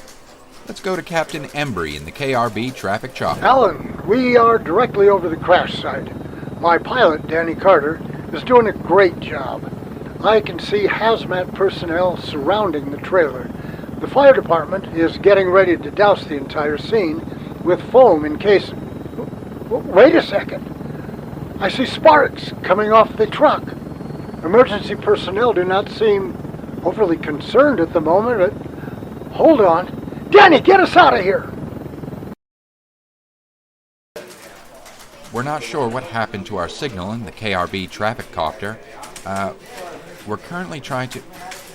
Okay. I've just been informed that Captain Embry is back. There was an explosion at the crash site. A huge pillar of black smoke came rushing at us. Dave's having problems controlling the chopper. He's going to try an emergency landing at the hospital. I'll try to give you an update. Yes, Mike. Get checked out as soon as you can. As for the driver of the truck, apparently he walked away from the accident. His name has not been released, and from what we understand, he has not been found. KRB News will be keeping up with this breaking story all morning long. Now back to the Morning Zoo Review with Skinny Bobby Wilson. Whilst the others are talking, we're already playing out the hits. You ready? Let's go!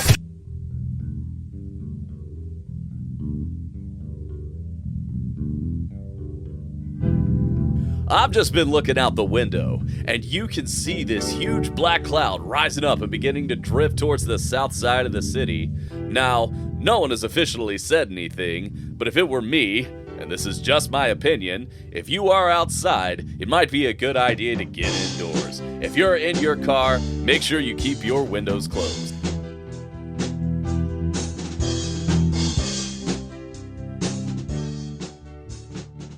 Sorry to break in again, but we have our reporter, Judy Kaufman, live on the scene.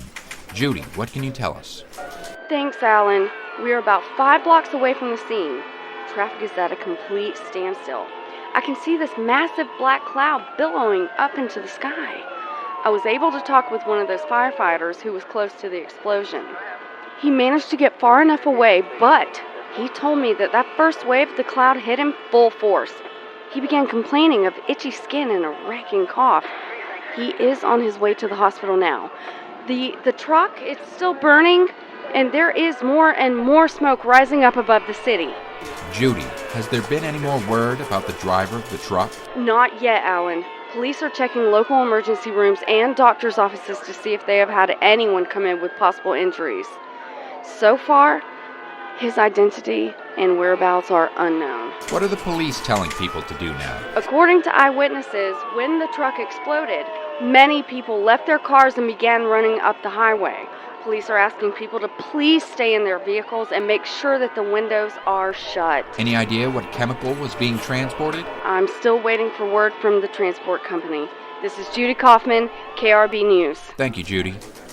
We have yet another breaking story just coming into the newsroom. Police are dealing with multiple suspects in the downtown area who are committing murder, seemingly without cause. So far, 20 victims have been identified, but no suspects are in custody. I'm getting word that Captain Embry is now at Mercy Hospital, about a mile from the accident scene. Mike, what's the news? Well, Alan, Dave and I have both been checked out.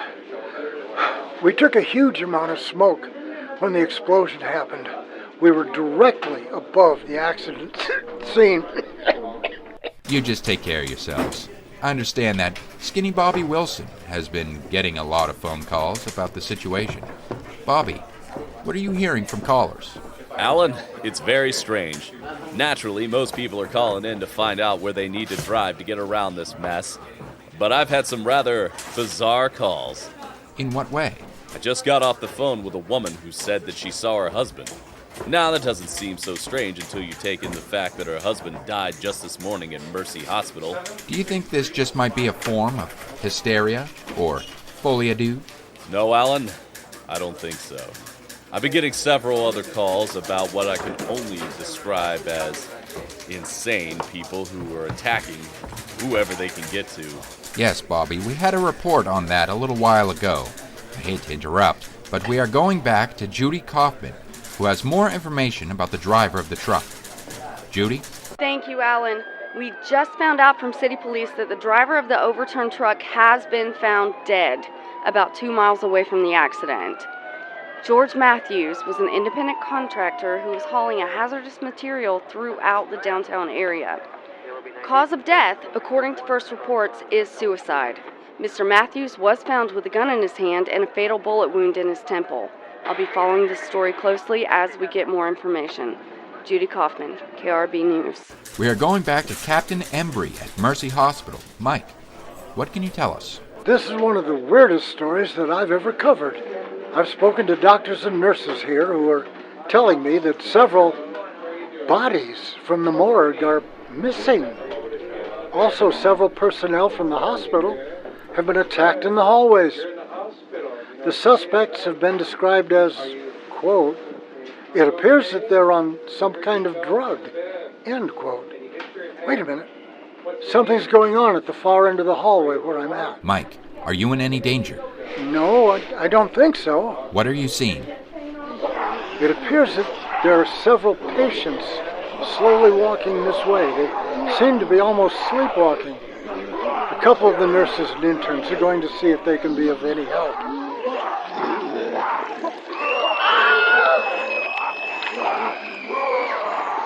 Holy The nurses and doctors are being attacked by the patients.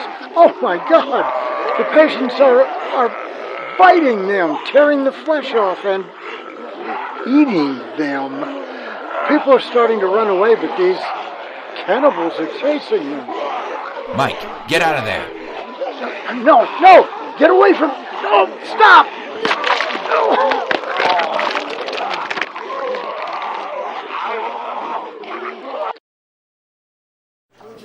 We seem to have lost contact with Captain Emery at Mercy Hospital. We'll try to find out what happened as soon as we can. In the meantime, I've been handed a statement from the Department of Transportation that assures us, and I'm quoting, "No hazardous material was present in samples taken before the explosion.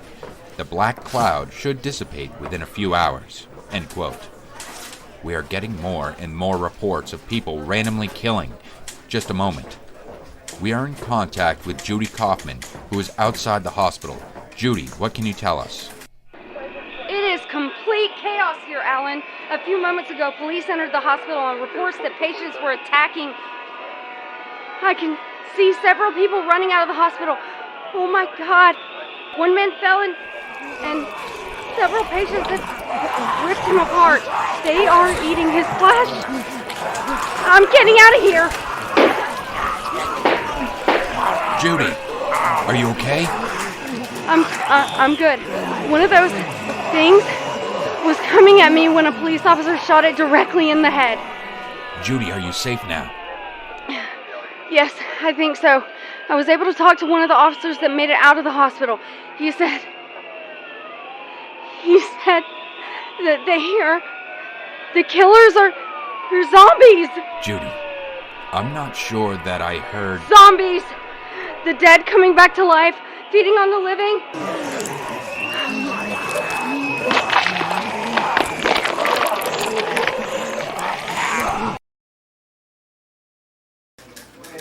Judy, are you there?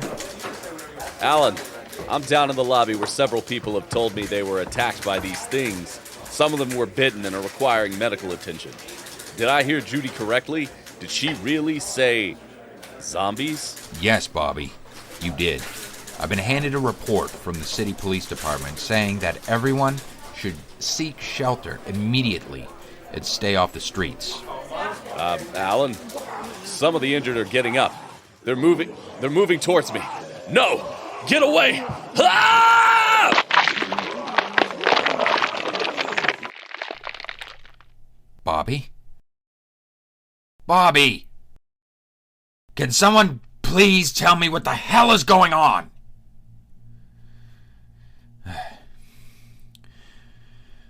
Reports are coming in from the other countries where this black cloud has passed. They're reporting that the recently deceased are coming back to life as, well, zombies. They're reporting that if you have a gun to shoot the zombies in the head, it is the only way to stop them. Alan, can you hear me? Judy, oh thank heavens. Yes, we can hear you. Where are you? I made it up to the 13th Street Bridge where a command center has been set up, as well as an evacuation point. If you are still in the city, the National Guard is on the way and will be escorting survivors out of the city. Judy, are they saying what could have caused this? No one is talking right now. I'm heading west. Alan, you should try to get out of the building as soon as you can. Well, I don't think that it will be possible. Alan, what's going on? I'm looking down the street. The building is surrounded by these things. Our sound engineer has blocked the door as best as he could, but... Alan, get out of there! I can see through the broadcast booth window several of these things breaking down the door. Alan, for God's sake, run! See, they're coming up towards the door.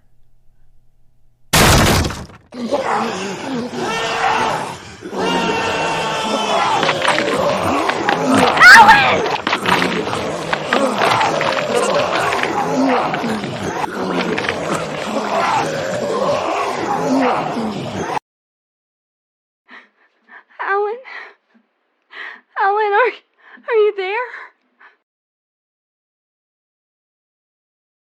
Our mystery drama, Incident on I-75, was written especially for Doorway to Nightmare by Winslow Swan and edited by Crimson McKenzie. Featured in the cast tonight, Mick Davis, Jonathan Rossignol, Dave Arkhipov, and Crimson McKenzie. Music was provided by Kevin MacLeod and Triple X 2000. And now, a preview of our next tale. I'm sure that you will find everything to your liking, Excellency. I will be the judge of that. I'm sure that I will find it most amusing. Yes, Your Excellency. Why is it so far out in the country? I detest the country. We had to build it far enough away from the known targets. And you guarantee its safety? It will be the only safe place in the country, Your Excellency. This is your host, Artemis Black, inviting you to return with us through the Doorway to Nightmare for another adventure into the terrifying world of your imagination. Until next time, slumber peacefully.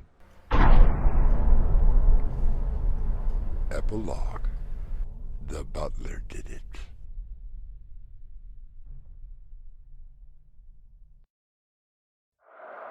When you sleep, you enter into another world. Beyond that world lies the doorway to nightmare.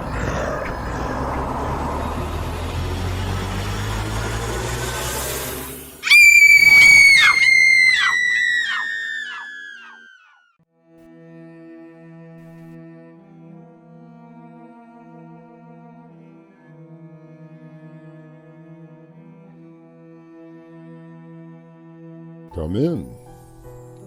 Welcome. I'm your host through the Doorway to Nightmare. Since the beginning of recorded history, there have been the stories of bringing the dead back to life, from Mary Shelley's Frankenstein all the way back to the Bible. Novels, movies, radio, and television have all explored the world of resurrecting lifeless tissue. Why, it's the most remarkable thing that I have seen. Stan, I can assure you that no trickery was involved. Oh, I believe you, Jacob. I examined that rabbit and I would swear that it was completely dead. There was no signs of life at all. And yet, look at it now. Our mystery drama, Resurrection 239, was written especially for Doorway to Nightmare by Winslow Swan and stars Mark Wheeler and Raymond Gibson. It is sponsored in part by Swanage Press. I'll be back shortly with Act 1.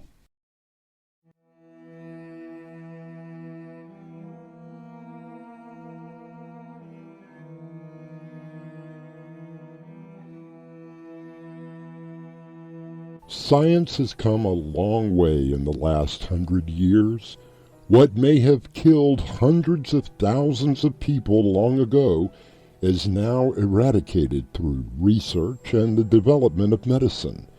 However, there has never been a cure for death.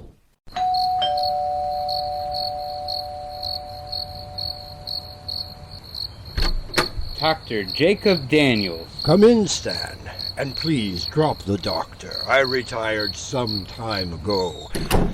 Nowadays, I simply go by Jacob. Oh, fine with me. Thank you for inviting me. I'm certainly glad to see my star pupil doing so well. Did you have any problems finding the house? House? You call this a house? I have 2 bedrooms and a small bath. I have a kitchen that doubles as a dining room. This is a castle. Well, perhaps it is a little large for just myself. Man, can you retire? You really retire. Here we are, the library. May I get you something to drink? Oh, no thank you. The fireplace is welcoming. It's a little chilly tonight. It saves on the heating bill. I understand that you are in research now. I just couldn't take the grind of a hospital. But then, you knew that. I was more fascinated with running experiments than carving into bodies. I do remember that. Tell me, are you happy with your work? It has its moments. Currently, I'm working on the cure for cancer. Isn't everyone? After Margaret died, I felt so helpless. I mean, what was the point of having all that medical knowledge when I couldn't even save my own sister? I heard about it through mutual friends. I can only offer you my deepest condolences. Thank you.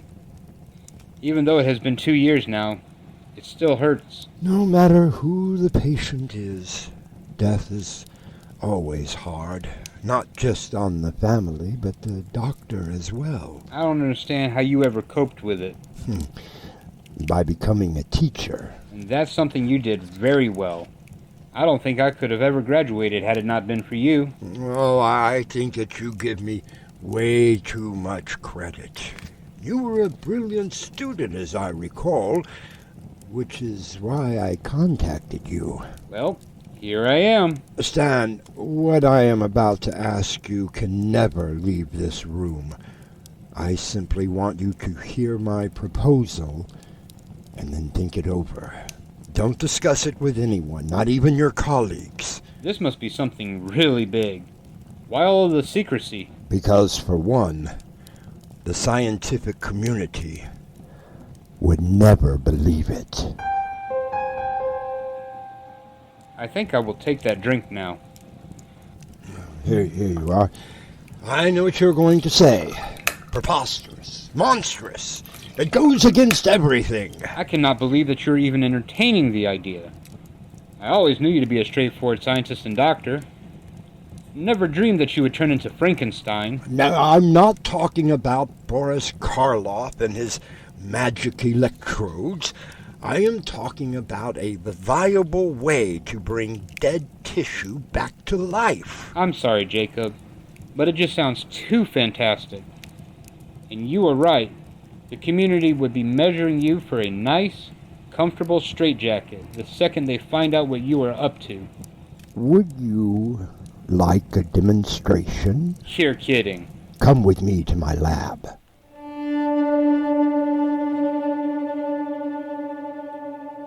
Stan, describe what you see on the operating table. A rabbit? Please examine it. Well, it appears to be normal, everyday wild rabbit, who in this case shows no signs of life. I euthanized it a week ago. It's in great condition for being dead a week. I kept it in the freezer. I brought it out just before you arrived. All right, so you have a dead rabbit. Now what? Within this test tube is a formula. I want you to watch me very carefully. I'm extracting 3 cc's of this formula into the syringe. There. Now, I am going to inject it into the rabbit. And there we are. Now what? Just wait. Holy Jesus, it's moving! The rabbit is moving! Let me put it in its cage before it gets too active. There you go, little guy. Welcome back to the land of the living. It has to be some sort of a trick. Oh, no, Stan. I can assure you... Now, wait a minute, Jacob. There are drugs that will cause paralysis, a death-like appearance. Those voodoo, hoodoo people use it all the time to make others believe in their so-called magic. Which is why I asked you here. Well, one of the reasons. Stan, I want you to run every test that you can think of on that rabbit. Drug, urine, CBC, toxicology, and a DNA profile. Do x-rays, anything that you can think of. Well, that's going to take some time and a lot of equipment. I have everything that you need in the lab, and I don't want you to rush. I want you to be absolutely sure of your findings. And what do you expect me to find exactly? Something that you are not going to believe.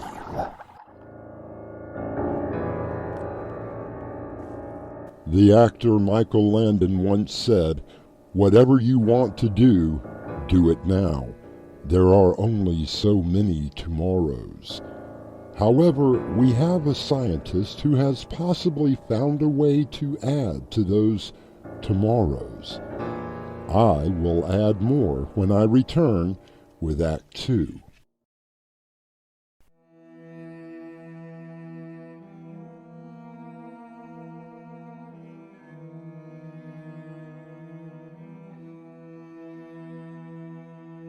O death, where is thy sting? O grave, where is thy victory? Questions asked by the Apostle Paul, who had his own answers. Apparently, Dr. Jacob Daniels has added a new answer to the question. Well, I ran every test that I could think of. And x-rays. You did x-rays. Yes, even those. All I can find is that you have a very healthy, happy, adult male rabbit. And you are positive that there is absolutely nothing wrong with him. No problems of any kind. It's a healthy rabbit, Jacob. What were you looking for? It is not what I am looking for. I want you to take a look at these test results. Well, according to this, you had a rabbit that showed advanced stages of cancer. So what of it? You are looking at tests that were done on that same rabbit a week ago, just before I put him down. That's impossible. No, look at the DNA strand. I don't believe it. It is the same rabbit. Now you know one of the reasons why I asked you to come. I just can't believe it. What is that stuff you injected? Well, that, my friend, is the other reason that you are here. I don't understand. Let's go back to the library and let me fix you a drink. I think that you are going to need it. How long have you been working on this research? Oh, about a year now. To be honest, I was getting bored with retirement and needed something to keep my mind sharp. I had started along the lines of your research. I thought that if I made some headway, I would contact you and we could collaborate on it. Instead, you came up with this... I don't even know what to call it. Resurrection 239.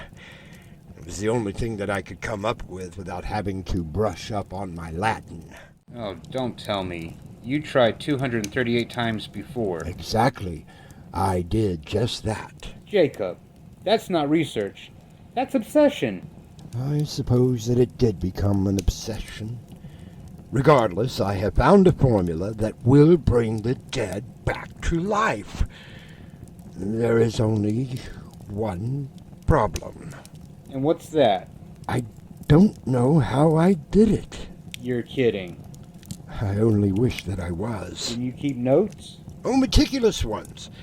However, I had an accident after number 239. I was so excited with the results that I came back up here from the lab. The notes slipped out of my hand and fell into the fire. And you can't remember what you used in the way of chemicals. Which is the other reason I called you. That vial that I used is the last of Resurrection 239, about 7 cc's. I was able to have 12, but I used 2 cc's on another rabbit, and then the 3 that I used for my little demonstration for you. And you want me to try and break everything down? Oh, I can do it, but I need someone with much younger eyes and stamina. What you are telling me is that you have a formula that not only brings the dead back to life, but makes the subject healthier, even killing cancerous cells? Oh, that was a happy byproduct. Apparently the serum reawakens the cells that combat foreign bodies. Since those foreign bodies have also died with the subject, they do not reanimate and are cleared away by the healthy cells. It's fantastic. Stan, will you do it? You are either one of the most brilliant men that I know of, or one of the maddest. Perhaps a little of both.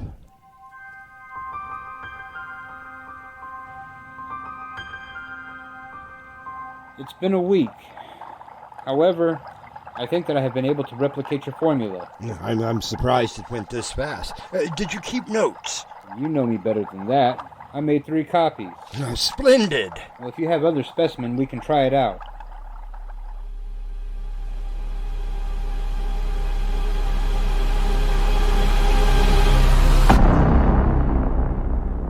There we go. 3 cc's of the new serum. Now we wait. Look! It's moving. Let me get it in the cage. You've done it! You really have done it! Let's not count our rabbits before they hop. There are still some tests to run. Yes, of course. I know that look, Jacob. What are you thinking? The same thing that has already crossed your mind. Okay, but where do we find a fresh corpse?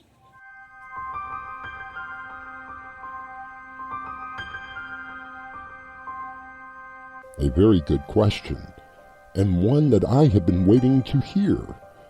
Both men stare at each other questioningly. Neither have an answer. And as the newest subject of their experiment eats happily away at a piece of lettuce, let us take a moment before I return with Act 3.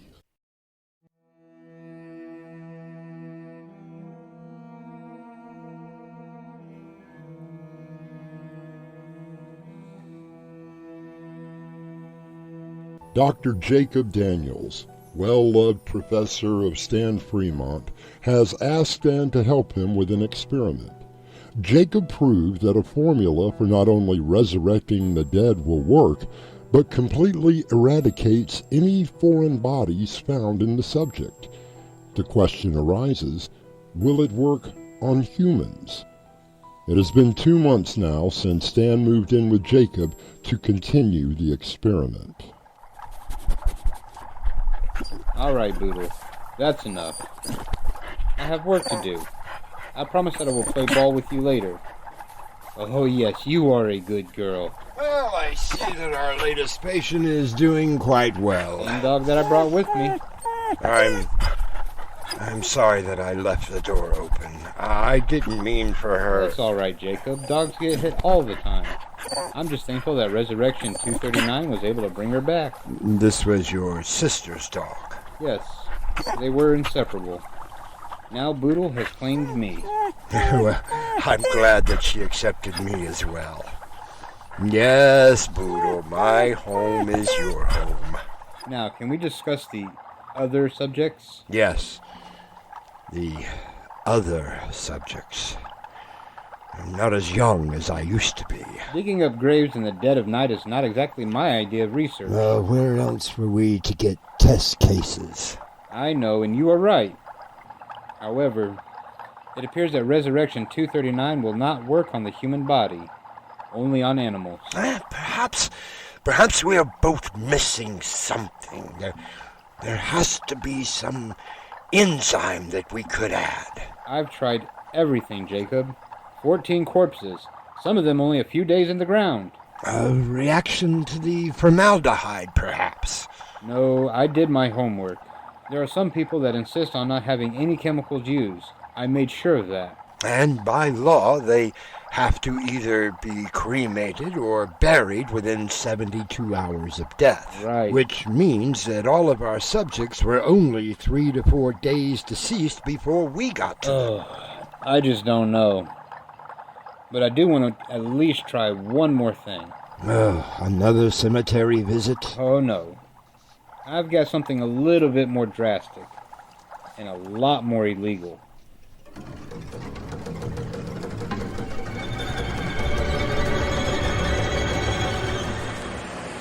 Stan, where have you been all afternoon? I was getting worried. We have a new subject. Died this morning. Suicide. Stan, how were you able... Well, I have a friend in the coroner's office. I asked, and for the right amount of money, I received. Digging up graves is bad enough, but this... what if someone comes looking for their deceased loved one? This one was homeless, living on the street. So, what do you think? She's very beautiful. How long dead? Just a few hours. She shot herself. They dug the bullet out. Do you think that our serum will repair any damage as well? It will be very interesting to see.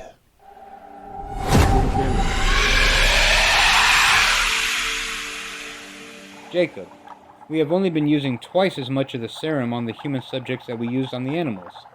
Since this one is so fresh, why don't we try 3 times as much? We can always try. I'll get the syringe ready.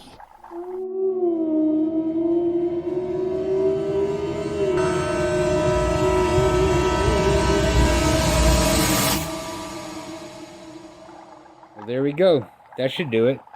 So how long do you think it will take? Well, with the rabbits, it only took a few minutes. Well, you know, human circulatory is much more complex. We just have to wait and see.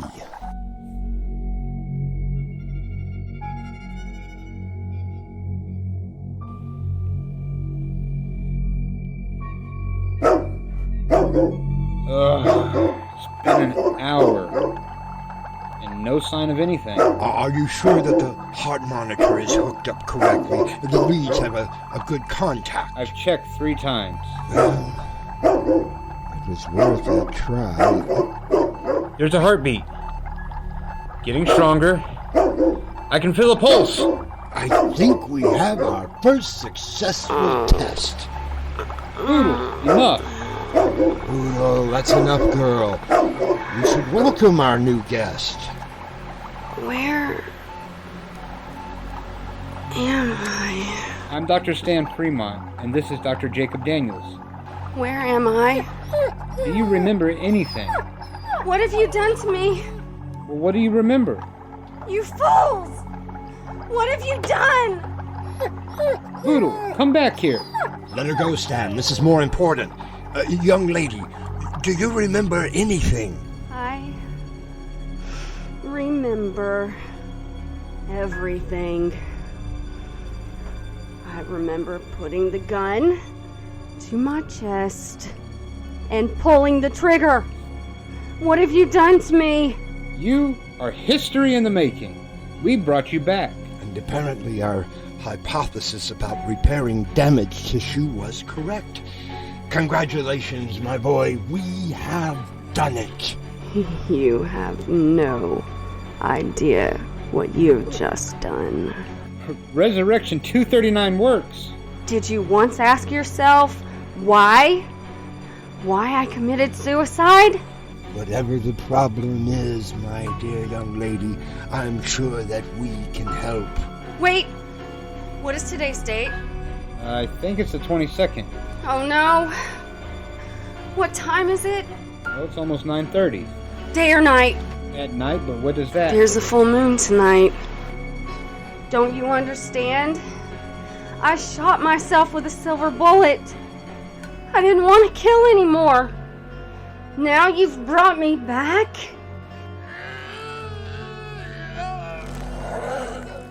Dear God. Now I understand. Jacob, is she really a werewolf? The other subjects, Stan, the dead bodies that we dug up, were all human. This girl, a werewolf, has mutated cells that are part animal. You should have left me dead. And now I am very, very hungry.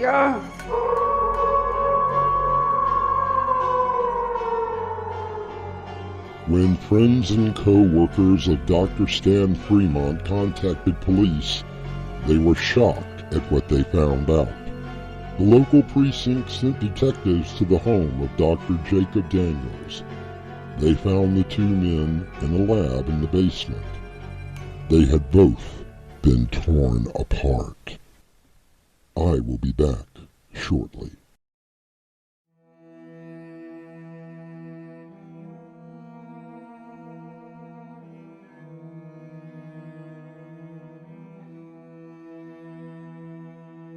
Scientists are sometimes called dreamers. They come up with fantastic ideas and try to create something that will eventually help all of humankind. It was the dream of Stan and Jacob to eradicate not only cancer, but death itself. However, the laws of nature have to be obeyed. Our cast included Mark Wheeler, Raymond Gibson, and Crimson McKenzie. The entire production was under the direction of Winslow Swan. And now, a preview of our next tale. Now look, Fred, I don't want to argue with you. Dot and I have to get away for a little while. But what am I supposed to do? Well, what did you do when you were at the other house? Well, nothing really. I mean, no one ever came around. I really got lonely, and I was a little scared. Fred, all that I'm asking for is a couple of weeks vacation. You mean away from me? Yeah, not really. Look, you'll have the whole place to yourself. Maybe you can practice some of those tricks of yours. It just won't be the same. I'll be all alone by myself. What if I get scared? Fred, Dorothy and I are going on vacation and you are staying here. Now that is final. Doorway to Nightmare is sponsored in part by Swanage Press. This is your host, inviting you to return with us through the Doorway to Nightmare for another adventure into the world of your terrifying imagination. Until next time, slumber peacefully. Epilogue. The butler did it.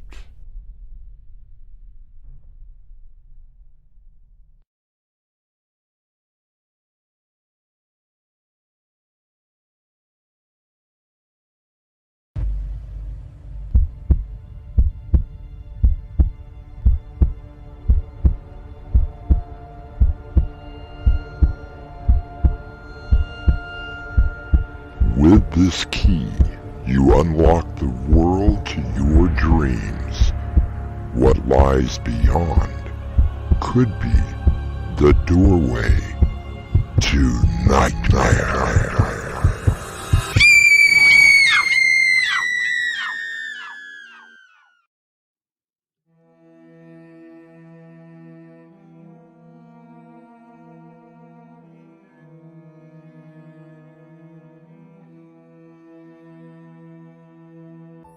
Come in. Welcome. I'm your host through the doorway to nightmare. Consider the world of the con game. It has been with us for centuries. People who spin a good story in the hopes of getting something out of others have been around since the dawn of the human race. And you're telling me that this great treasure is buried right under my house? My dear lady, I can guarantee it. Why, that's wonderful. Of course, it'll require a measure of work to get to it. Of course, Mr. McGrath. Naturally, you will receive the majority of the treasure. All that I would want would be a small portion for my efforts. Oh, I'm sure that you will receive everything that is coming to you. Our mystery drama, Secret in the Cellar, was written especially for Doorway to Nightmare by Winslow Swan, and the story was edited by Crimson McKenzie. Our stars, Annie Mick, Brenna Faith, and Raven Adams. It is sponsored in part by Swanage Press. I'll be back shortly with Act 1.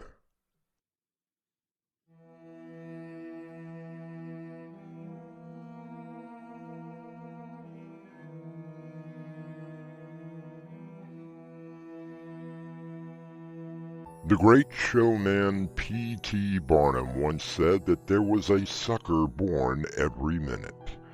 He proved his point by displaying oddities of nature that he himself had created. He was perhaps the greatest con artist that ever lived.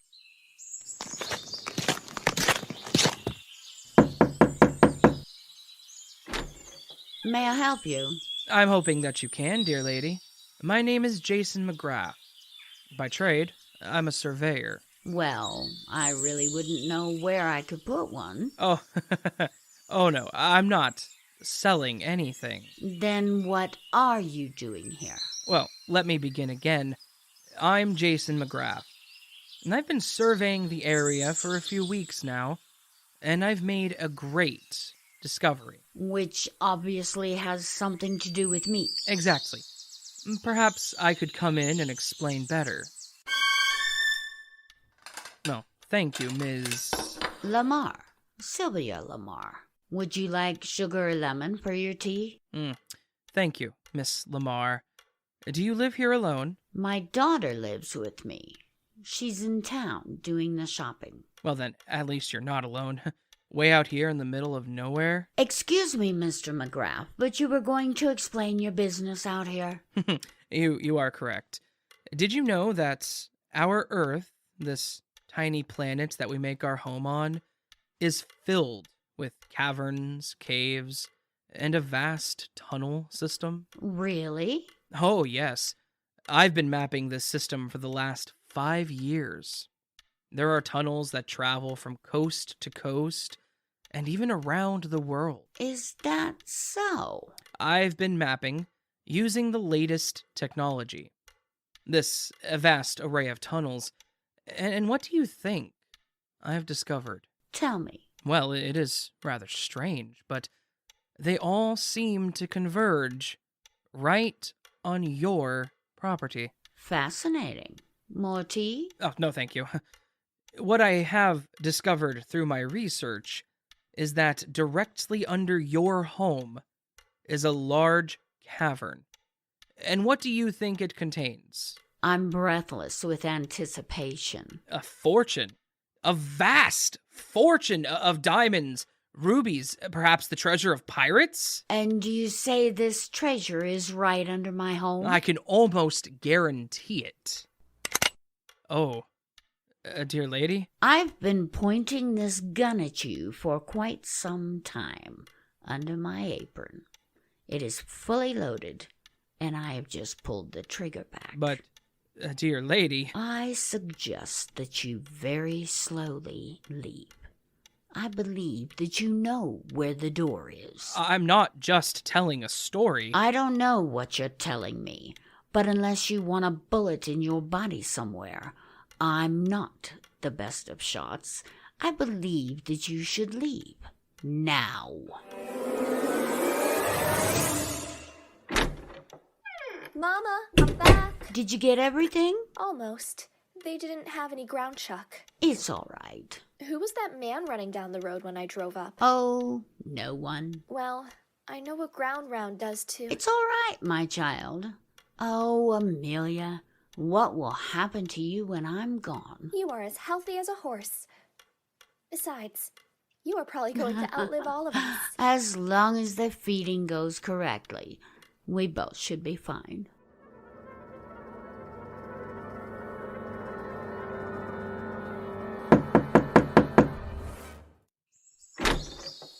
Ah, Mr. McGrath. I had a feeling that you would be back. As you can see, I still have the gun. Please don't point that thing at me. I've brought proof. What sort of proof? Mother, who is it? It's that man again. Hello, I'm Amelia. Oh, dear child, do you think you could convince your mother to put the weapon down? Mother? Oh, all right. You were saying something about proof, Mr. McGrath. This is a map that I got from the local library. And this is my map of the tunnels. And this is a copy of a diary that a certain William Lamar kept. I came across it at an estate sale. But that's the name of my great-grandfather. Exactly. He's also known as William Barty, or by his enemies, Black Bart.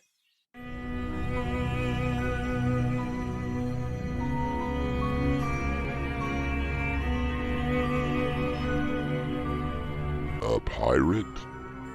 Lost treasure? And it all leads to the home of Sylvia Lamar? If Jason McGrath is a con artist, he is spinning a rather extreme story. But then, that is the hook. The story, to try and convince the mark that the con man is sincere. I sincerely hope that you will return for Act 2.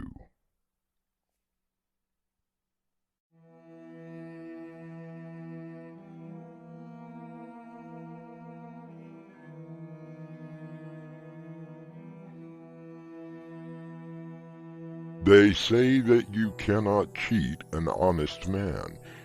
It is something that has never happened in the history of the confidence game. So you think that my grandfather was this notorious pirate? Oh, I'm sure of it, Miss Lamar. You see, William Barty left the life of a pirate and retired here. Now, naturally, he buried his fortune and then built this house over it. What does that have to do with this tunnel system that you discovered? Oh, nothing, my child. The discovery was simply a byproduct of my research. Where do you think these tunnels come from? Oh, who knows? The point is, they led me here, and I believe that your grandfather was this pirate, and his treasure is right under your feet. So what do you intend to do? Dig up my basement? That is my intention, if you will give me permission. What do you think, Amelia? We could use the money. And of course, I would only require a small portion to cover my expenses. Why can't I dig this vast treasure up myself? If that is your wish, then perhaps you could personally cover my costs. I'll give you my research, that way you would know exactly where to dig. How much is this research? Oh, a mere pittance. Say, $1,000? How about a counteroffer? How sure are you that there is treasure under my house? 100%, dear lady. Then get started. I beg your pardon? Amelia, why don't you show our guests down to the cellar? I don't understand. There are several shovels down there. Mother, are you sure about this? Of course I'm sure. It beats having ground round and not ground chuck, doesn't it? Amelia, correct? Yes. I'm being sincere. There really is a fortune buried here. Then perhaps you had better start digging. If you could just give me the money for my services. My mother is actually a very good shot. I suggest that you start digging. Now. Fine. I suppose I will have to prove it to you.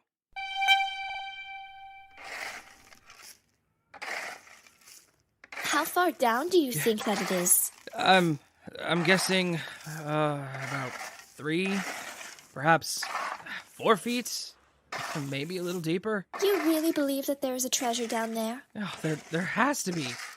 All of my research. It's a con, isn't it? Are you calling me a liar? My mother and I have had quite a number of you people out here. We know how to deal with you.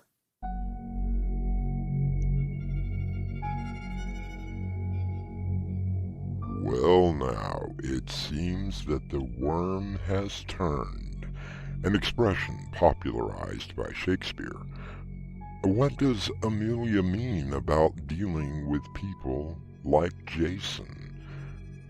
We shall all find out when I return with Act 3.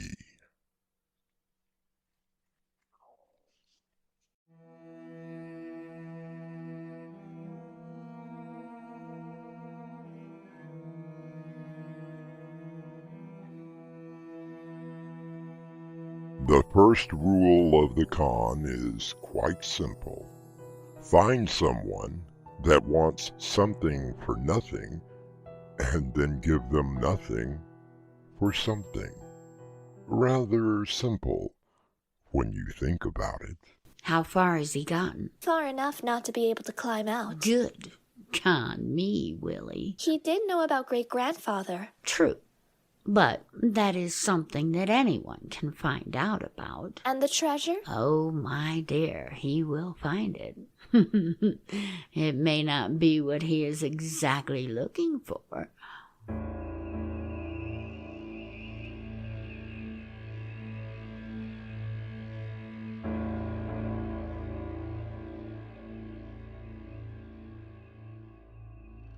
Excuse me? Hello? Is there anyone up there? We're here, Mr. McGrath. Well, I've apparently dug myself into a hole and I can't get out. Do you think that I might get some assistance? It's almost time, isn't it, Mother? Only a few more minutes, child. Or if you could perhaps lower a ladder down. I promise, I will go away. You will be going away very soon, Mr. Graff. It's almost feeding time. What are you talking about? Are you familiar with the story of Leviathan? My dear lady, what are you talking about? Oh, it is very fascinating. Leviathan was a sea serpent, even mentioned in the Bible. A terrible monster that, according to Greek legend, was defeated by the god Baal. I still don't understand. There seems to be something... That was the treasure that my grandfather found. Not rubies and gold, but an actual creature that he brought back here. Could you please help me out of this hole? We found out that it really likes ground chuck, but they didn't have any today. Ground round is okay, but fresh meat is even better. There's something to... Feeding time.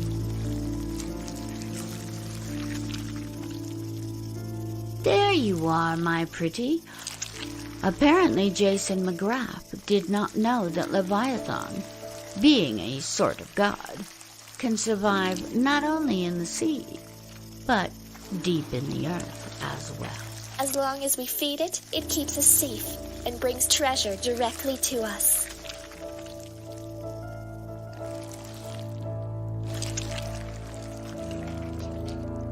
Amelia and Sylvia watch as a large tentacle begins to scoop dirt back into the hole, covering itself up again. They smile and wait for the next feeding time. I'll be back shortly.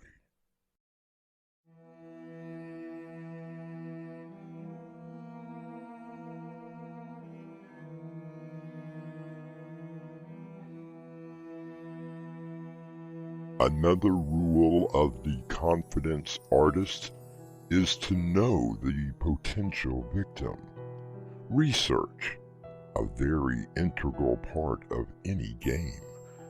Perhaps Jason McGrath should have dug a little deeper before approaching his mark.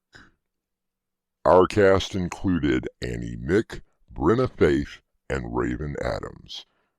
The story was edited by Crimson McKenzie, and the entire production was under the direction of Winslow Swan.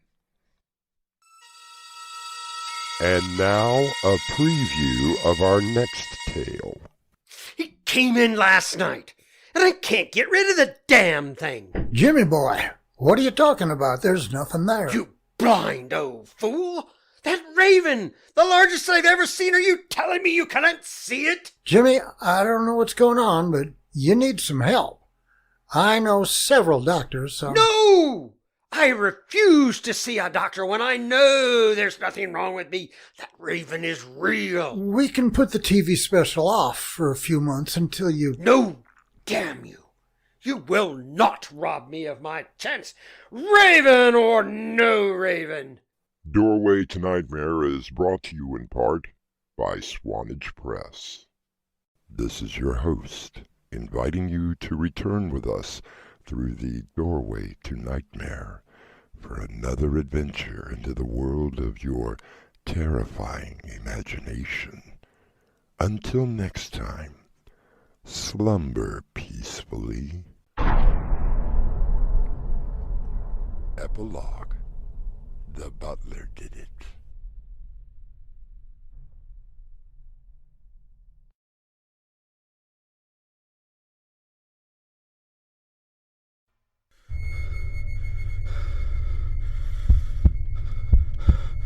It lies in wait amidst your dreams, where nothing is ever how it seems. It is a portal to a terrifying world beyond the doorway to nightmare.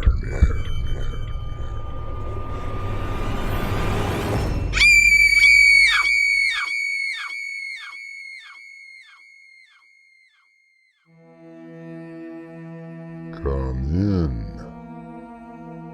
Welcome. I'm your host, Artemis Black. Of ghoulies and ghosties and long-legged beasties and things that go bump in the night, good Lord, deliver us. Well, so goes the prayer. It is the monsters that dwell in each of us that we should pray for deliverance. I vote that we leave as quickly as possible. Like, right now. We can't. The storm blew the trees down, and the road is blocked. Can't we walk out? 7 miles through the woods, in this storm? Then we are trapped here. And if the legend holds true, we are all going to die here. Our mystery drama, The Curse of Mayfield Manor, was written especially for Doorway to Nightmare by Winslow Swan and edited by Crimson McKenzie. Our cast includes Nick Davis, Jonathan Rosignol, Peter Lugmeyer, Crimson McKenzie, Gemma Mitchell, William Stafford, and Winslow Swan. I'll be back shortly with Act 1.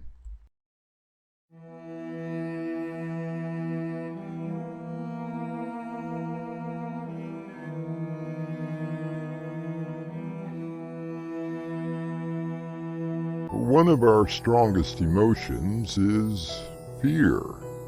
Science has even come up with names for different kinds of fears. From the fear of closed spaces to even the fear of the number 13. The emotion has made heroes out of few and cowards out of many. Gerald, over here. It's a great place you picked out for our meeting. You're late. If I didn't have to fight my way through a crowd at the bar, I might have been here on time. So, what's going on that we couldn't do this at the studio? You want something to drink? No thanks. Okay, here it is. Have you ever heard of the Mayfield House down in North Carolina? Should I have? The network thinks it'll be a perfect place to do one of our horror specials. Come on, Hank. I'm sick to death of doing those things. I know. That's what I told them. Spend a night at some abandoned house and see what happens. Well, I've done 7 specials, and every time, absolutely nothing happens. Oh, I catch a cold, but I never catch anything on tape. Yeah, well, this time, I think we got something. Take a look at these. Okay. So what am I looking at? These were taken by a hiker who came across the house. Yeah, so? Don't you see it? Up in the window? Oh, come on. A grainy photo of a shadow on a window, and you want to do an entire special on it? It's ridiculous. Well, I admit that the photo is a little grainy, but the network is adamant. Now, if you don't want to do it... I didn't say that. Hank, I like working for the network, and I'll do your little ghost show one more time. Who else is going? You, me, Sherry Abrams will be working the cameras, Pamela Walker's doing the sound, and... Wait, don't tell me. Let me guess. He's been on every special that we've had. Ricardo Amherst. How appropriate. Is there going to be a problem with you two? From me? No. From him? I know. It's a little awkward. Sherry and I were only married for 2 months. If she decided to hook up with that fake medium, that's her business. I think everybody knows everybody. I'll just start the production meeting right now. So where are we off to this time, Hank? North Carolina, to an old mansion that was owned by one Terrence Mayfield. How large of an old mansion are we talking about, Hank? Don't worry, Pam. We're going to be filming this using handhelds. There are plenty of places to put your mics. Handhelds? Really, Hank? Is this going to be one of your shaky found footage, oh, let's make the audience motion sick films? Hardly.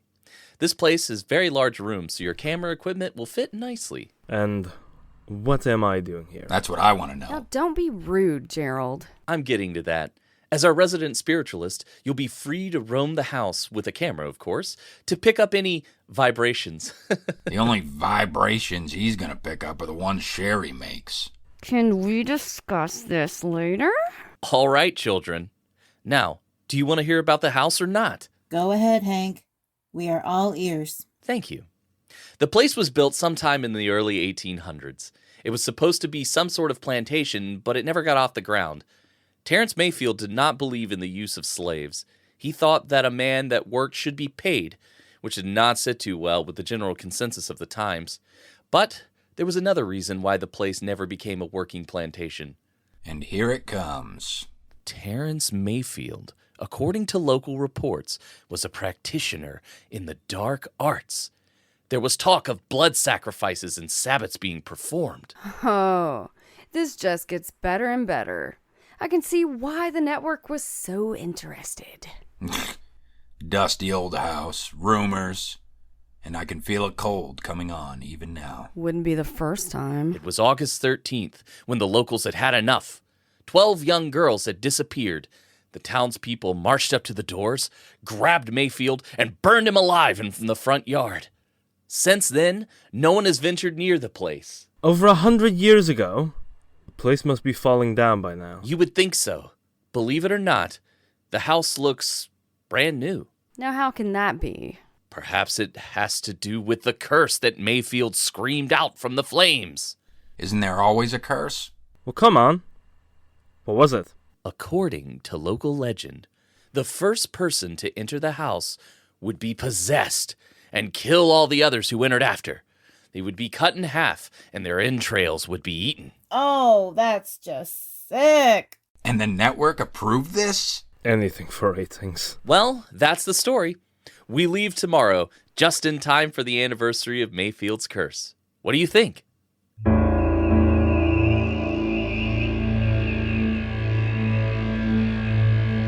I have spent a fair amount of time in the study of curses and witchcraft. I find the subject rather fascinating. Practicing that ancient religion is something that has, well, never crossed my mind. It can be quite dangerous. I'll be back with Act 2 shortly.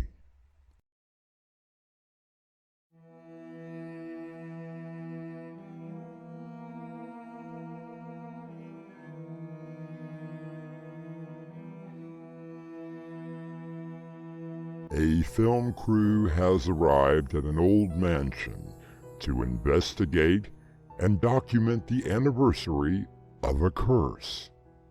We find them now standing at the door to the Mayfield mansion. Be careful with the equipment. I'm not a god. Hey, what about the crew? You are looking at it, old buddy. That's our illustrious producer. Always trying to save a penny when he can. Well, Gerald, don't just stand at the door. Open it. Come on. It's just a house. Wood, brick, mortar, nothing more. Sure. Wood, brick, and mortar. Okay, here goes nothing.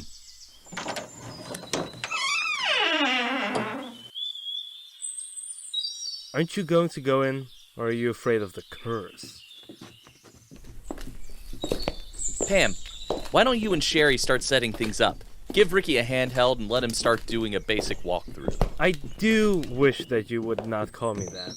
After all, I have one of the highest rated shows on the network. Which only proves that the public will watch anything. Enough, children. Go on, Ricardo. Make your walkthrough.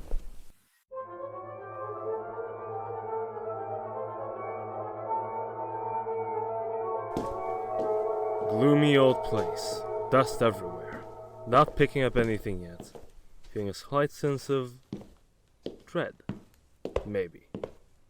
Something just doesn't feel right about the place. You're going to have to do better than that!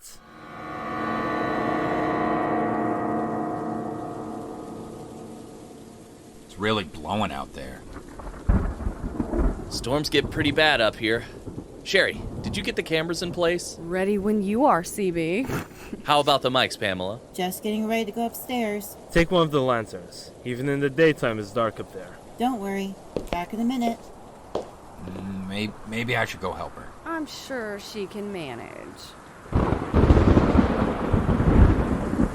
That was close.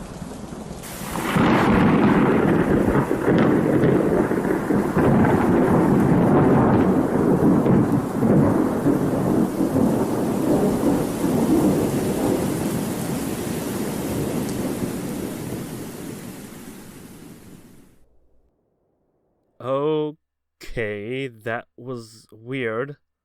I've never seen a storm just stop like that. What is that? Sounds like something knocking against the wall. It's coming from upstairs. Pam's up there.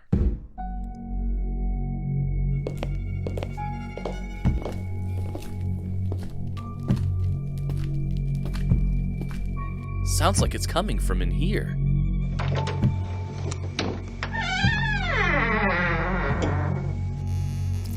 Pam? What the hell happened? She's hanging from the rafter. A rope tied under her arms. Oh God. Her lower half is gone. Like it's cut away. But what if it were? It would be on the floor. Where is it?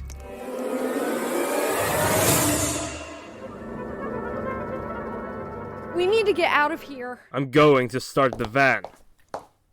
We'll come back for the equipment.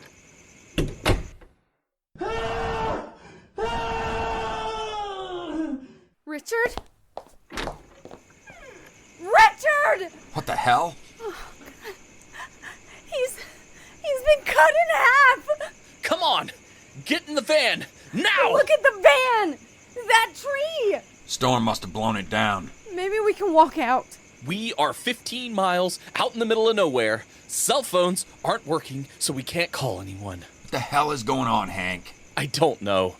Oh, I admit we had some surprises cooked up. What sort of surprises? Just some sound effects that Pam cooked up to give the place a little atmosphere. But Pam is dead. Richard is dead. 15 miles or not, I'm getting the hell out of here. Better go after her. Sherry, hang on. Sherry! Gerald, help me. Sherry? Oh, God, no. Me. Your lower body. It's gone. Oh, God. What the hell?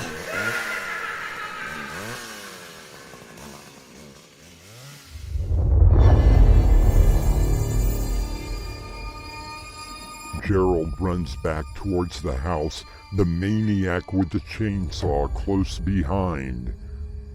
You don't run away, as I will return with Act 3.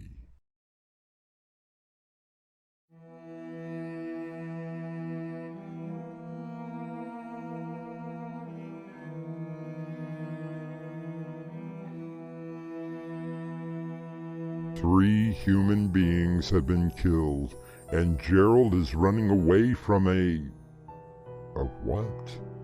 A ghost? An apparition that is capable of wielding a chainsaw? Or could it be death itself? What the hell are you?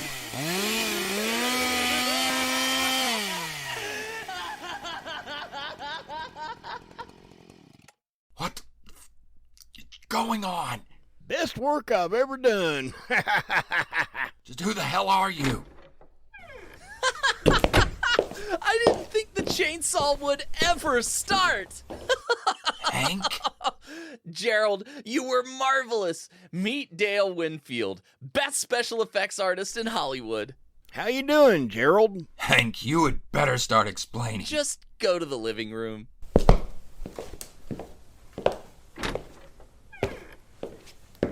And the look on his face. Oh, hiya, Gerald.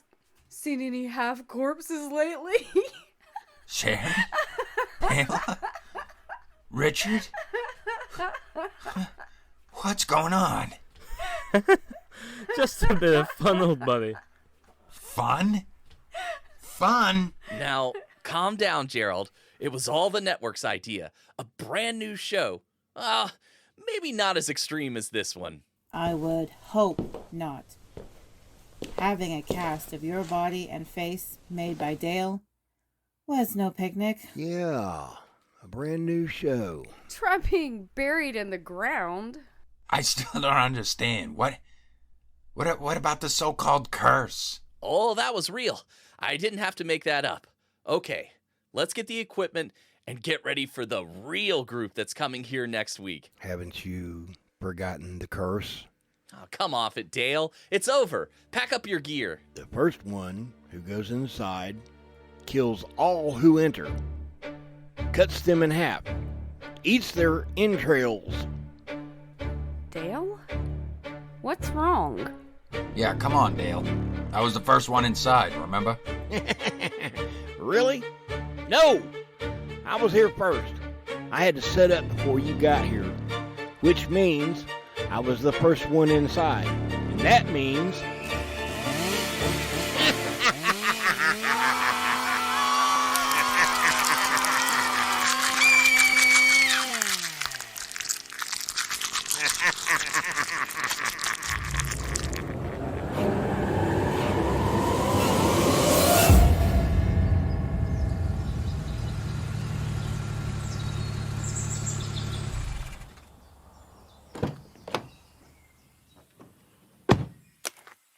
Hey! Anybody here?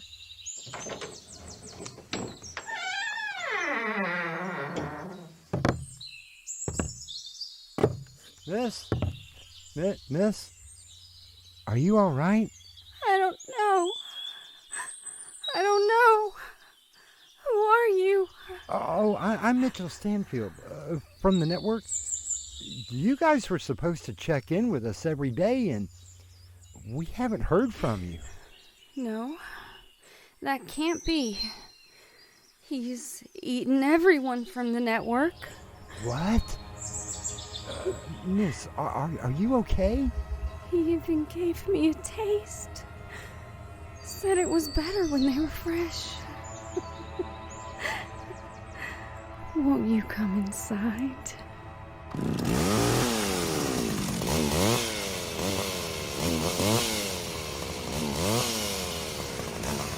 When someone finally came to investigate, they found Dale and Sherry surrounded by corpses, covered in blood, licking their fingers with every bite they take, eating, sucking the meat off the bones.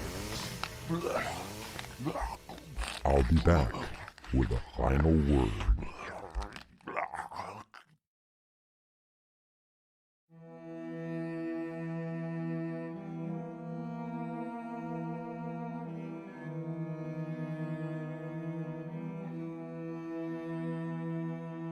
There have been cases reported of so-called curses against people. Scientists claim that it is more of a psychological occurrence than a supernatural one. But then, I wonder, can everything be explained with science? Our cast included Mick Davis, Jonathan Rossignol, Crimson McKenzie, Peter Lugmeyer, Gemma Mitchell, William Stafford, and Winslow Swan. The story was edited by Crimson McKenzie, and the production was under the direction of Winslow Swan. And now, a preview of our next tale. This is your host, Artemis Black, inviting you to return with us through the doorway to Nightmare for another adventure into the terrifying world of your imagination. Until next time, slumber peacefully. Epilogue. The butler did it.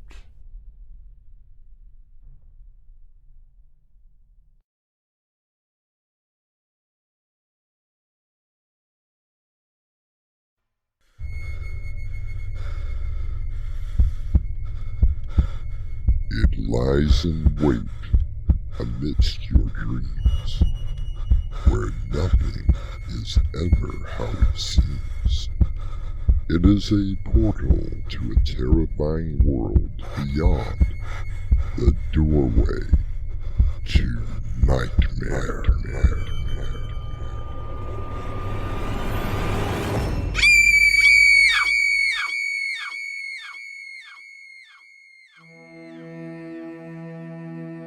Come in. Welcome. I'm your host, Artemis Black. The author Stephen King once said, "Monsters are real, and ghosts are real. They live inside us, and sometimes they win." We aren't sure when it happened.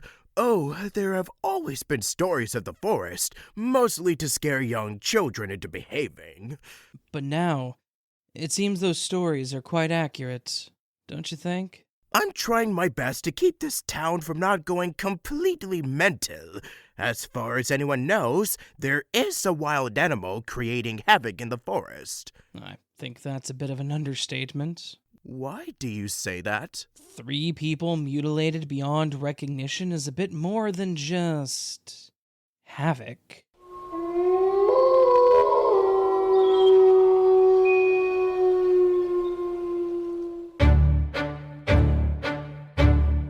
Our mystery drama, Hunter, was written especially for Doorway to Nightmare by Winslow Swan and edited by Crimson McKenzie. Our stars include William Stafford, Robert Jackson, Raven Adams, Peter Lugmeyer, and Annie Mick. I'll be back shortly with Act 1.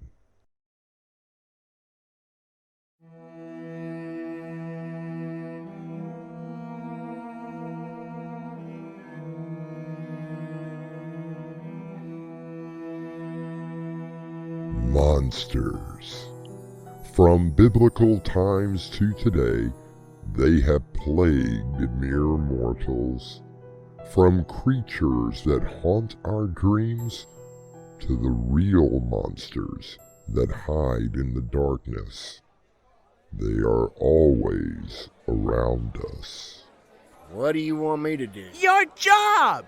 I'm doing my job. Then you need to do it better. Mayor, if you want someone else to be sheriff, I'll be happy to give you the badge. Now, don't be like that. Of course I want you as the sheriff. I just want whatever is out in those woods caught. You didn't see the last victim. That was by no means an animal. Are you saying it was someone from this town? They would have to be awfully strong. The man's head was ripped from his body. Not cut, but literally torn off. Is that even possible? Not according to the ME. So, what are you planning to do? I've called more deputies from Clark County. They should be here tonight. We are going to cover the woods. I wouldn't advise that. Excuse me? This is a private conversation. Forgive me, gentlemen. I didn't mean to eavesdrop. My ears are finely tuned to pick out conversations. Just who are you? Forgive me again. Let's start over. I'm Christopher Barnes, and I believe that you are in need of my services. Exactly. What services are you referring to? I understand that you have a slight problem in the forest near this quaint town. I assure you that I can solve it for you. I've got plenty of detectives and deputies. We don't need an amateur on the case. No offense. Oh, none taken. I can understand your skepticism. Sheriff, maybe we should hear Mr. Barnes out. Oh, thank you, Mr. Mayor. I not only claim that I will solve your problem, but I will eliminate it as well. It wasn't like anything I have ever seen before. I've been a doctor for over 30 years, and a coroner for the past 10. These murders go way beyond the ordinary. How so? Certain parts of the body were missing. What about the wounds? I'm not sure that I understand the question. Did it appear that the bodies had been partially eaten? Now, how did you know that? Because I've seen this before.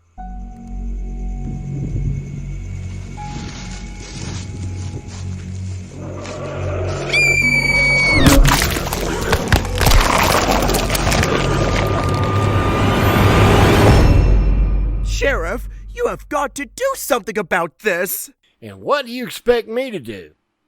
We had the woods surrounded, and not only did that girl get into the woods, she was torn apart. I told you that I could help. Perhaps we should hear him out.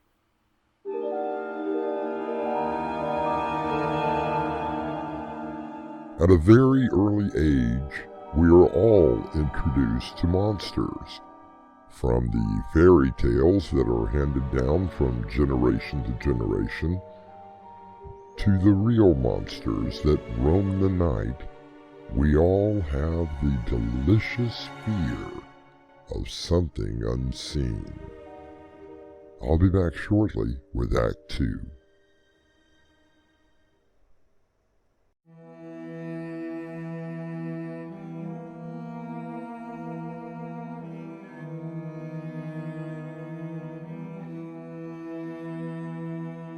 One of the first rules of a horror movie is to never, ever walk in the woods alone. There is not only the real threats of wild animals, but the possibility of a very real monster. Where the hell are you? I know that you're out here somewhere. Looking for me? Oh, jeez. You scared the hell out of me. Well, isn't that what I'm supposed to do? Scare, yes. Kill? No. What are you talking about? I haven't killed anyone. How long have you been out here? Actually, I just got here. Why do you ask? Because I want you to be extremely careful on this one. Did you talk to the mayor already? Now, why do you think that I've been here for a week? Of course I did.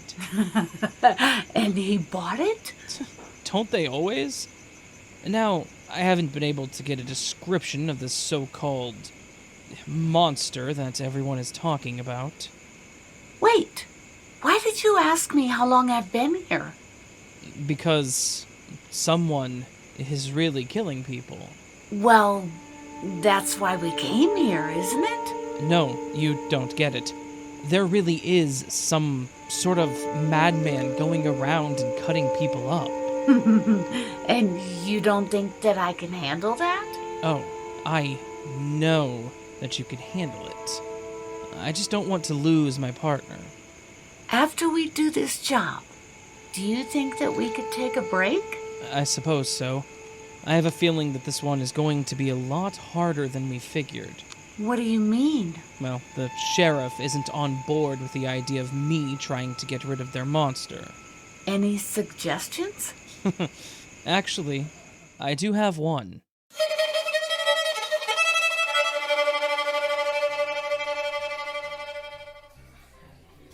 Over here. What can I do for you, Sheriff? I don't want this to get back to the mayor, but, well, I saw something last night. Really? Right outside my window. Can you describe it? It was like, well, nothing that I've ever seen before.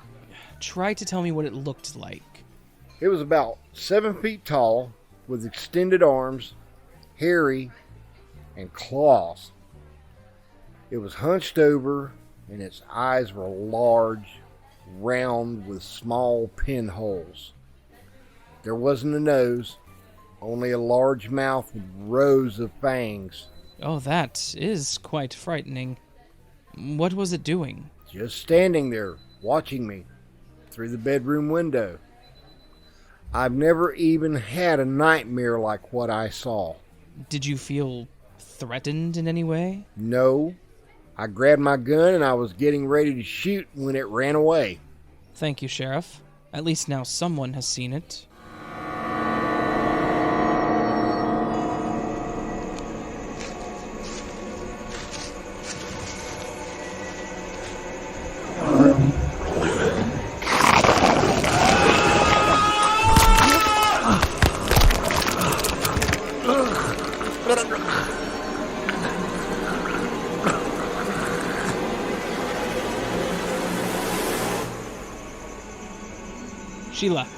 Sheila, where are you? Right here, Chris.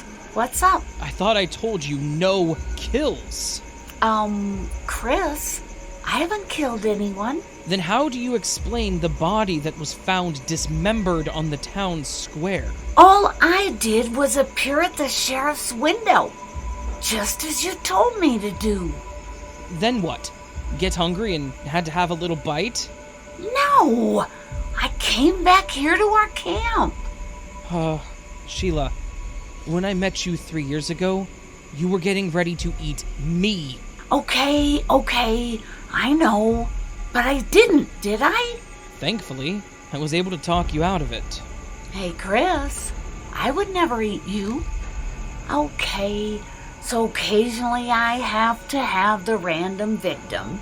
But if you recall, I did that before we even heard about this place. I know. Look, Sheila, we have a great little scam going.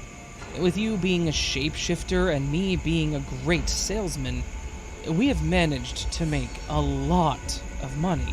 Are you thinking of retiring? As long as you don't start killing everyone in sight. I swear, I did not kill anyone here. Then you know what that means. Yes, there may be an actual monster in these woods. Personally, I believe that monsters do exist, not just in the minds of people, but in the darkest recesses of our small, tiny planet. They simply choose to stay in the darkness, at least sometimes. I'll be back shortly with Act 3.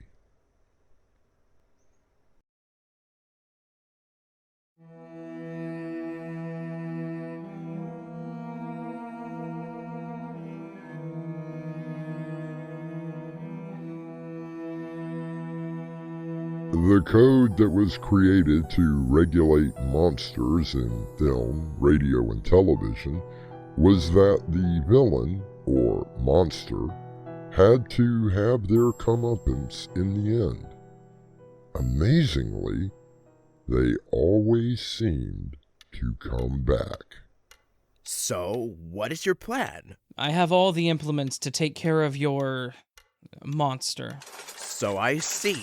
Silver bullets, crosses, wooden stakes, holy water. You seem to have all the bases covered. Mm-hmm. And a few that are not covered in the general books of monsters. I'm a little worried that you're taking so much of this on your own. Are you sure that you don't want the sheriff to come with you? The sheriff has already had one scare. I'm not sure how he would react. Why don't you wait until daylight? You mean go searching for its lair? But haven't you tried that already? Yes, and without any success. Don't worry. I'll be careful.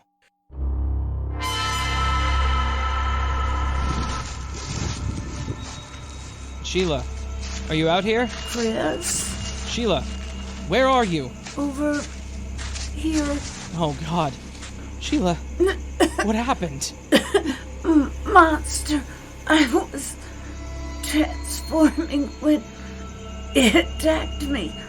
I tried to... Don't talk. You're going to be okay. Can you transform back into a human? No. Too much damage. I haven't fed enough. I'm sorry, Chris. No. I'll get you someone. We can leave as soon as... Too late. Just find it. Kill it. Please. Sheila? Sheila? No.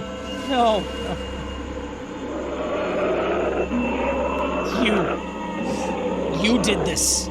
You killed her. I'll kill you. No, you won't. This has been quite a hunting ground for me. Mayor? You are the monster? Oh, yes. And now that you know, I must take care of you. Wait. What for? I have a proposition for you. Really? We've got the remains. Doesn't exactly look like what I saw, though. I don't think that you will have any trouble in the woods, Sheriff. Maybe not, but now I have another problem. What's that? Seems the mayor went out for a walk last night and disappeared. No one has seen him. I wish I could help you, Sheriff. I only deal in monsters. I understand that over in Macon County, about 200 miles away from here, they have a problem. Well, good luck to you. Oh, Sheriff, luck has nothing to do with it.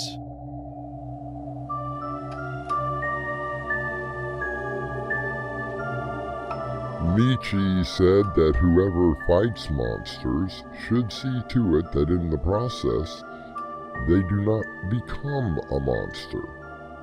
In our little play, you decide who the real monster is. I'll be back shortly.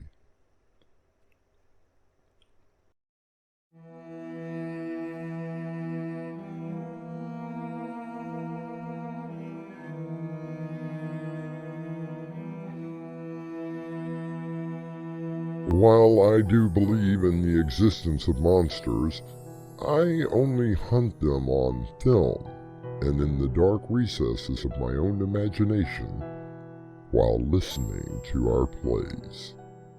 At least there, I can control them. Our cast included Robert Jackson, William Stafford, Raven Adams, Peter Lugmeyer, and Annie Mick. The story was edited by Crimson McKenzie and directed by Winslow Swan. And now, a preview of our next tale. Hey, what's this? Give it back, Brian! Looks like... yeah, a diary! I said to give it back! Let's see...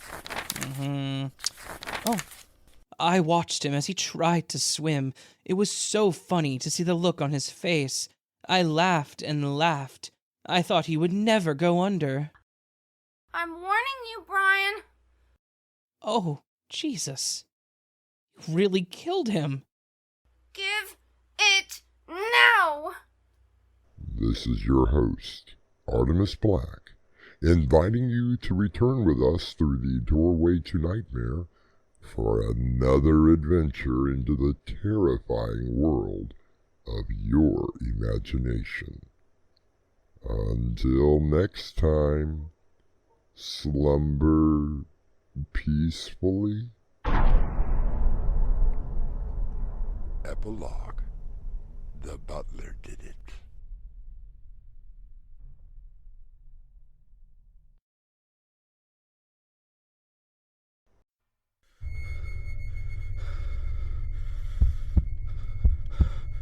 It lies in wait amidst your dreams, where nothing is ever how it seems. It is a portal to a terrifying world beyond the doorway to nightmare.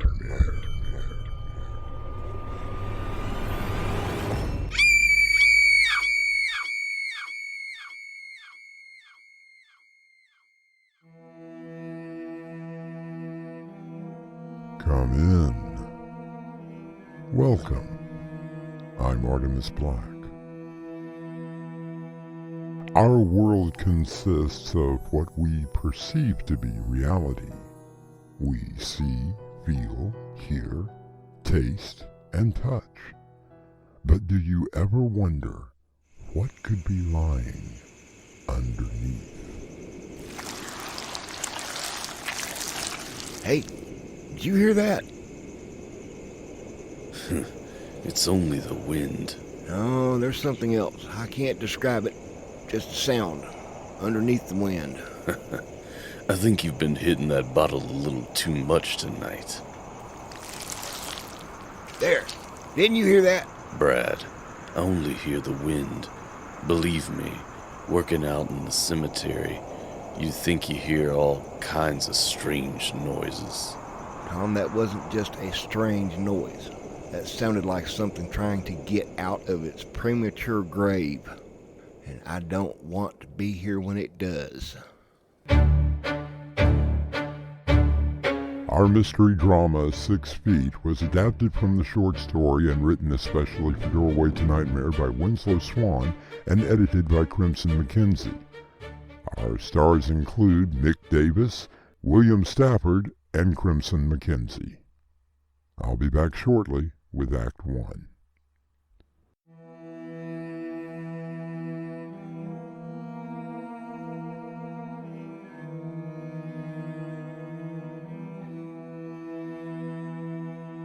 The wealthiest place on earth is not a gold mine, oil field, or even a bank, but a cemetery.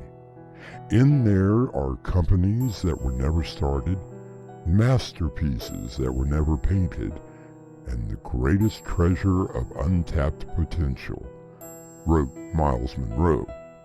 For some, the cemetery can be a peaceful place for reflection, or it can easily be a place of pure evil.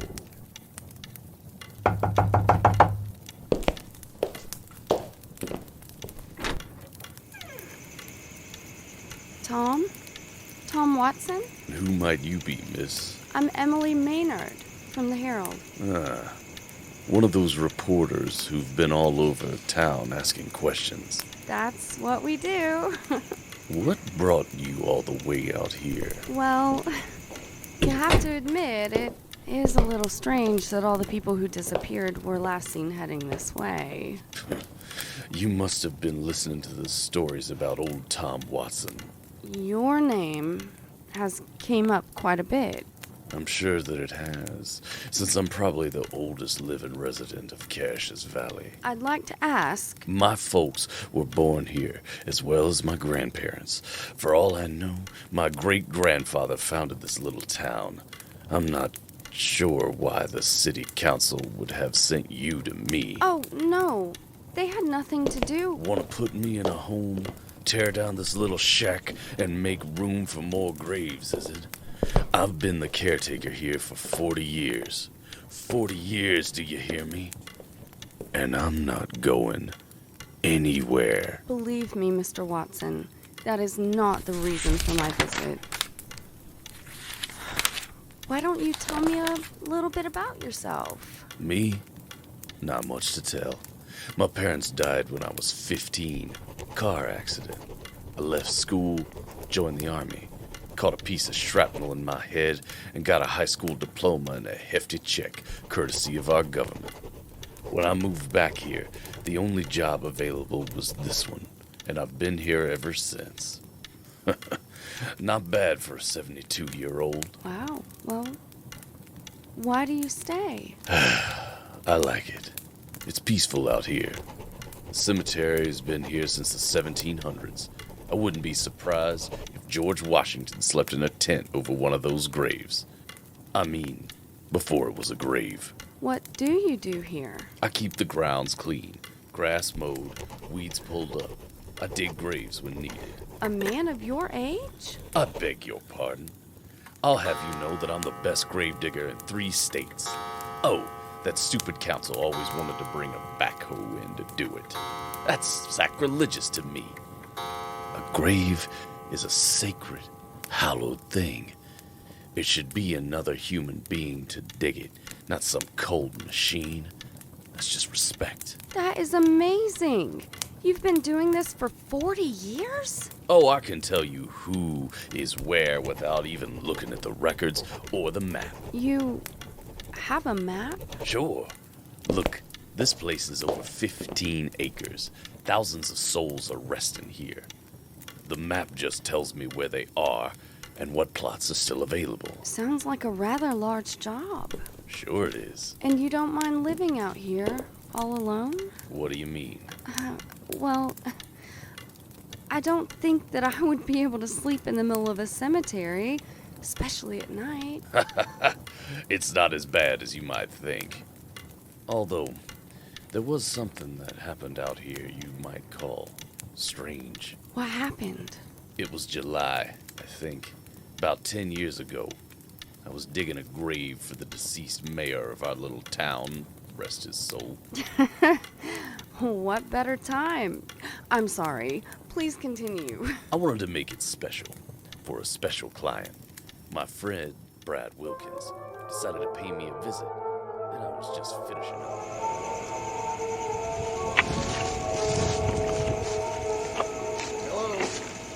Tom, you around?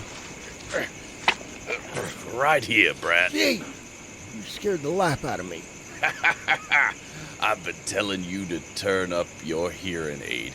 I suppose crawling out of a grave would be a little scary. Every horror movie I've ever seen came flooding back.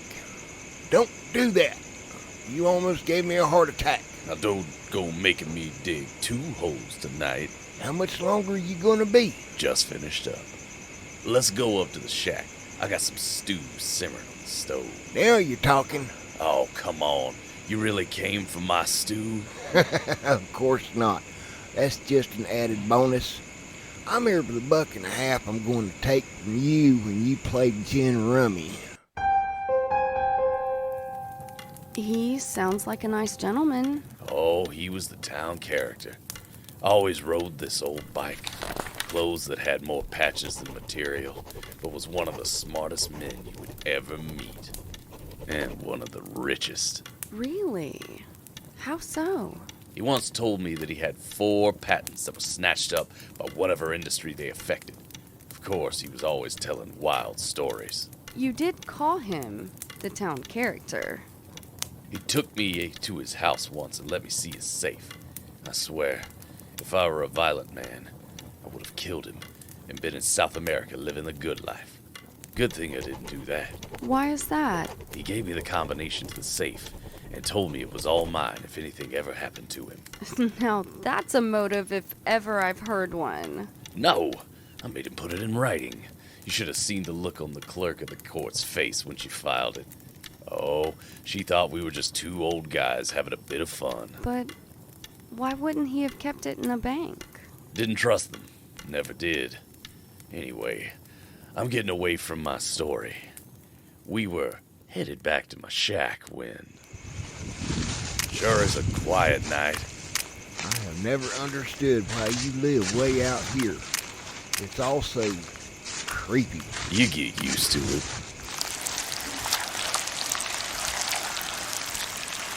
Hey, you hear that? That's just the wind blowing. No, it sounded like... Like what? That stew's been simmering for almost an hour, and my stomach's telling me it's time to eat. Just give it a minute, will you? Maybe it'll happen again. Come on, Brad. I'm hungry. Besides, I think you've turned your hearing aid up a bit too much. Give it a few more. There, do you hear it?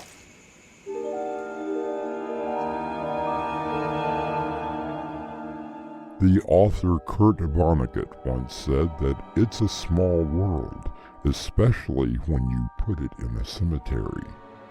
But what things lurk in the dark after the sun goes down?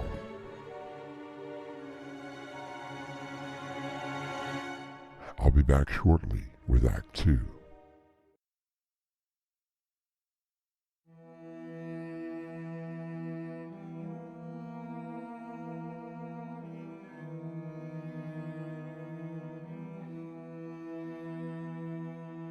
Norman Vincent Peale once said that the only people who don't have problems are in the cemetery, unless you just happen to be walking through one.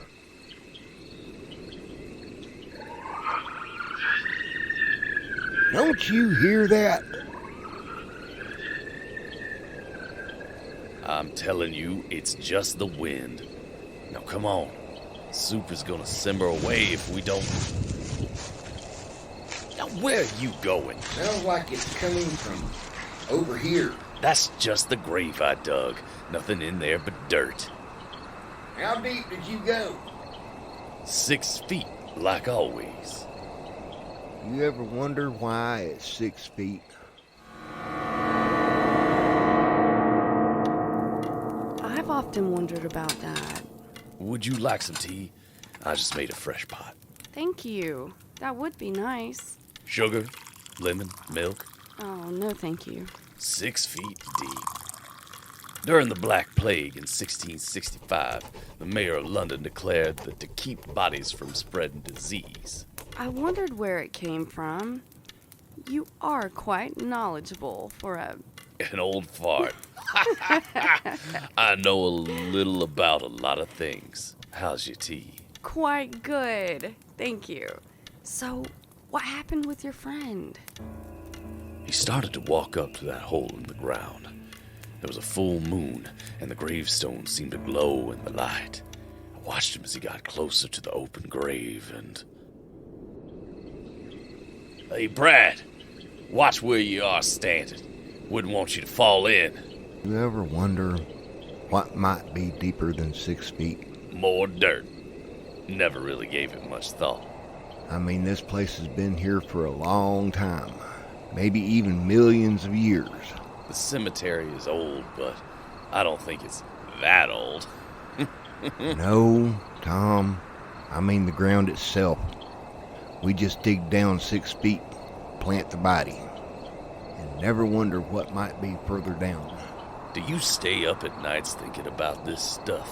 They found fossils in less ground, you know? I think I hear that stew calling us. I swear that sounds like it's coming from... Now, Brad, I told you, don't get too close to that. Brad! Tom, Brad! Help me!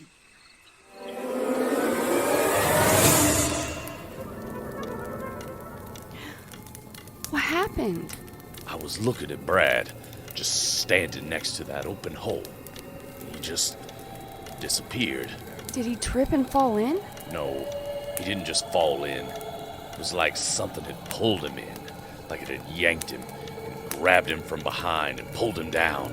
What did you do? I ran up to the grave, turned on the flashlight I always carried, and looked down. He wasn't there. What do you mean, he wasn't there? I should have seen a body at the bottom, but Brad wasn't there. I grabbed the shovel, and I jumped down, thinking that maybe the wall had collapsed and buried him.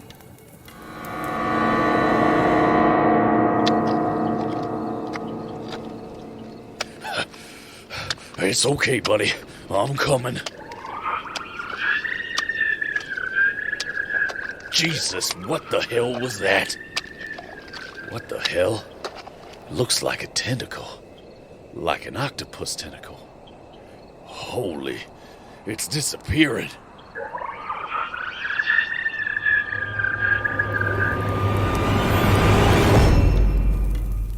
You say that you saw this thing, and then you, what, dropped it? No, it was there. I felt it. I picked it up and started rubbing the dirt off of it. The more dirt fell away, the more transparent it became until it was invisible. I could still feel it in my hands, but it wasn't there. What did you do? Climbed out that hole, went back to my shack, and finished off a bottle of whiskey. But what happened to the tentacle? I dropped it. Couldn't find it again. That sound, that little girl sighing, just below the wind, sent a chill down my spine. The mayor's funeral was the next day. I spent most of it laying in my bed trying to drink away the horror of Brad, the tentacle, and that sigh, that little girl's sigh.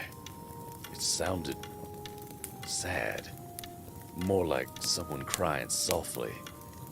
And the nightmares, they were bad. Really bad. That damn tone could have stayed with me for days. I could hear it every time the wind blew. I tried to find it, but couldn't, so I just kept drinking.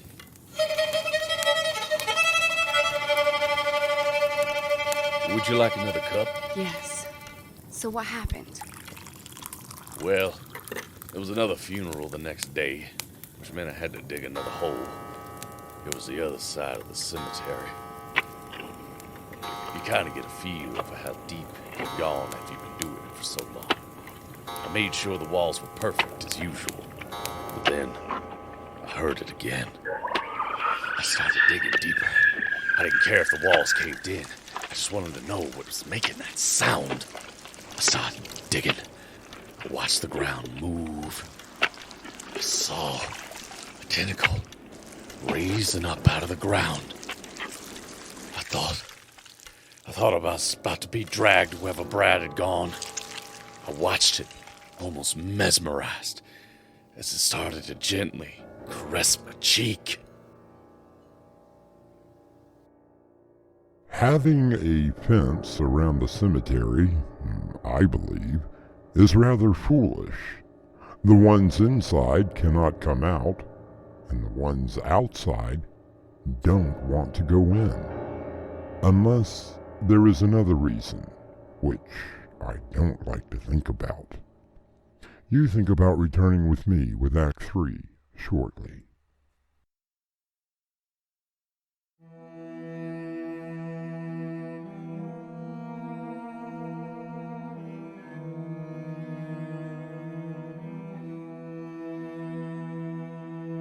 There is a quiet place in any town you may visit. Lots want in, few are selected for the right price. No worries or cares, not a moment of stress, or even thinking about tomorrow. We call these little neighborhoods cemeteries. How's your tea? Very good. So what happened? I felt that tentacle near my face. It seemed to lick my cheek like a small puppy might do. I felt it wrap itself around me, like giving me a hug before sliding back into the ground. If you want my opinion, I think your tentacle came straight out of one of those bottles of whiskey you have. I don't expect you to believe me. I'm just telling you what happened. So what did happen? I wondered why. Why Brad and not me? And then it hit me. What if this thing was something older than our world itself? An alien who had crashed on our planet and simply gone to sleep. Perhaps something that science had not discovered yet. But I had an idea. I started digging up graves all over the cemetery. I started with one of the newer ones, specifically the mayor's. What? I reached the coffin. I carefully opened it. The body was gone. The base of the coffin was also gone. Only the ground underneath was visible. I scrambled out of that hole, and I picked another one. On the other side of the cemetery, it was the same. The bottom of the coffin had been ripped away, and the body was missing. I spent the rest of the day digging up graves, finding the same thing. Didn't matter how old or new they were. Bottom of the coffin gone, along with the body.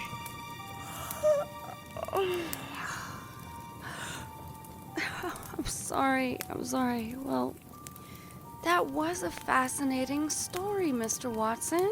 Believe it or not, that's what happened. Would you like to know what I think? Yes, I really would. I believe that you murdered Brad and buried him in that grave that was eventually going to house the mayor. Really? I also believe that you've been killing people that come out here for some reason or another. And what brought you to that conclusion? I checked on a few things. Whenever there is another funeral, there is another disappearance. You see, you dig the graves, you murder your victim, and then just dig a little deeper for the body. An interesting theory, but completely wrong. How is your tea? It is rather good. I'm sorry, I don't know what is making me so tired. Could possibly be the pills I put into the tea. Wait, what? You see, whatever is under the ground around the cemetery has been there for a long time. When this place was made into a cemetery, it woke up. It found a very fertile supply of food. What's happening to me?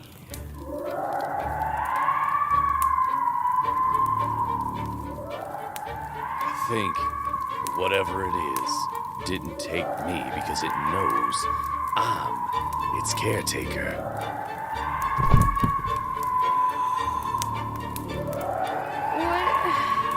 What did you do to me? I'm saving you from the horror of being eaten alive. It doesn't mind the bodies from the mortuary, but like all of us, it does prefer fresh meat.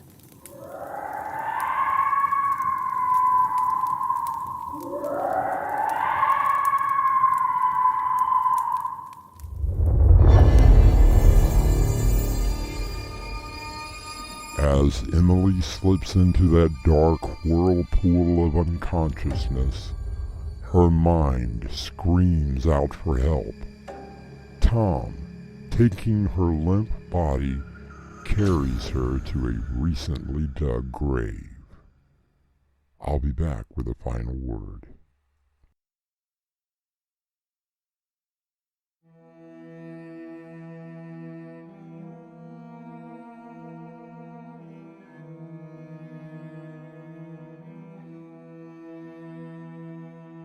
The cemetery is a place of peaceful rest. No one there has cares or worries. If now you have something to worry about the next time you see one, perhaps we have done our job to bring your nightmares to a frightening reality.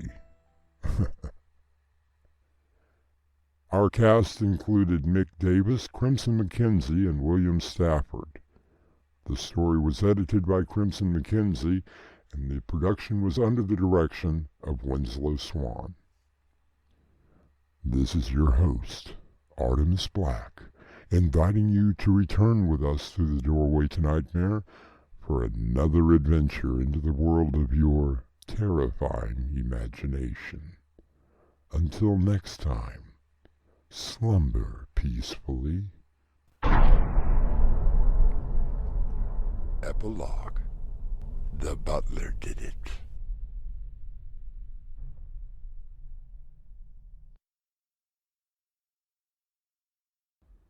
Hi, this is Winslow. This is Crimson. And if you like what we're doing, Hit that like button. and if you want to hear more, Subscribe.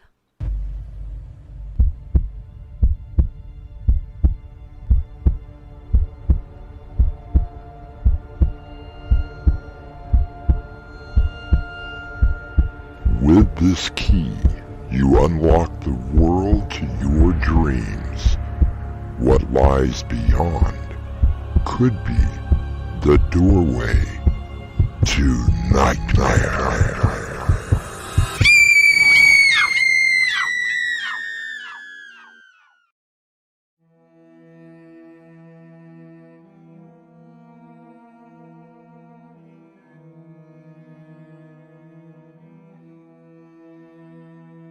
Come in. Welcome.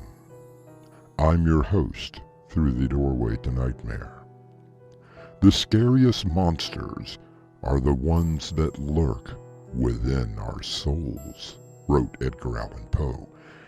We have all but forgotten the monsters that frightened our parents and grandparents, such as Dracula, Frankenstein, and the Wolfman. They have been replaced by real monsters with the names of Gacy, Manson, and Geen.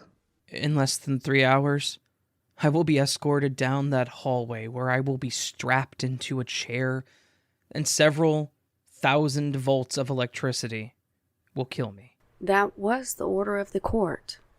There isn't anything that I can do about it. So what I want to know is why you were so insistent on seeing me. Because, Doctor, I'm in love with you. Oh, don't be ridiculous. I'm not.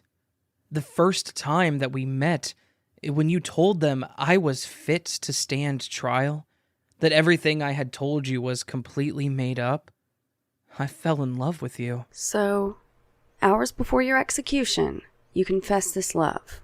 Why? Because I don't want to see anything happen to you. And what could possibly happen to me? Something very, very bad. Our mystery drama, The Confession, was written especially for Doorway to Nightmare by Winslow Swan and edited by Crimson McKenzie. Our stars include Raven Adams, Crimson McKenzie, Brenna Faith, William Stafford, and Annie Mick. It is sponsored in part by Swanage Press. I'll be back shortly with Act 1.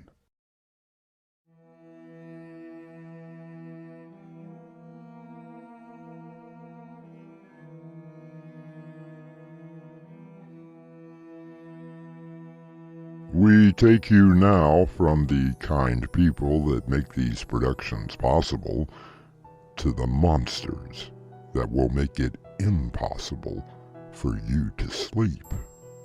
I hope. Dr. Emily Mason enters the office of Thomas Lansing, warden of the state prison. She is there at the request of a monster who is awaiting execution in the electric chair. Come in, Doctor. Oh, Emily is fine, Warden. And I insist on you calling me Tom. So I wanted to talk to you first before you saw the prisoner. Can we call him by his given name, please? If you insist.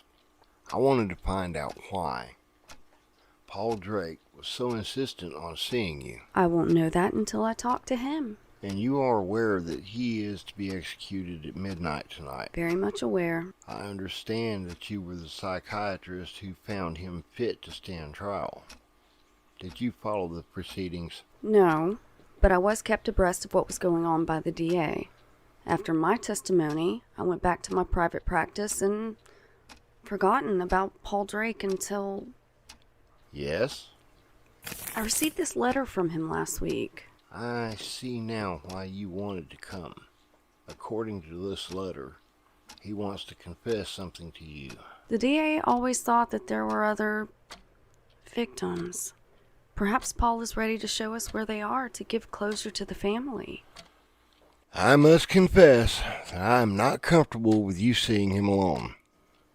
However, against my better judgment, we have a private room for you to meet Mr. Drake. Naturally, we will be monitoring the interview. I understand. I hope so. This man, Paul Drake, is one of the coolest killers that I have ever met in my life.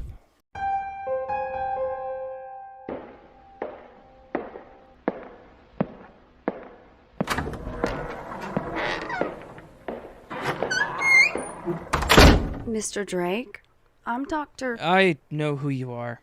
Sit down. So, why am I here?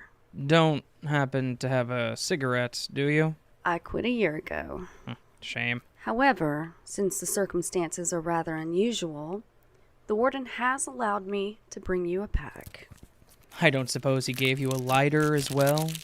Yes, he did, but I had to promise not to give it to you.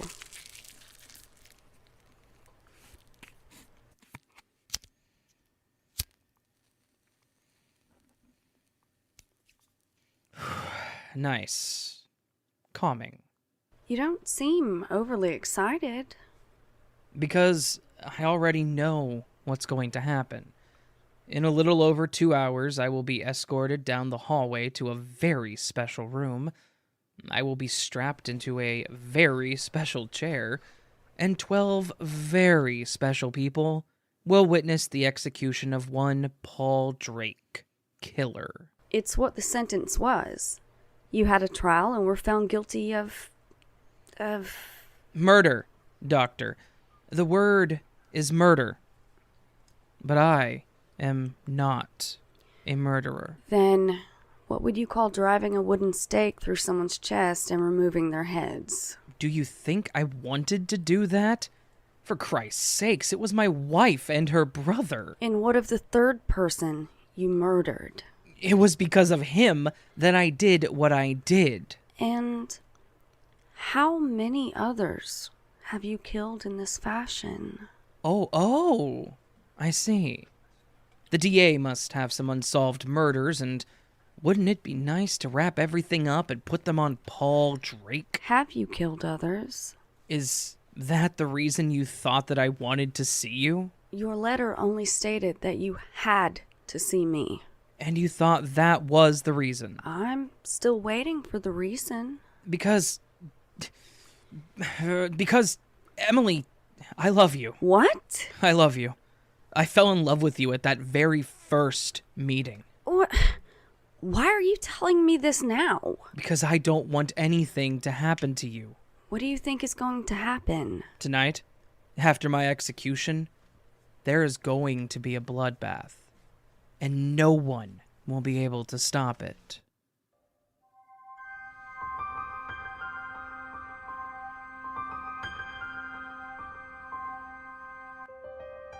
There have been a number of death row inmates who, for some reason or another, have been contacted by people who have professed their love. Prison marriages happen all of the time, but I don't recall one that happened a mere 2 hours before an execution.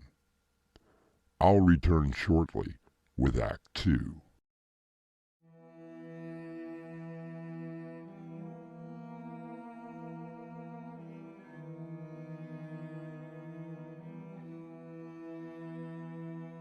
The world seems full of good men, even if there are monsters in it, wrote Bram Stoker.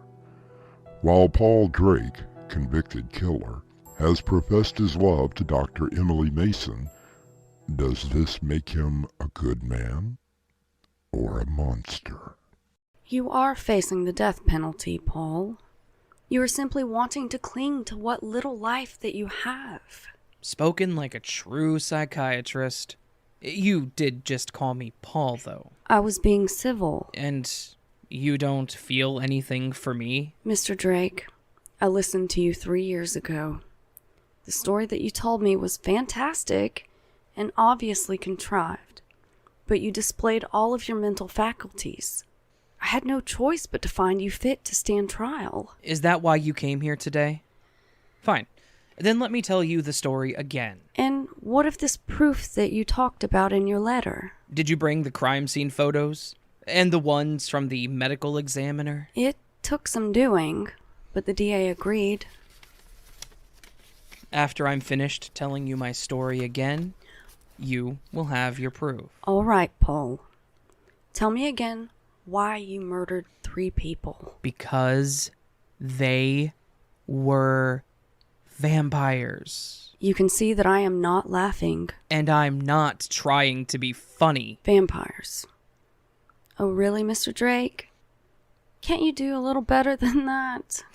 I tell you, Doctor, that witches exist, that warlocks exist, and yes, vampires do exist. They are among us, working and feeding, which is why I had to drive a stake through the heart of my wife, her brother, and that other man. That would kill anyone, Paul, as well as cutting off their heads. If the police had not shown up when they did, you would have burned those bodies as well. It had to be done. Burning the remains is the only way to ensure that they wouldn't come back. I don't think that you're going to have to worry about them coming back anytime soon. Are you so sure? What happened to the bodies after they were taken away? I assume that your wife and brother-in-law were buried in the cemetery near your home. The other man was probably kept in storage until family could be found to claim him. He was never claimed, and his body was never buried. And how do you know this? I have my sources. And how do you know that they were vampires? I thought you didn't believe me. Humor me, Paul. All right. My wife met this man, this Lance something or other, at the diner where she worked. That is where it all started.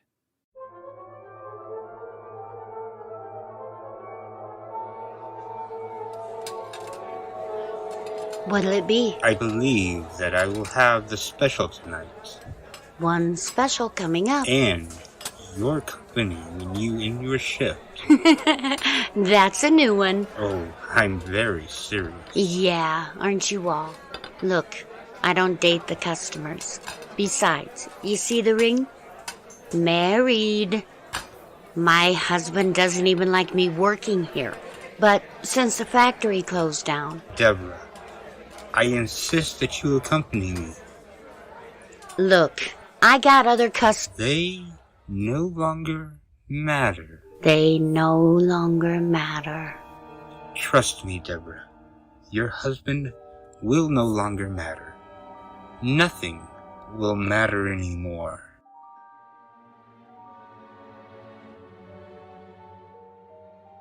Her brother was staying with us. I found out a week later that she had quit her job. She was seeing this Lance character every night.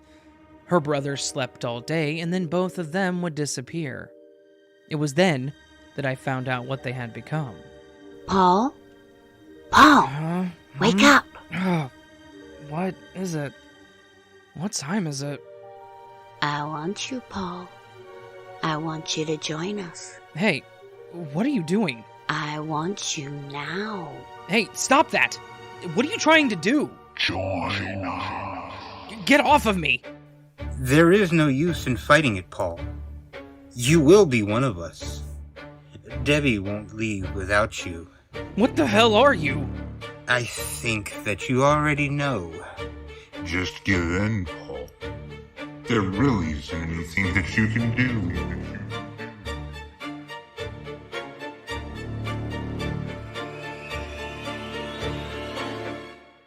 And that was when you killed them? I was ready for them. I had followed Debbie one night and saw... Lord, I saw Lance bite her, drink her blood. I was ready. I made the stakes. I surprised them. I'd cut their heads off when the police burst in. Your neighbor had heard someone screaming and had called them. But don't you see?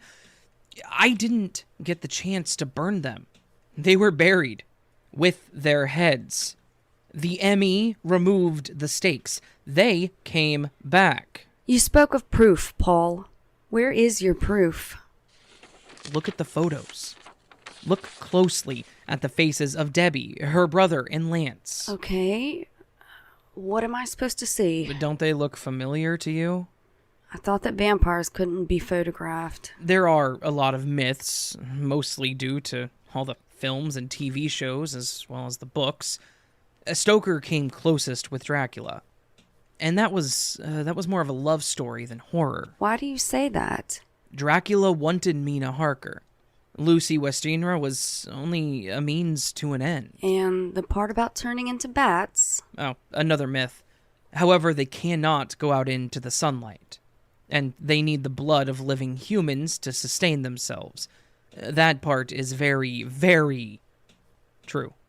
So why do you think I should see something in the photos? Look close. This one. My wife. She is now the secretary to the warden. This one, my brother-in-law, is the guard that escorted you here. And this one, Lance, is the warden now. I really don't see... Okay then, where is all of the blood? Blood? Well, if you drive a wooden stake into the heart of someone, there's going to be an awful lot of blood, correct? Those pictures show only the bodies on the floor. So where's the blood splatter? Paul, if you drive a stake into anyone's heart, it's going to stop the blood flow. That's why there wasn't a lot of blood. Perhaps you even moved the bodies before the police... I didn't have time. There is no blood because when a person dies, any blood in the system coagulates. It doesn't flow anymore.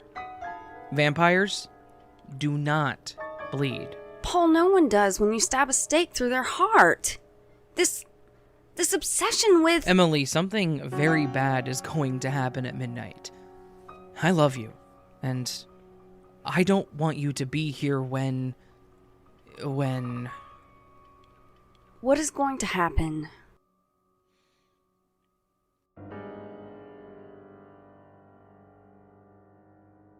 According to Nietzsche, Whoever fights monsters should see to it that in the process, he does not become a monster. And if you gaze long enough into an abyss, the abyss will gaze back into you. Paul Drake fought back and is now paying the price. I'll be back shortly with Act 3.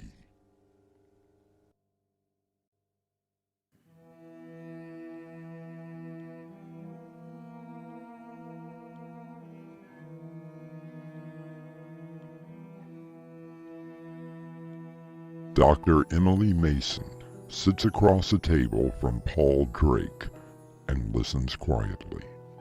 The photographs of his 3 victims lie in front of her. In another half hour, Paul Drake will be executed. Paul, I want you to listen to me now. Don't you understand? They came back. They are here. Paul, there is a resemblance to each of them, but I can assure you that they are not vampires.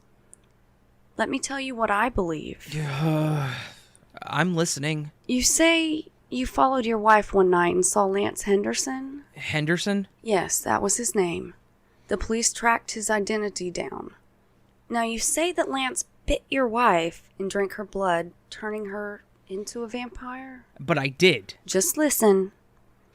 I believe that you did follow your wife. I believe that you saw Lance and her together. Seeing your wife making love to another man set something off in your mind. So why was Lance in my house while my wife was trying to bite me? I believe they were there to tell you that she was leaving you. Her brother was there to make sure that all went well. Which obviously it didn't. Emily, please, just leave before they electrocute me. I'm not sure what those 3 have in mind.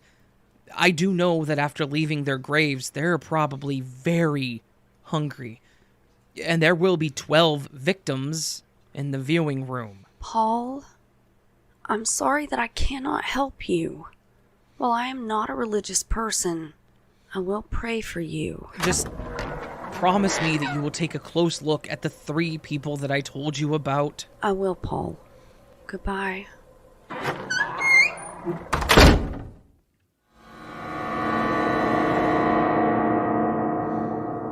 So, what happened? I don't know. I left before the execution. Do you think that he was telling the truth? About the vampires, I mean. I know that he was. How do you know? Because of what happened. You see, I watched the news after the execution. Something did go wrong. There was a fire, and everyone burned alive. That's horrible! At least that's what was reported. Obviously, they could not reveal the real story. Haven't you finished yet? I was just finishing. Cheryl, I would like you to meet my husband, Paul. Not Paul Drake. That would be impossible. You still haven't told her, have you? Patience, my love. You see, Cheryl, Debbie really wanted her husband to join them. They planned it out very carefully. Planned what? They had been feeding on me until I finally turned. So you see, Cheryl, Paul was already dead. However, he was very hungry. 12 people, 12 meals, 3 for each of us. Of course, we can't have a world full of vampires. What would we feed on then? Paul, I'm getting really hungry. I'm so glad that we met, Cheryl. I'll be missed! Too many people know me. I could get you victims. Oh, we like to refer to them as donors. We would only take a small amount from you. You would forget about it. However, I found Emily and turned her just the other day. So, as you can see, she is very, very hungry.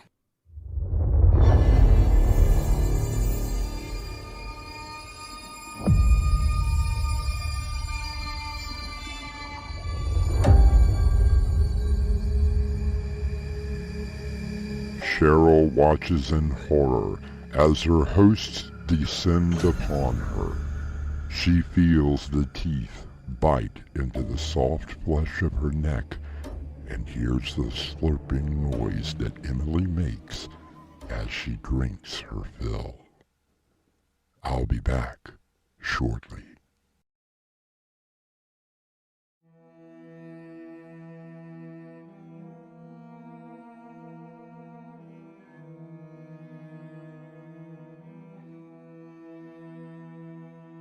I leave you to the horrors of your own imagination with a quote from Primo Levi. Monsters exist, but they are too few in number to be truly dangerous.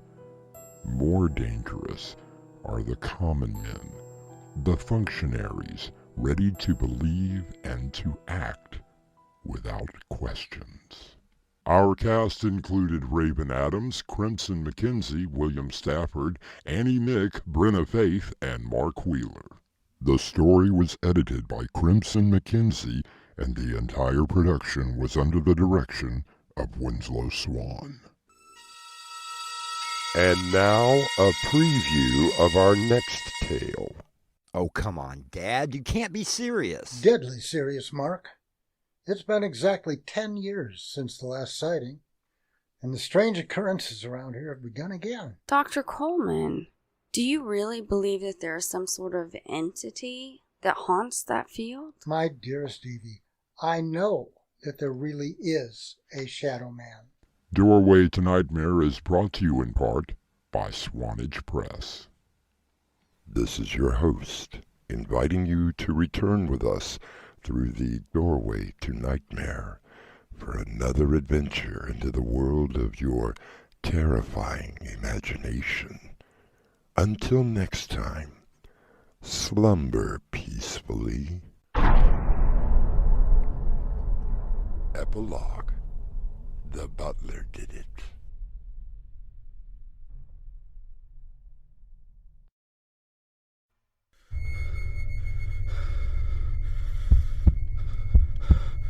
It lies in wait amidst your dreams, where nothing is ever how it seems. It is a portal to a terrifying world beyond the doorway to nightmare.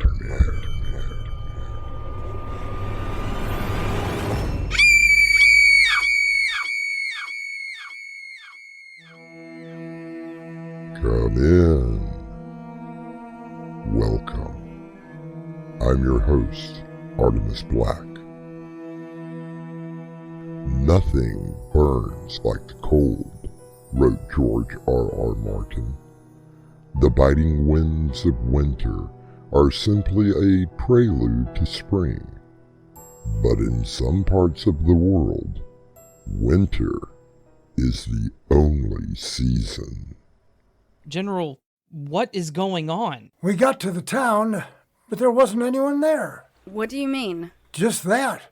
We looked everywhere. Not one single person could be found, that is, until... General, what happened? We were attacked. They literally came out of nowhere. I barely made it out. And the others? They were ripped to shreds.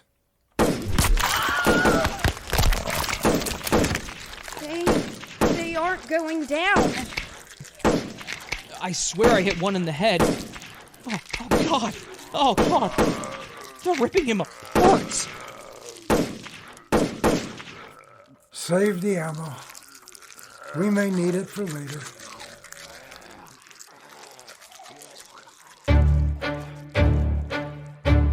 Our mystery drama, Icy Taste of Death, was written especially for Doorway to Nightmare by Winslow Swan and edited by Crimson McKenzie. Our stars include Raven Adams, Dave Archipov, Crimson McKenzie, Carter Sheriff, and William Stafford. I'll be back shortly with Act 1.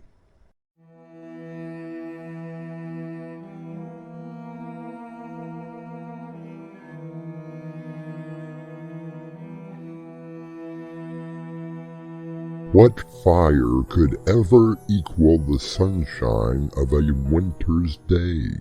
Asked Henry Thoreau. The cold air, turning the cheeks a ruddy red and bringing a tear to the eyes, can only mean that spring is not far behind.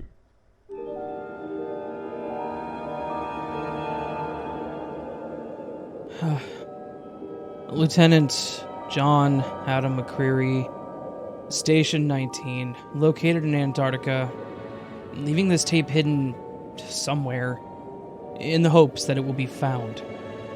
The whole thing started about a month ago when I landed here to replace the radio operator whose tour of duty was up. I can't remember his name. It doesn't matter. I don't think anything matters anymore. Except maybe blowing this place off the face of the earth.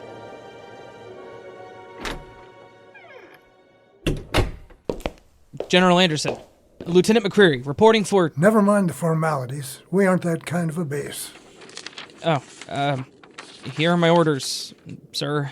And drop that sir nonsense. It's either Hank or General, one or the other. Yes, sir. Yes, General. The only reason you are here is because my radio operator decided not to re-enlist. Of course, I don't blame him. Stuck out here in the middle of a winter wasteland. Sir? General, what exactly am I doing here? Well, officially, you're to keep in touch with our nearest outpost, relay messages from headquarters. Unofficially, you've been banished here. I don't understand. We have all been banished here. For some reason or other, we've been placed here in this dung heap of a supposed weather station. You have the option to be transferred, don't you? Transferred? Sure. You can file the paperwork and hope it gets somewhere where it's supposed to go. Good luck with that. No, you paint a rosy picture, General. You can take the room at the end of the hall. Just store your gear and meet me in the radio room.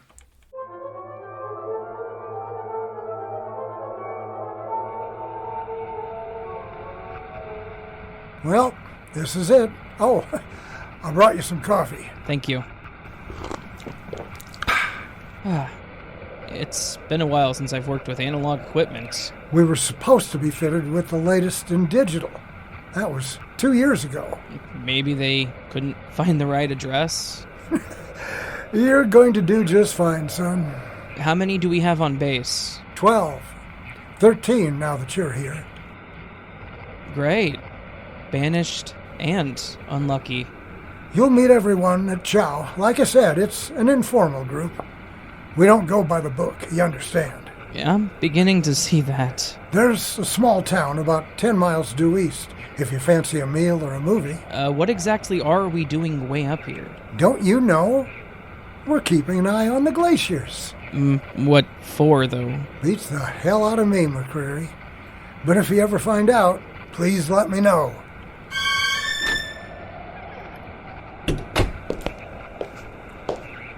You must be the new guy. Lieutenant McCreary. And you are? Captain Veronica Dawson. But just call me Ronnie. Everyone else does. Must be difficult. What? You are the only female on base. I will have you know I am the top science officer in the entire U.S. Army, Lieutenant, and that my being a woman has nothing to do with... That isn't what I meant. And if you are such a hotshot scientist, why were you banished? I wasn't banished. I requested this post. Okay. Let's just start over. I'm John, but everyone calls me Mac. Hello, Mac. I'm Ronnie. Now that we have properly introduced ourselves, what does bring you to the coldest part of the planet? I was assigned to keep tabs on the glacier. How big, how deep it goes, etc. I thought that some think tank took care of that. Normally, it is left up to some private organizations. But something happened about 6 months ago, and the whole thing was dumped on us. Well, what happened? As you know, the glaciers have been shrinking due to the climate change. But this one? Well, it seems to have been getting, quite larger. Could that mean just another change in the weather patterns up here? No. There's something else happening. I've been taking readings every day, and what I have found is frightening. It's just a big block of frozen ice, isn't it? Normally, but the samples that I've been studying, there's something going on that I cannot explain. Well, since I'm not a scientist, can you break it down to my level? Well, the molecular structure of ice is pretty consistent. However, there's something changing in our glacier. At ease. Don't even know why I bother anymore. What is it, General? Thought you might want a break. Everyone's headed for the town tonight. I would, but I have a lot of work to catch up on. Mac, you interested? First day here. I'm still trying to figure out this antique that you call a radio. Well, if you need anything, try not to need anything. I should be back before anyone else. Even generals need a little break. Have fun. Don't say that too loud. There are worse places they could banish me.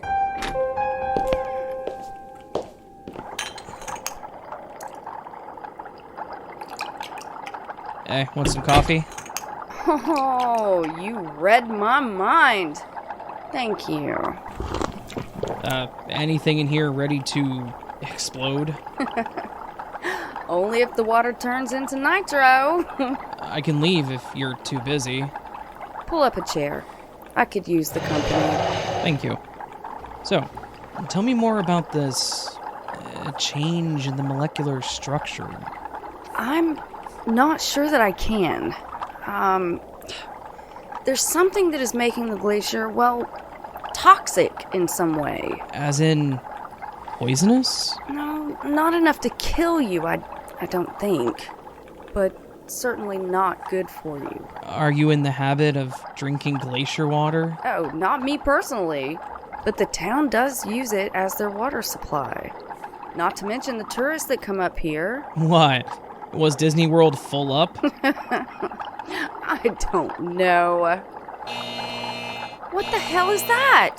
Just a phone call. Phone call? I was able to hook up an alarm whenever someone was trying to get us on the radio. I don't want to spend all of my time in the radio room.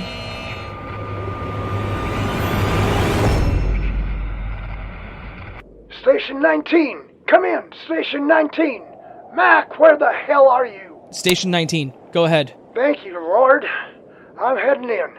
Get ready to lock the place down. I don't understand, General. What do you mean, lock down? Is Ronnie with you? I'm here, General. We got a code red on our hands. Get Mac up to speed and lock that place down. Now!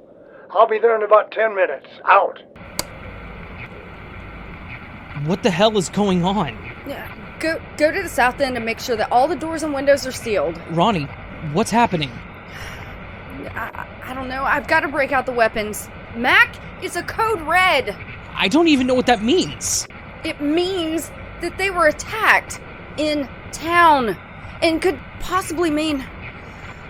Oh, God. We are at war.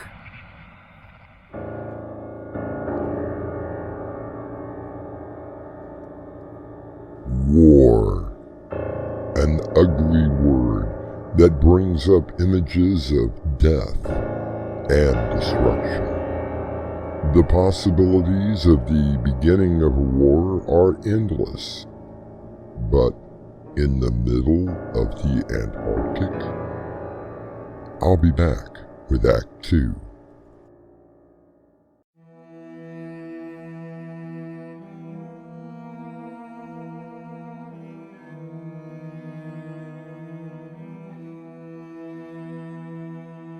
H.G. Wells was quoted as saying, "If we don't end war, war will end us."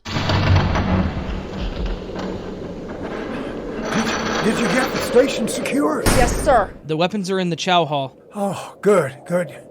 I suggest we get there now. Mac, I need to get a message through. What happened, sir? I don't think you're going to believe me. So, what's going on, General? Were you able to get a signal? I set up an automatic message. The alarm will go off if we get someone. What alarm? His first act is radio operator. Believe me, you will know when you hear it. General, what is going on? We got to the town, but there wasn't anyone there. What do you mean? Just that. We looked everywhere. Not one single person could be found, that is, until... General, what happened? We were attacked. They literally came out of nowhere. I barely made it out. And the others? They were ripped to shreds. What? Who attacked you? The people from the town. But you just said... I said we couldn't find anybody. But they came running out of everywhere. With any weapon they could find. We didn't have a chance. What could have made them do that? Something else that was even more bizarre. They were all naked. It is 40 below zero out there. I know that. I'm telling you what I saw with my own eyes. Not one person had any clothing on. What the hell is that? Max radio. Come on.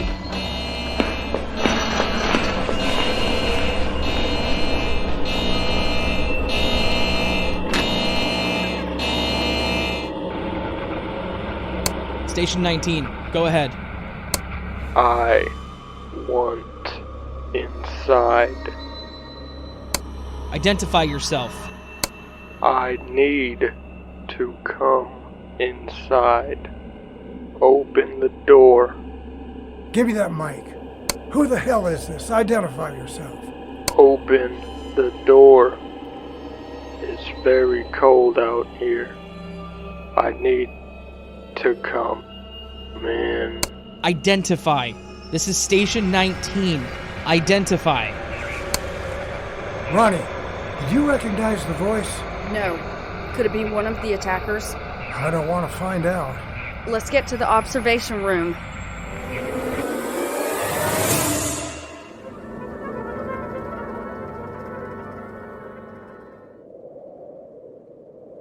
How many do you think are out there? If I had to guess, a couple of hundred. But they're just standing there. Not moving, not doing anything. And all of them not wearing any clothes? What does that mean? I don't know. Have you been able to get anyone on the radio? No, sir. Not even the closest station. I even tried the Russian outpost. We have got to get in touch with somebody. Anybody. I have to report this thing. I can see the eyes rolling now. A bunch of nudists attacking outpost. It's not funny, Captain. Look! They're starting to move away. Maybe it's over? I don't think so. Look, they're burying themselves in the snow. What the hell for? Oh my god. In the distance. That looks like it is. Corporal Adams. He looks bad. Grab the rifles. Shoot anything that moves towards him. We're going to give him every chance we can to get in. Oh, jeez, it's cold. Make every shot count. They're attacking him. Let him have it.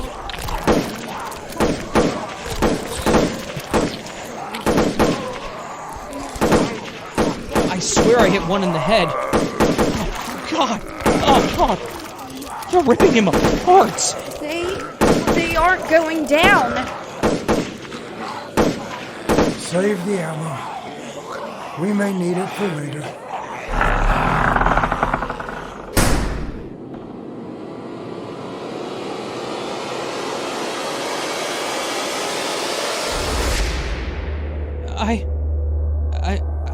I shot them right in the head.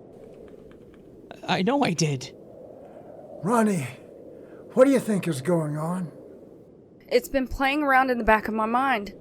It's incredible, but it's the only thing that makes sense. Mind catching me up to speed? I told you, I was assigned here to keep an eye on the glacier.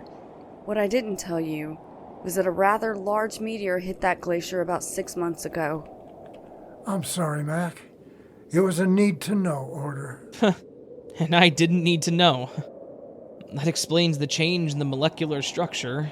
Not only that, but it may explain all of those things out there. How so, Ronnie? The water. Whatever changed on the glacier changed the water as well. Then why didn't it affect us? We have our own water supply that's flown in. And that didn't strike you as odd? At the time, no, it didn't. It still doesn't explain the fact that we shot them. Some in the face. And they didn't fall. Or why they're completely nude. Never mind that. How do we get out of here? I've been thinking about that. We could use one of the snowplows. Yeah, only one problem. The plows are on the other side of the fence. Right in the middle of that army. An army that we can't even kill. It doesn't make any sense. The cold should have stopped them. Unless... Unless what? Well, say it, man. Unless they're already dead.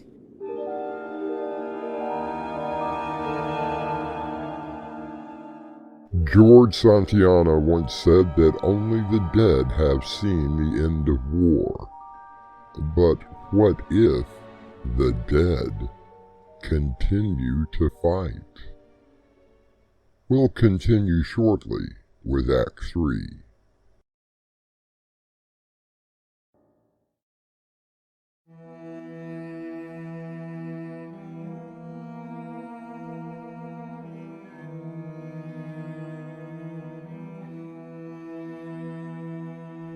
Edgar Allan Poe once said that the boundaries between life and death are both shadowy and vague. Who is to say where one ends and the other begins? Want some coffee? Sure, thank you. What are they doing? Just standing there, watching, waiting. If I could get my hands on just one of them, I might be able to find out how to destroy them. Oh, well, if that's all you need, I'll just stroll on out there and invite one of them in. That's not what I meant. I just keep seeing some of the people that I knew. Like that one, over there on the right. That's Jameson. He runs the movie theater. The woman to his left, that's Anisha. Probably one of the best cooks anywhere. Do you think it was the meteor that caused all of this? It wasn't a meteor. General? What are you talking about? Another need to know. Well, then, I think it is time that we need to know. It wasn't supposed to happen this way. What wasn't supposed to happen? It's a biological weapon. It was being tested. Is being tested. It's why I was sent here. Oh. Why am I not surprised? And you knew this? What the hell were you thinking? Yeah. Who says the ones in charge actually think? That's enough. Wow. So everyone here was expendable? This is war, Captain. But we are not at war. But we could be. What exactly was this weapon? From what I was told, it contaminates the water. Those who drink become perfect killing machines. You mean zombies? Not in the sense that you mean. They don't eat the living, only kill them. And the clothes? See for yourself. Imagine a soldier who can withstand any type of weather or climate. It can take a bullet to the head, not even flinch. A perfect killing machine. And that is your reason for killing 10 of your own men? It had to be done. Is it getting hot in here? The hell with you, General. We need to get out of here as fast as possible. I said that was enough. I'm putting you on report, mister. Report? Report? To who? To whom? Everyone is dead. I need to contact headquarters. McCreary, get me HQ now. Ronnie, what's going on? I'm not sure. General? Are you okay? I feel so hot. Feels like I'm burning up. General, did you drink anything when you went to the town?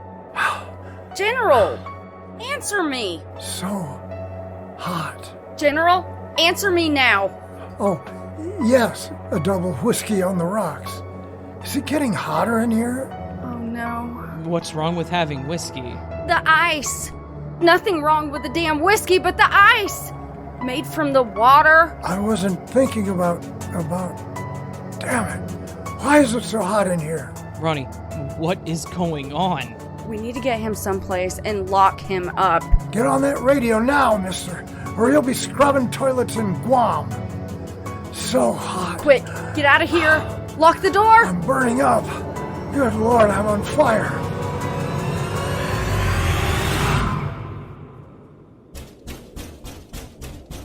Did you see his eyes? Oh, wow. Yes, I did. He's dead, isn't he? I believe so. Oh, crap. What is it? I forgot. That room has a door on the other side. We didn't block it. What does that mean? He can open one of the outside doors. Ronnie?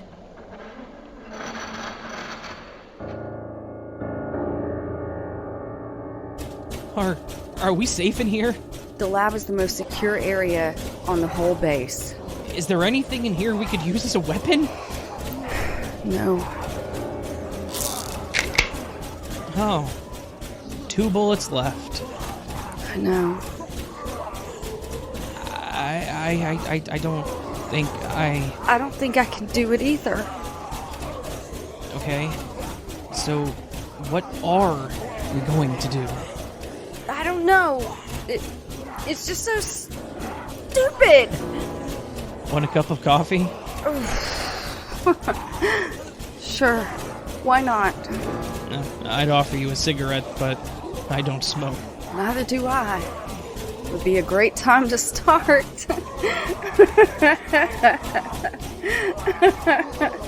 Nah.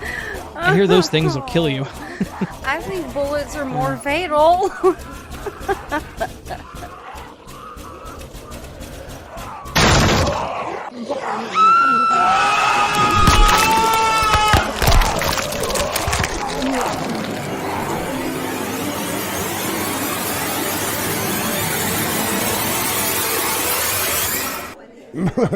Now, ladies and gentlemen of the Arctic Bottled Water Company, I would like for you to taste the most purest water in the world. Millions of years in the making. Where did this come from? Our company just acquired an old weather station in the Antarctic from the Army of all places. There's a glacier out there, and we are, well, in a sense, mining it for the water. Fascinating. I understand that there is, or was, a settlement near the glacier. Oh, yes, I said there used to be. When we went in, there wasn't anyone there. And this is part of the first shipment? That's right, the very first shipment. Delicious, isn't it? How soon does it go on the market? 1 million bottles were distributed just last week, and sales have been phenomenal. Well, there is one little hitch. Now, don't tell me that. Oh, no, nothing to be concerned about. We just haven't been able to communicate with anyone from the base. Weather problems? Or just bad equipment?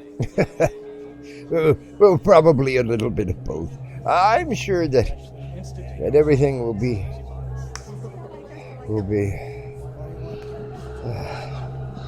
Is it? Is it getting hot in here?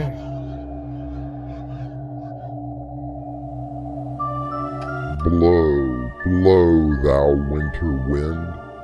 Thou art not so unkind as man's ingratitude.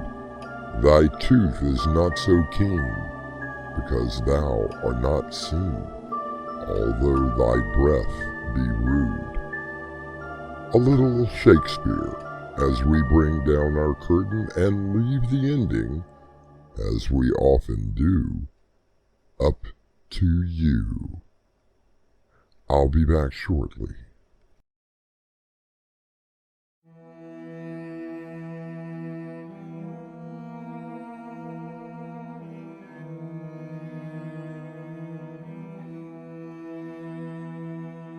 Because I could not stop for death, he kindly stopped for me, wrote Emily Dickinson. A condition that each of us must face in his or her own way. Our tale tonight suggests another, perhaps much worse, fate. Our cast included Raven Adams, Dave Arkhipov, Crimson McKenzie, William Stafford, Carter Sheriff, and Winslow Swan. The story was edited by Crimson McKenzie and directed by Winslow Swan. And now, a preview of our next tale. You played a very good game tonight, Robert. I do believe that it is the best I've ever seen. Thank you, Miss Collins. Yes, a very good game. Miss Collins, what are you doing? What does it look like I'm doing, Roberts? Please, Miss Collins. Call me Erica. Miss Collins, you're my teacher. What does that have to do with anything?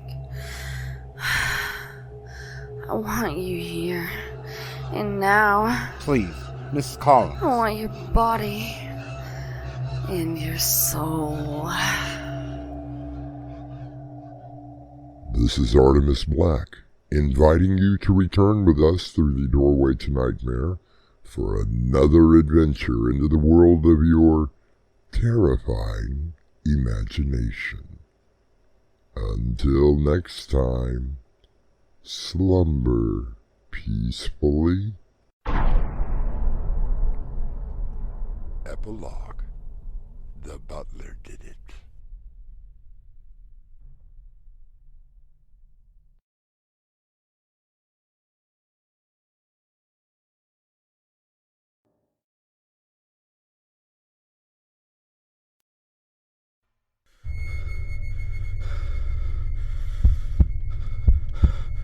It lies in wait amidst your dreams, where nothing is ever how it seems.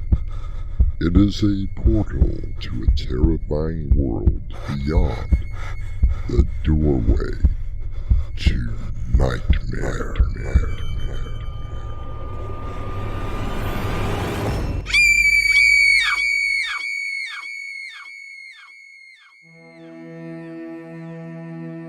Come in. Welcome. I'm Artemis Black. Home is where the heart is. Home is where you hang your hat. Home can be the safest or deadliest place on Earth. Nothing wrong with this door. It opens just fine. Kind of large for just a closet. No. There was a room with a window and some sort of bright light. There isn't one now. Just your ordinary closet.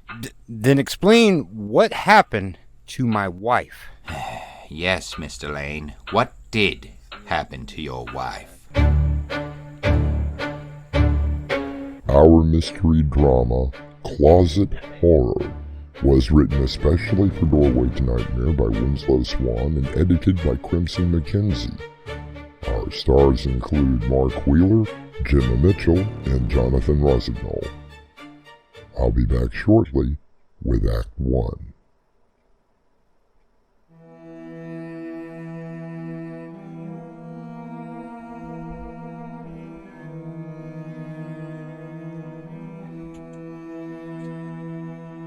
Perhaps you will remember the Wizard of Oz and Dorothy, who found out that there is no place like home. It did take her running away to discover that little fact. The clock, ticking away the seconds. How I want to stop it, just to make time completely halt its maddening journey.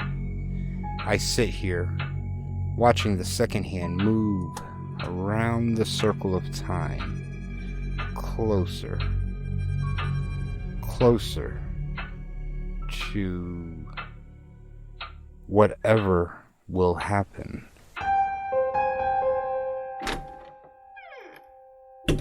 Well, here we are, home sweet home. Well, I mean, I know it's not the honeymoon cottage you were expecting. Oh, honey, now stop. At least we have a roof over our heads. Well, lucky we were able to find this. And what a price. And that's what worries me. What are you looking for? The reason we got this place at almost half what it should have rented for? Are you really going to look a gift horse in the mouth? Just be grateful. Well, there's nothing wrong with the plumbing. Are you going to try and find trouble, or are you going to help me unpack? Nope. Walls seem to be pretty solid. Eric! Oh, I'm sorry, honey. Let me help. Finally. Now take this box to the kitchen. Oh, what the devil you got in here? Bowling balls? Now, what are we going to do with those paintings? Just leave them there. It's fine. Eric, we can't. They are awful. Well, they did come with the place. But look at them. My 5-year-old nephew could paint better than that. Well, then just throw them in the closet. What closet? They are all full. Well, that one, over there. At least I assume that it's a closet. Didn't you check? I haven't had time, dear. Now, who would lock a closet door? Well, it beats me. Hold on a second. Let me try one of those keys the realtor left me. Wonder what's in there. Nope, not that one. I'm sure that isn't it. No. Nope, none of them work. Well, that's kind of weird. Weird or not, this door isn't budging. Pretty solid door for a closet. Maybe you can get a locksmith out here tomorrow. Tomorrow is Sunday, dear. Well, Monday then. And I think some new curtains could do wonders for that front room. What the hell was that? I don't know. But it came from inside that closet. Well, now that's impossible. How could anything get in there when we can't even open the door? Well, I don't. Whatever it is, it's locked up tight. I just hope it doesn't go on all night.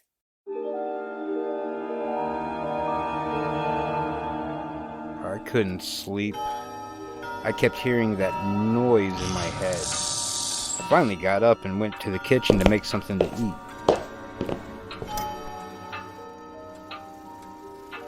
I went to the front room and stood at that closet. The sound was coming from the inside. From the base of the door, there was a strange light, growing brighter. I was more determined to open that door when...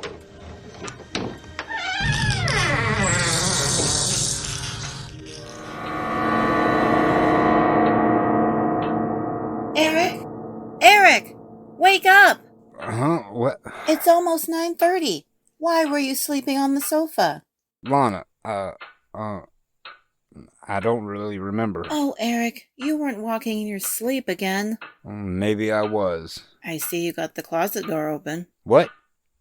It is open. How did you do it? I mean, it's the strangest thing. I thought I heard that noise again. I was standing in front of it, ready to force it open when the door opened by itself. Eric, are you putting me on? I swear I'm not.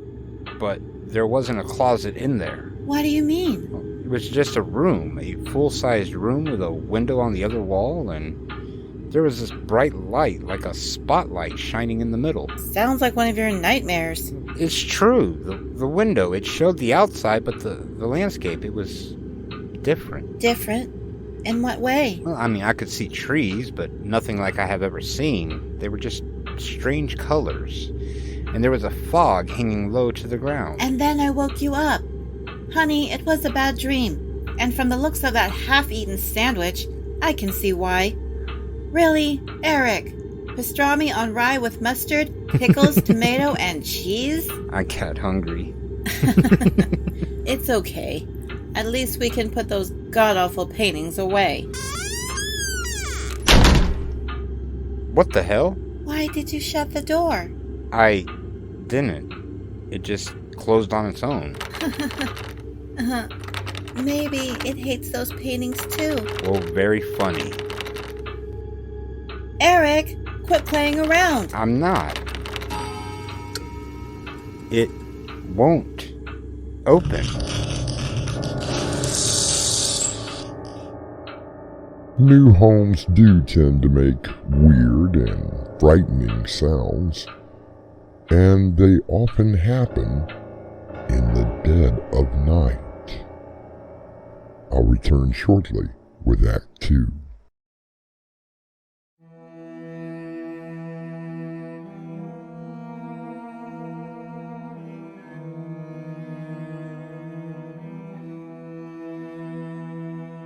Strange noises in a new house happening late at night are not uncommon. Most people get used to the sounds as they become more frequent. They console themselves by saying, well, it's simply the house settling. That was a wonderful dinner. Can I help you with the dishes, sweetie? Oh, let's just leave them for in the morning. Well, it suits me just fine. So, what would you like to do? Well, there is a movie on TV that I've been wanting to watch. Why don't we go out somewhere? Eric, did you hear that? Now, don't try to change the subject.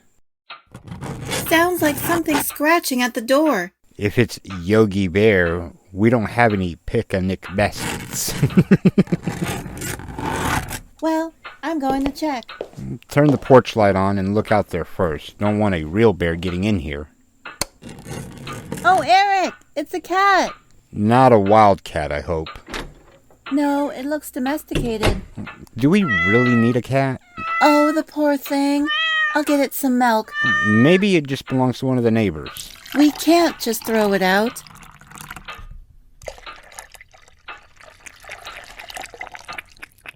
There. Now are you happy? Very happy. The thing must have been starving.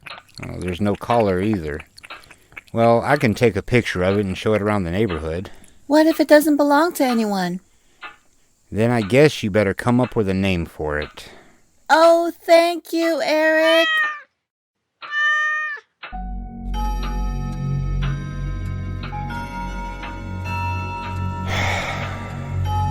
Never fails.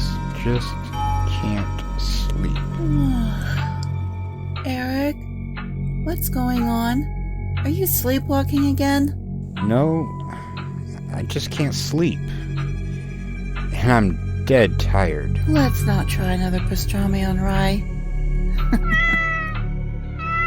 Well, apparently that cat can't sleep either. Eric, there's that sound again. What is it? I don't know. Whatever it is, it's definitely coming from that closet. Look, the cat. It's looking at the closet door. Whatever it is, the cat does not like it.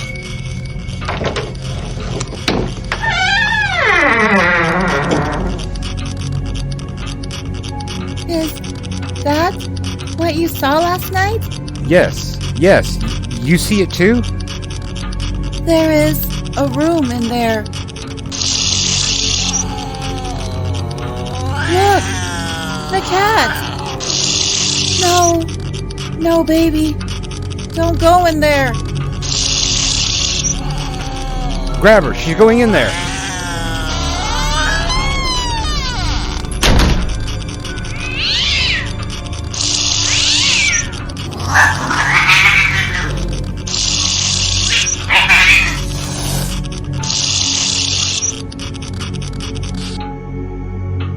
Eric, what's that coming out from under the door?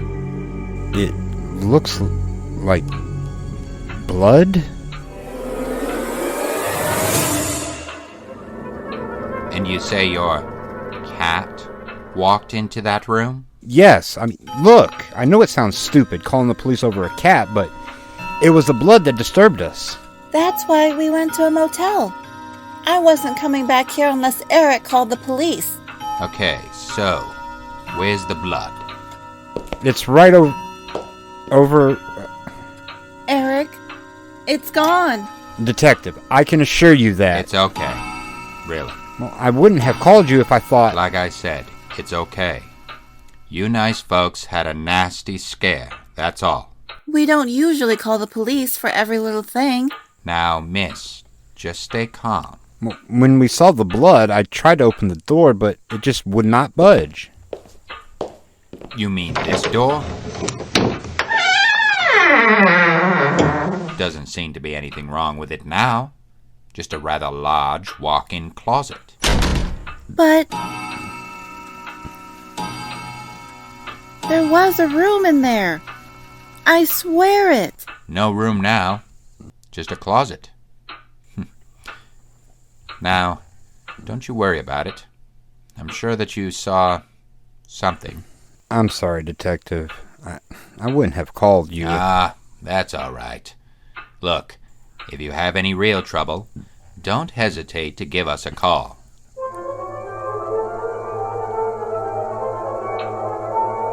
Yes. No. I understand. Thank you for the information. Who were you talking to? That realtor that rented this place. What did he have to say? Well, it took some doing, but I finally got some info about other people who have lived here. What did he say about that closet? He didn't know about it. He said that there wasn't any closet. There most certainly is. We both saw it. There isn't any closet or any room according to him, and no other renter has ever had any problem. Then how do you explain... Lana steps slowly away from that door.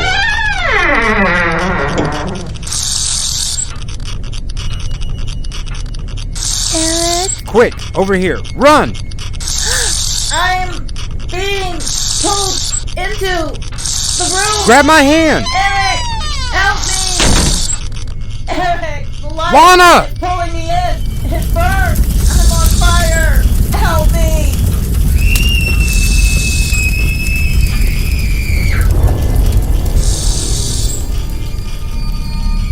Strange rooms that appear and disappear. A walk-in closet once there, yet not here. And now, well, we can only guess at what has happened to Lana. Return with me shortly for Act 3.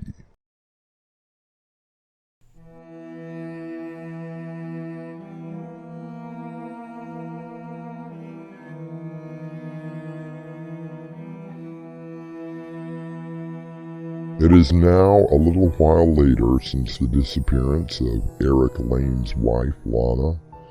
We find him sitting in his living room in a state of shock, the same police detective asking some very hard questions. There is certainly blood at that door now, Mr. Lane. She was torn apart. Why, Mr. Lane? Why did you kill her? That light, it's not... It can't be... It's not real. And that's a pretty neat trick with this door, too. Can't even budge it open. It only opens when... Is your wife inside, Eric? cut up into little pieces by the looks of it, by all this blood on the floor. I didn't kill her. Whatever is on the other side of that door, it's not natural. What did you use? An axe? Knife? And where is the weapon now? The door, it opened on its own. It pulled her inside, and then, Now look, Mr. Lane. My men have searched this entire place. Your wife isn't anywhere. With all of that blood, she has to be in that closet. Or at least, whatever is left of her. No, not again! What is that? We have to get out of here, now! You are not going anywhere. Now sit down. You don't understand! What the hell is that? Get out of here! Eric Lane, get back here! What's happening to me? What's happening to me? Oh God, help me! I'm burning! I'm on fire! Help! The house! It's eating the house! Run! Run!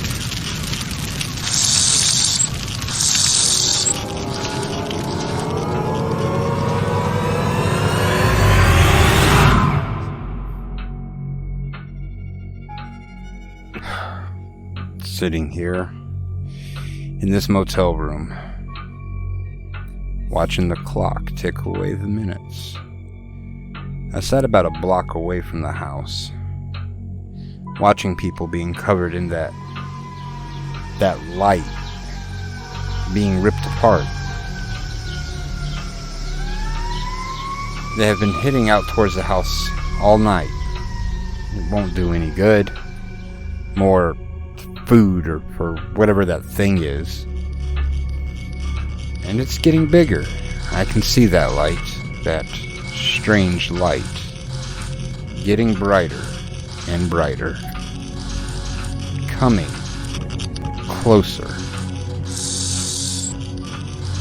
Wherever it came from, whatever it is, it's growing, consuming everybody. No one is safe because it's growing, eating everybody.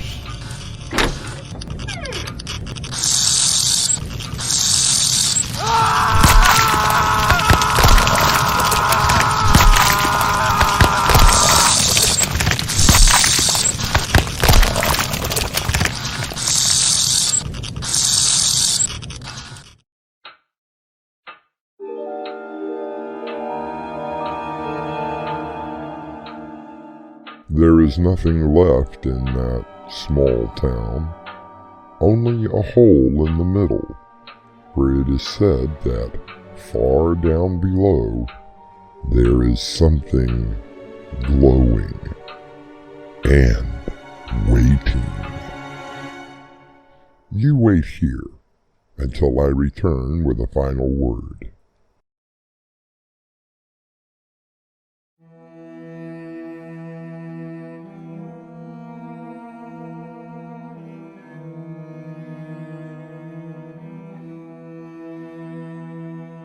Home is where the heart is. Home is where you hang your hat. Home can be the most evil place on earth. Our cast included Mark Wheeler, Jonathan Rossignol, and Gemma Mitchell. The story was edited by Crimson McKenzie and directed by Winslow Swan.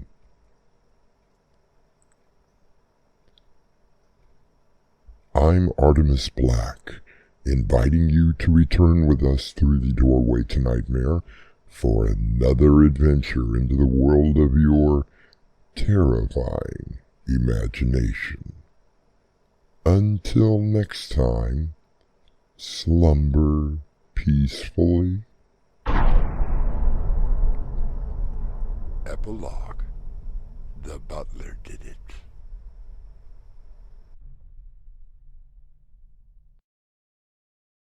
When you sleep, you enter into another world. Beyond that world lies the doorway to nightmare, nightmare, nightmare, nightmare, nightmare.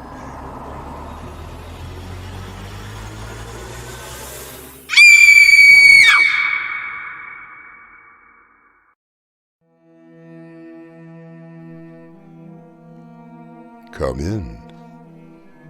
Welcome. I'm your host through the doorway to nightmare. Getting engaged to the right person can be quite a task. Yet some men and women find it easier to plan a wedding than meeting the family. Years ago, it was the custom to ask the father for his daughter's hand in marriage. The man would have to have means, fine breeding, and the best behavior. But what if the daughter was more hesitant for her fiancé to even come to her home? I just don't understand, Cynthia. I love you. And I love you, Michael. I just don't think that it's a good idea for you to meet Father right now. But we have been engaged for almost a year now. I haven't even met your family yet. You must trust me. I do. But you make it sound so mysterious, like something out of a Dickens novel. No, not Dickens. More like Edgar Allan Poe. Our mystery drama, Harvest, was written especially for Doorway to Nightmare by Winslow Swan and stars Crimson McKenzie. It is sponsored in part by Swanage Press. I'll be back shortly with Act 1.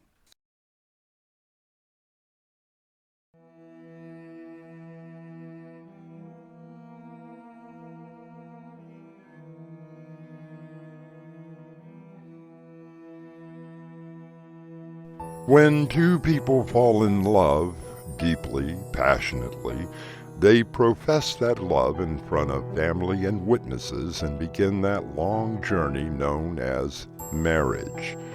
It is a custom that was meant to be for life. So, help me to understand. Michael, dearest, I am trying. Well, not hard enough. I mean, don't you love me? With all of my heart and soul.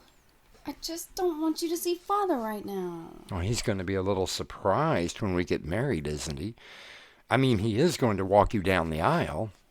Father has certain ideas about marriage. My parents were married for almost 62 years when my mother passed away.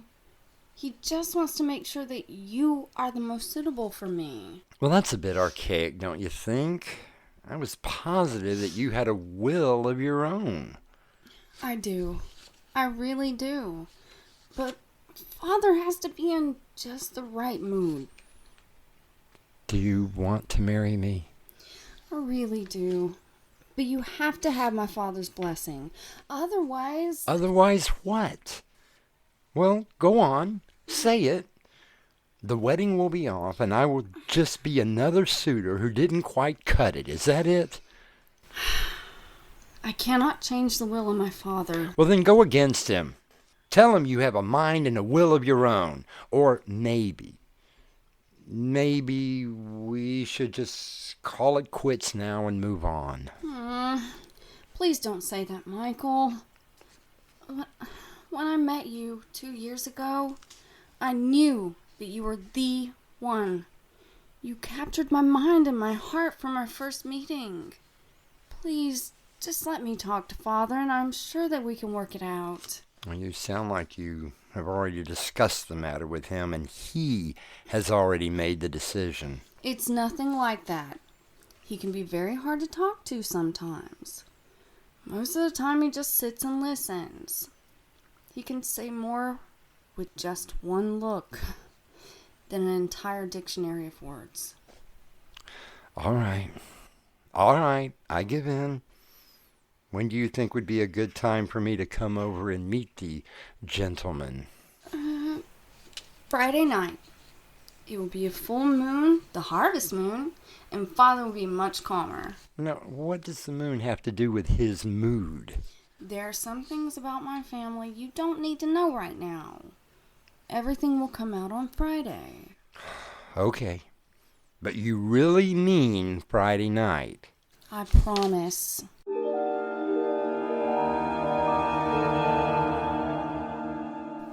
Father? Father, please! Michael is a good man. I know about the legend of our family, but you must not do anything. I mean anything. He's coming over Friday night, and yes, I know what Friday night is, but he wants to meet you. I think that it is time for him to meet you. Well? It took a little persuasion, but he has agreed to meet you on Friday. Well, it's about time. Please don't be like that. Oh, I'm sorry. I guess that now I am a little anxious. I don't know anything about your father, or your family for that matter. I don't even know what you do for a living. You always seem to steer the conversation away from that subject. I have my reasons. Yes, so you said. But don't you think that I should be told a little about your family before I meet your father? Please don't press me. You're right. I should tell you about my family. Finally, so let's hear it. Just don't ask anything more of me. I will tell you what I can, but there are some things that I cannot tell. Those will have to be conveyed by my father. You make it sound like something out of a Dickens novel.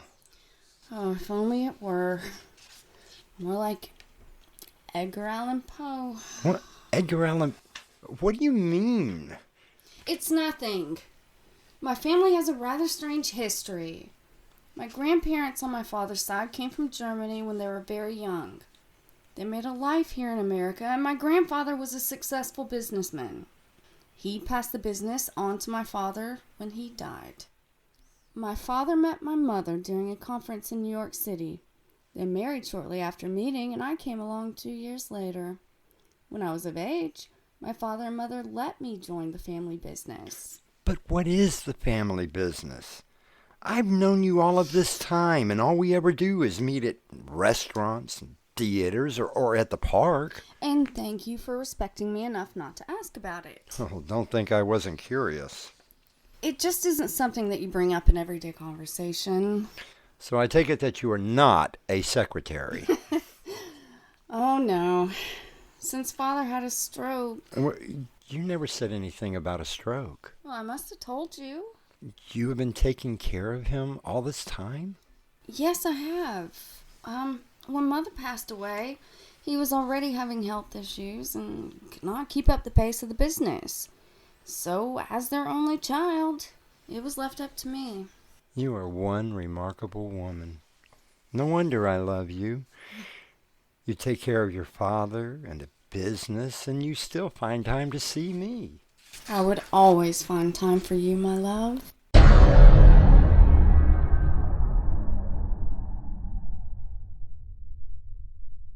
Father, you must understand. I love him, and there isn't anything that you could do or say to change that. Now, I am bringing Michael over Friday night so that we can all sit down, have a nice dinner, and I can explain everything to him. I know what Friday is. You act as if I don't know anything. Who has been taking care of you and the family business for the last year? Please don't look at me like that. I said don't look at me like that. In the days of yore, the family of the bride-to-be had to have a dowry before a man would marry their daughter. Now, It is the man who has to show he can afford to take care of the woman. But who is taking care of whom in our little story? Answers may be forthcoming when I return with Act 2.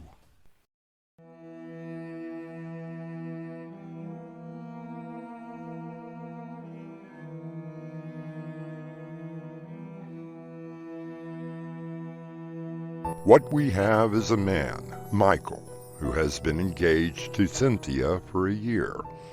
He knows very little about her or her family.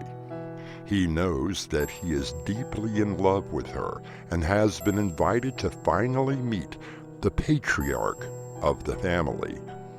It is now Thursday evening. We find the pair at a restaurant having dinner. Happy, darling? Yes. I think the steak was a little overcooked. Yes. The wine was a little bitter.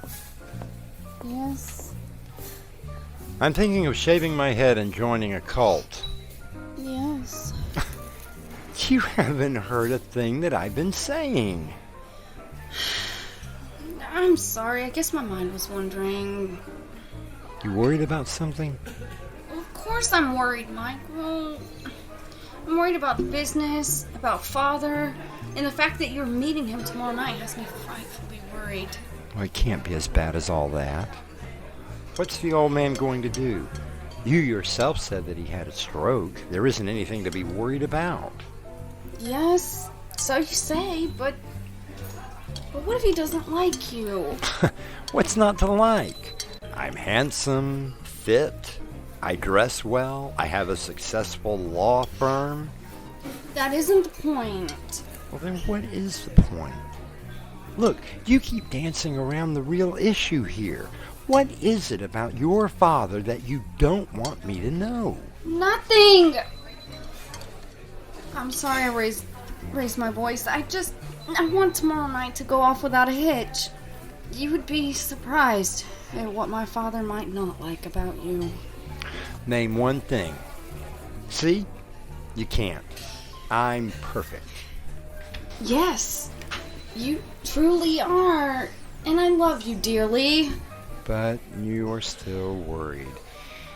Tell me, what sort of business is your family in? Well, it is really very specialized. Think of it as an import-export business.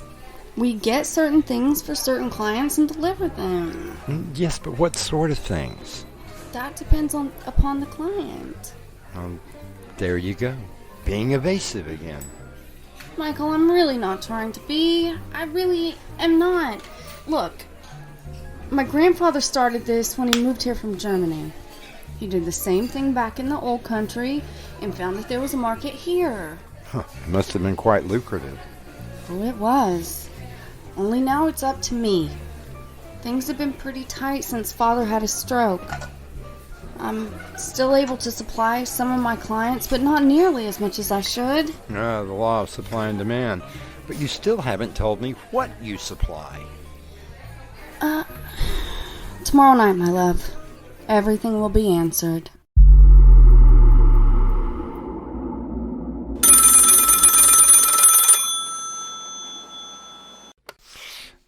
Hello? Oh, Jack, it's you. And what did you find out? And nothing on file at the courthouse? No, that won't be necessary. I'm going over to her home tomorrow night to meet the elusive father, my future in-law. What did you find out about her grandparents? Really? Oh, that is interesting. Okay, keep digging. There has to be some sort of a business license or something. No. I'll call you after my dinner with the in-laws.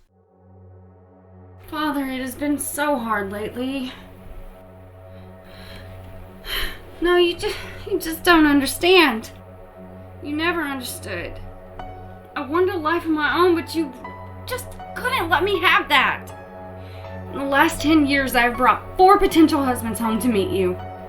You found fault with all of them, and well, you know what we had to do. Now don't look at me like that. You're going to have to just sit there and take it this time. You will like Michael. I do. I love him. Besides, if something were to happen, you know that I will take care of everything. Questions, questions, and more questions. Mystery. It is what can keep a relationship intact. As a woman once told me, don't reveal everything at once.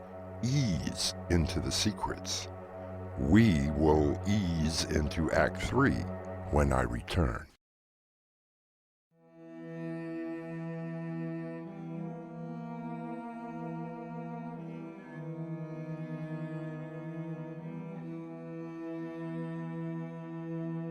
When we left Cynthia, she seemed to be having a rather one-sided conversation with her father. Michael was having a conversation with someone named Jack, presumably a private detective of some sort. It is now Friday afternoon, and Michael is preparing for his dinner and meeting with his future in-law. He is in his office finishing up last-minute business before the weekend, dictating a letter for his secretary into a recorder. The retainer will be our usual fee. Thank you again for your business with our firm. Sincerely yours, etc., etc. Miss Flanders, type that up for me and have it ready for Monday's mail. Also, see if you can find the file on the Martin case. I think I have misplaced it. There. I think that about covers everything. Wait, what's this? Jack must have left this sometime today.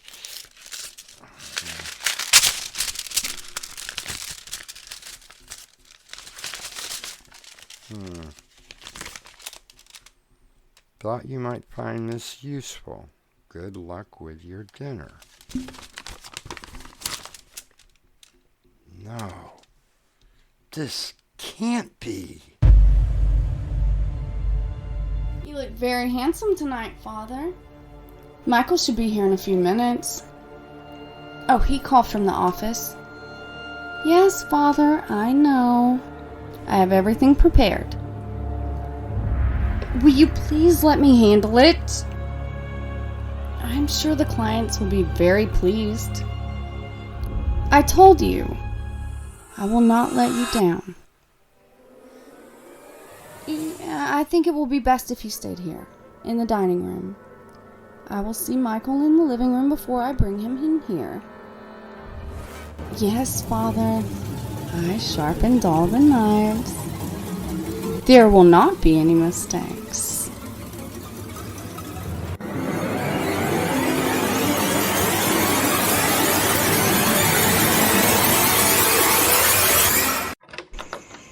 Good evening, Cynthia. Hello, Michael. Welcome to my home. You look wonderful. Do you think that we can skip the pleasantries? If you insist. Why don't you come in? Thank you. Why don't we go into the living room? No, I don't think so. Michael, what is it? Why don't you tell me, Cynthia? You seem cold. After what I found out, I'm a little surprised at myself that I even came out here. Then why did you come out? I guess I just had to see if you were going to lie to me anymore. Lie to you? In what way? Well, let's start with your name. You know my name. Oh, no. I only know you as Cynthia. Because that is my name. Then who is Cassandra? I don't know. You know, I am an attorney. Yes, I know. And occasionally we do hire private detectives. Nothing to say? Well, let me say it for you. You are Cassandra Harding. You and your father were both arrested in upstate New York 3 years ago. This is absurd. How can you... You were arrested and charged with grave robbing. It was never brought to trial because you and dear old Dad disappeared. Oh, please, Michael, let me explain. Oh, no explanation is necessary. when you wouldn't tell me anything about you or your family. I asked my detective to look into a few things. Without me knowing about it, he got some of your fingerprints off of my car and had a friend of his in the police force run them. No explanations? What are you doing? Calling the police. Hello? What the hell are you doing? I can't allow you to do that. Cynthia, Cassandra, whoever the hell you are, just put the knife down. Not until you meet my father and you have heard me out. For God's sake, Cynthia, grave robbing? It isn't what you think! Then tell me! Walk into the dining room. I want you to meet Father. Oh my God. You see? Do you see why I cannot allow you to call the police? This is your father? I had to keep the business going. And I'm sure that Daddy would not have minded. Cynthia, he's dead. He must have been dead for Not quite a year. You see, Michael, our clients want certain specialty cuts of meat. In New York, we had an endless supply from certain distributors. We only dug up what we had to when supplies ran low. When we relocated here, we lost not only our distributors, but all of our supplies. Then you're a cannibal? You've been eating your father? No! I would never eat Father. I only supply a tiny percentage of what you may call the most affluent, with an exotic delicacy of meats that they desire. Father is almost gone, and I have an order for a spleen and a liver. I am so glad you were able to come to dinner tonight.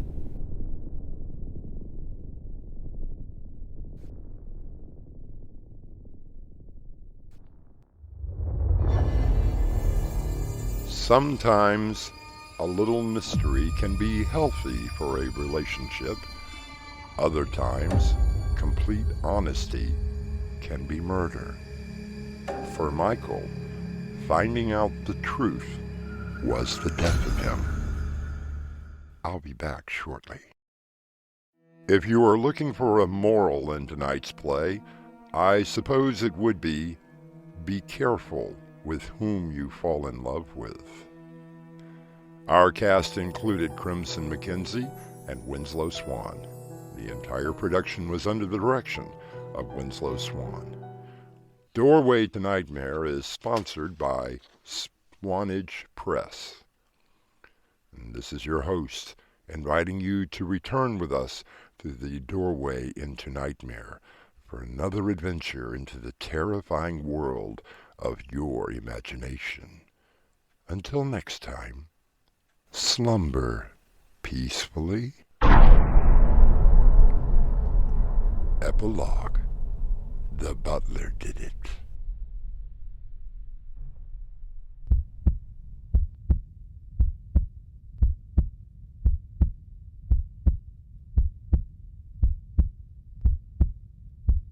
Hey guys, this is Crimson. And this is Swan. And we'd love to know what you think of the stories. Even if it's bad. So leave us a comment. Or give us a thumbs up. Thank you.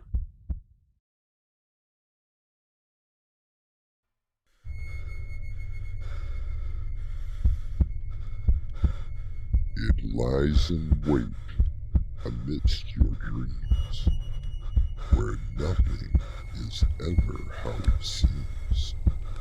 It is a portal to a terrifying world beyond the doorway to nightmare.